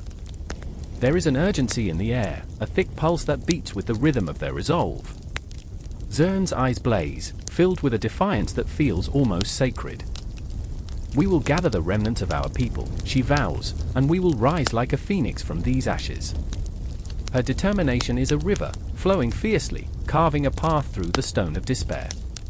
And Bowler, despite the shadows in his heart, feels the tide beginning to shift. Together, he breathes, the word a fragile promise, we may yet reclaim what is ours. But the Mongols are relentless. They are a storm, a dark tide that will not be easily turned. As night falls, the sky churns, a canvas of bruised purples and blacks, reflecting the chaos below. I remember the flickering torches, casting ghostly shadows that dance upon the walls of the crumbling village. The air is electric, thick with unspoken fears and desperate hopes. Zern and Bowler stand side by side, their hands brushing against each other, a tether of solidarity in the face of calamity. They are flawed, raw, and achingly human, battling their own demons even as they fight for the land they love. I sense the universe holding its breath, a cosmic pause before the inevitable collision of wills. And in that silence, there's a whisper of something greater, a reminder that we are all connected, woven together by the threads of our shared existence. I feel time stretching, bending like a bowstring pulled taut, ready to snap. What will become of this land? What legacy will they leave for those who come after? As the first arrows fly, slicing through the night like stars falling from the heavens, I am gripped by the notion that the battle is not just for survival, but for the very essence of life itself. The echoes of the Mongol expansion will reverberate through the ages, shaping ecosystems, altering landscapes, forever changing the tapestry of existence. This is not the end. This is but a moment, a breath suspended in time, a heartbeat poised on the edge of oblivion. Zern's fire blazes ever brighter, Bolus' resolve hardens, they are not alone. They are the vanguard of a movement, a flickering flame in a world too often consumed by darkness. And as the first clash of steel rings out, resounding through the silence, I realize that life, in all its chaos, is a battleground, a fight for soul and soil, for dreams and destiny, against the relentless tide of destruction. The haunting echoes of the past entwine with the hopes of tomorrow, spinning a story that will never truly end, shaping the very air we breathe, and I am lost, forever entwined in this dance of life and death. The night was a suffocating shroud, thick as the blood-soaked earth that lay beneath Genghis Khan's conquests. I stood at the crossroads of history, breath hitching in my throat as shadows whispered tales of yore, muffled cries echoing through the void of time. I remember the chill that crept up my spine, a ghostly presence reminding me of the power that once surged across the steppes, the Mongol Empire, a whirlwind of ambition, destruction, and an unyielding thirst for dominance. In the heart of Ulaanbaatar, the pulse of modernity thrummed beneath a skin of ancient scars. I caught sight of a young woman, Iona, her eyes flickering with the embers of both pride and sorrow. She clutched a worn journal, its pages a patchwork of her ancestors' tales, stories of triumph twisted with threads of tragedy. "They say my family descends from those who rode with the Khan," she whispered, her voice trembling as if the weight of the past bore down on her small frame. "But what does that mean?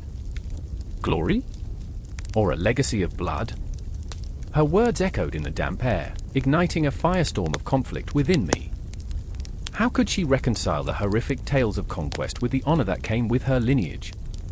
In a world where history was a bitter pill to swallow, Iona sought to find meaning, a connection that didn't just link her to blood and bone, but to a sense of identity. Yet, there was doubt, a gnawing uncertainty that threatened to consume her. Then there was Tenzin, a historian entrapped in the relentless pursuit of understanding. His brow furrowed with the weight of knowledge, a burden he bore like a cross. I remember reading about the Mongols, he mused, pacing restlessly around the dusty library, each footstep echoing the relentless march of history. They bathed once a year. Romance was earthy. A sardonic smile cracked his solemn facade, but beneath his humor lay a deeper wound. He was haunted by the brutality of the past, tormented by the staggering loss of life and culture. Numbers danced in his mind, millions lost, cities reduced to ashes, dreams snuffed out like candles in a gale. As I watched Tenzin, I could feel the taut string of his emotions, pulled to breaking. "What do we do with such a legacy?" he questioned the empty room, a challenge that hung in the air like the dust motes floating in the dim light. "How do we honor those who suffered without glorifying the conquerors?" The dichotomy of his thoughts resonated within me, the tension like a taut bowstring ready to snap. The stillness of the night was shattered by a sudden realization, a moment of clarity that struck like lightning. The past was not a distant country, but a mirror reflecting our present. Iona, wrestling with her ancestry, and Tenzin, burdened by the weight of knowledge, were both grappling with a truth that was as uncomfortable as it was profound. Our histories are not just stories, they are the bones of our existence, echoing through the corridors of time, shaping who we are. I felt it then, an unsettling bond forming, forged in the molten lava of shared experience and anguish. We stood cradled in the remnants of a once great empire, the shadows of its legacy entwining with our own. "What is it to remember?" Iona asked, her voice breaking through my reverie. "To bear witness to the horrors yet still seek the beauty in them." There was a fragility in her question, a rawness that pierced the veil of indifference many choose to wrap themselves in. The clock struck midnight, its chime a ghostly reminder of time slipping through our fingers, forever out of reach. With each toll, the memory surged like a tide, crashing against the rocky shores of consciousness. I remember when I first learned of the Mongols, I said, the words tumbling from my lips like stones. A child's view of knights and dragons, unaware of the blood that painted the landscape. Anguish laced my voice as I recalled my naive enchantment with the grandeur, the allure of their might, without understanding the cost. What do we owe to those who came before us? I asked, my heart racing, desperate for answers. Iona's eyes ignited with determination. We owe them the truth, she said fiercely, her spirit aflame against the encroaching darkness. We must remember the pain and the joy, the triumph and the tragedy. The air crackled with energy, an electric connection binding us together as we wrestled with the ghosts of history, their presence palpable, their whispers a cacophony in our ears. Tenzin's voice broke through the tension, heavy with the weight of realization. We are the keepers, he declared. The guardians of memory, tasked with the impossible duty of telling their stories, of honoring their lives without glorifying their death. The fervor in his words sent shivers down my spine, a reminder that a history that is not reckoned with will inevitably repeat itself. I could feel the intensity of our collective struggle, the burdens we carried like stones in our pockets, dragging us down even as we reached for the light. We were a trinity bound by time, a trio of souls lost in the labyrinth of memory, seeking a thread of hope amidst the chaotic tapestry of the Mongol Empire's legacy. As the night deepened, shadows danced around us, weaving tales of the past into our fragile present. And just like that, the tension swelled, the air thick with unspoken truths, the pulse of history thrumming beneath our feet. The past was a live wire, crackling with potential and peril, connecting us to a vast network of hearts, souls, and stories. The Empire's reach extended beyond the horizon, and its legacy lingered like a spectre, haunting the very marrow of our existence. Where do we go from here? The question hung heavy, like the oppressive weight of history itself. As dawn approached, with its promise of light and clarity, I felt the thin veil of separation between us, the living and the dead, begin to dissolve. The Mongol Empire was not just a relic of the past. It was a living entity, a force that shaped our identities, our fears, our hopes. It whispered in the wind, beckoning us to remember. I remember the stories that lingered on the edges of my mind, waiting to intertwine with our own. Each heartbeat echoed with the weight of history, a call to bear witness, to confront the shadows, to emerge from the darkness into a dawn that promised both reckoning and redemption. And still, as the first light of morning crept across the horizon, I could feel the inexorable pull of the past, drawing us back into its embrace. The story was far from over. The night was still, yet charged, like the air before a thunderstorm, heavy with unshed rain and unspoken fears. I stood at the edge of an ancient battlefield, where the echoes of hooves thudded against the earth like a distant heartbeat, reverberating through my very bones. Shadows danced in the flickering light of a fire, and the silhouettes of warriors loomed, larger than life, their spirits mingling with the whispers of history. It was here that I first felt the grip of the Mongol Empire, a force so powerful and relentless that it made my heart race in both terror and awe. I remember Genghis, that name, a thunderclap in the silence of my mind. The conqueror, the myth, the man. But here he was no mere figure of history, he was a ghost, a titan whose presence could still ignite the flames of ambition and the fires of fear. I could almost see him, a dark figure on horseback, eyes burning with the ferocity of 1,000 suns. And just behind him was Aisling, a woman caught in her own tempest. She was a historian, but more than that, she was a seeker of truth, caught between the romanticized tales of valor and the grotesque reality of conquest. Her heart beat with the weight of the lives lost in battles fought under a banner of endless appetite. I want to know them, she said once, her voice trembling with urgency. The ones who suffered, the ones who fought, the ones who loved in the shadow of their empire's wrath. Each word was a thread, pulling at the tapestry of her being, but the loom of history was cruel, weaving tales of heroism and horror into a single strand.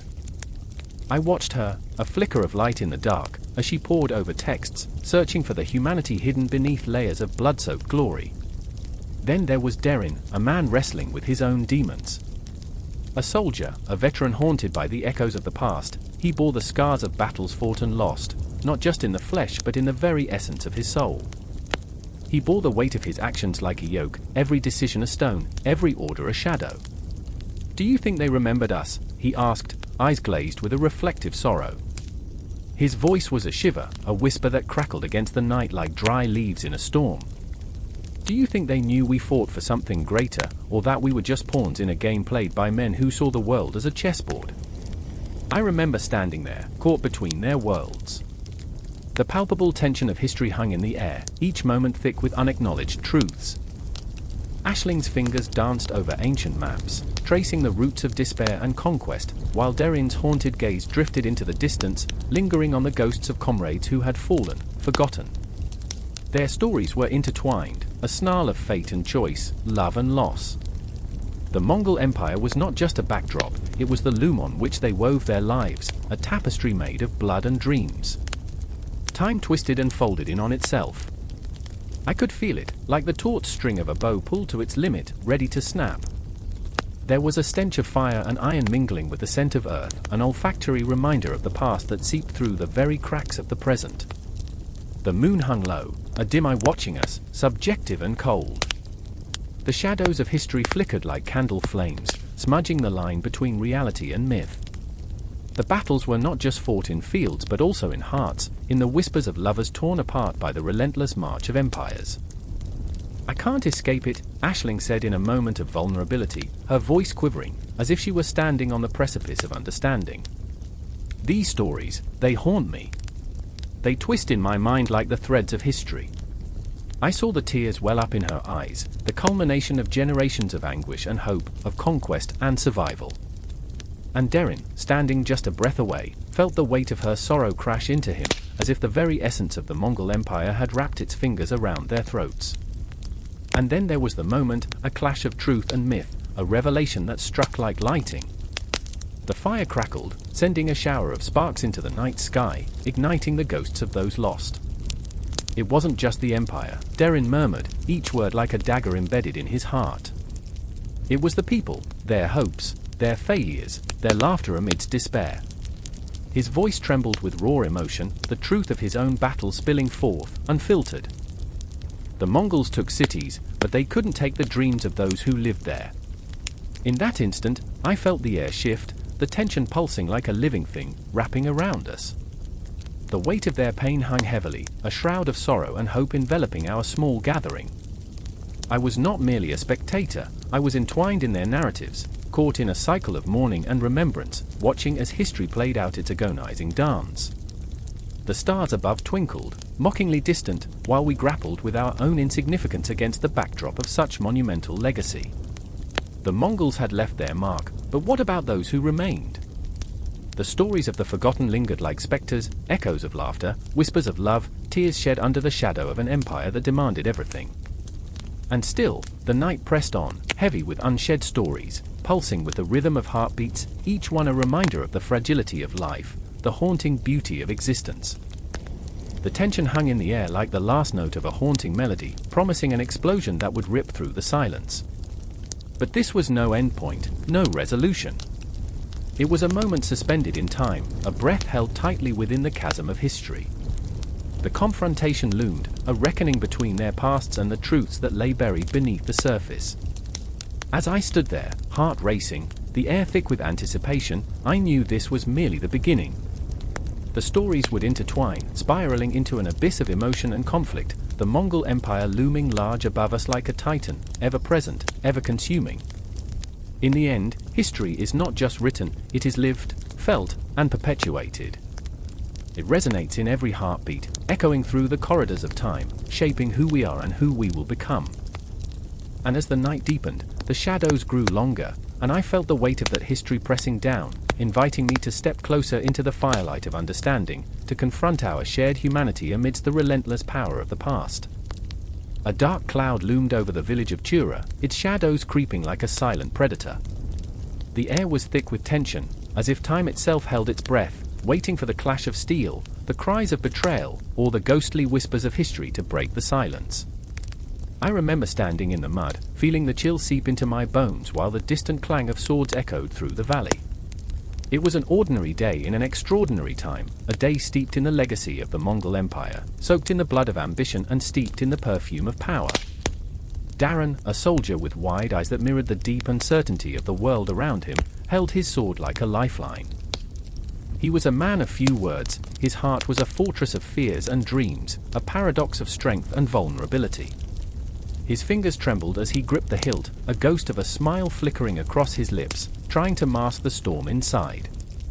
"I'll show them," he whispered, but the words were barely audible, swallowed by the chaos that surrounded him.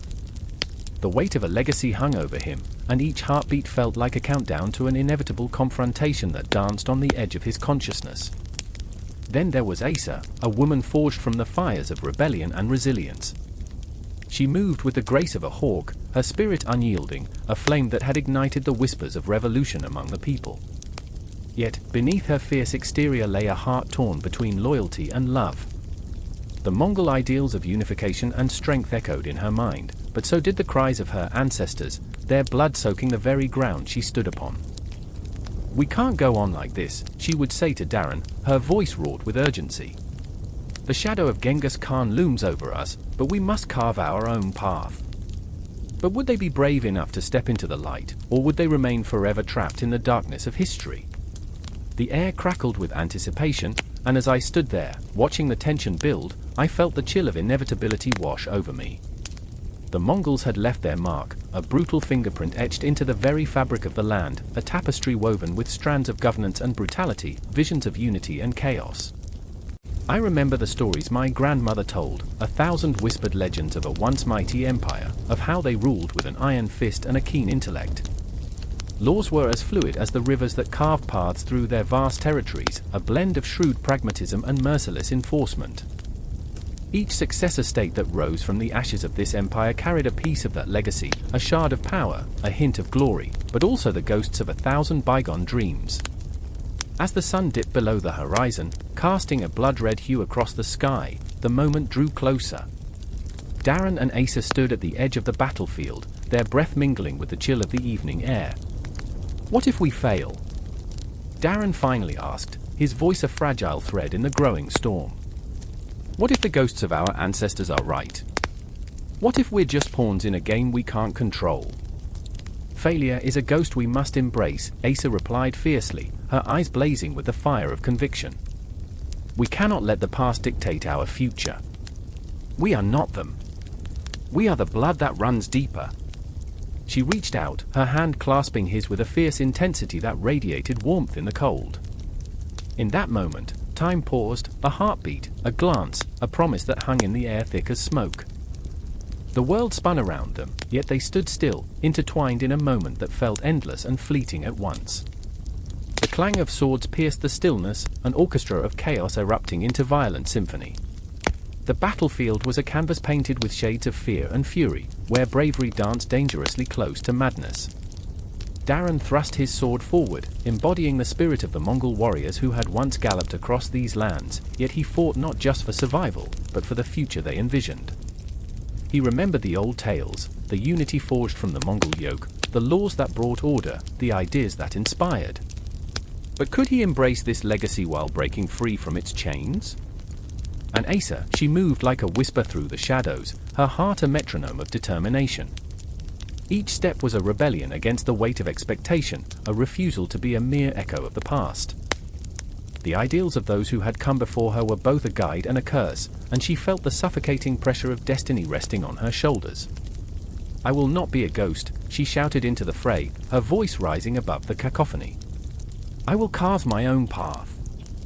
But as the battle raged, the brutal truths of their world clashed with their dreams. Blood spilled onto the ground, soaking the earth in a macabre tribute to ambition and power. The Mongols had taught that strength was paramount, that governance was an iron fist, and yet, in the heat of battle, Darren and Asa began to see the fragility of that very strength. They were tangled in a web of history, a legacy that was both their inheritance and their shackles. The fight crescendoed around them, a haunting reminder that every swing of the sword, every cry of defiance, was anchored in the past. There was something spine-chilling about it all, the realization that the ideals they fought for were birthed from the fires of conquest and the ashes of countless lives extinguished. Yet, amid the horror, there was a flicker of hope, a belief that they could reshape this legacy, that they could redefine what it meant to be a successor to the Mongol Empire. And in that moment, time folded in on itself, a curious twist of fate as Darren and Asa found themselves standing at the precipice of history. Would they rise, forged anew, or would they be consumed by the shadows of the past? Their hearts beat as one, a war drum echoing through the chaos, a silent promise to change the course of their shared fate. As the dust settled and the cries of the fallen lingered in the air, I knew in my bones that this story was not yet over. The echoes of Mongol governance would resonate through the ages, shaping the successor states like clay mold by unseen hands. Their fight was just the beginning, a heartbreaking plea for a future that would honor the complexities of a past led in blood and boundless dreams. Time marched on, but in that moment, the world felt impossibly alive, an intricate dance of shadows and light, fear and hope, all bound together by the unyielding thread of history.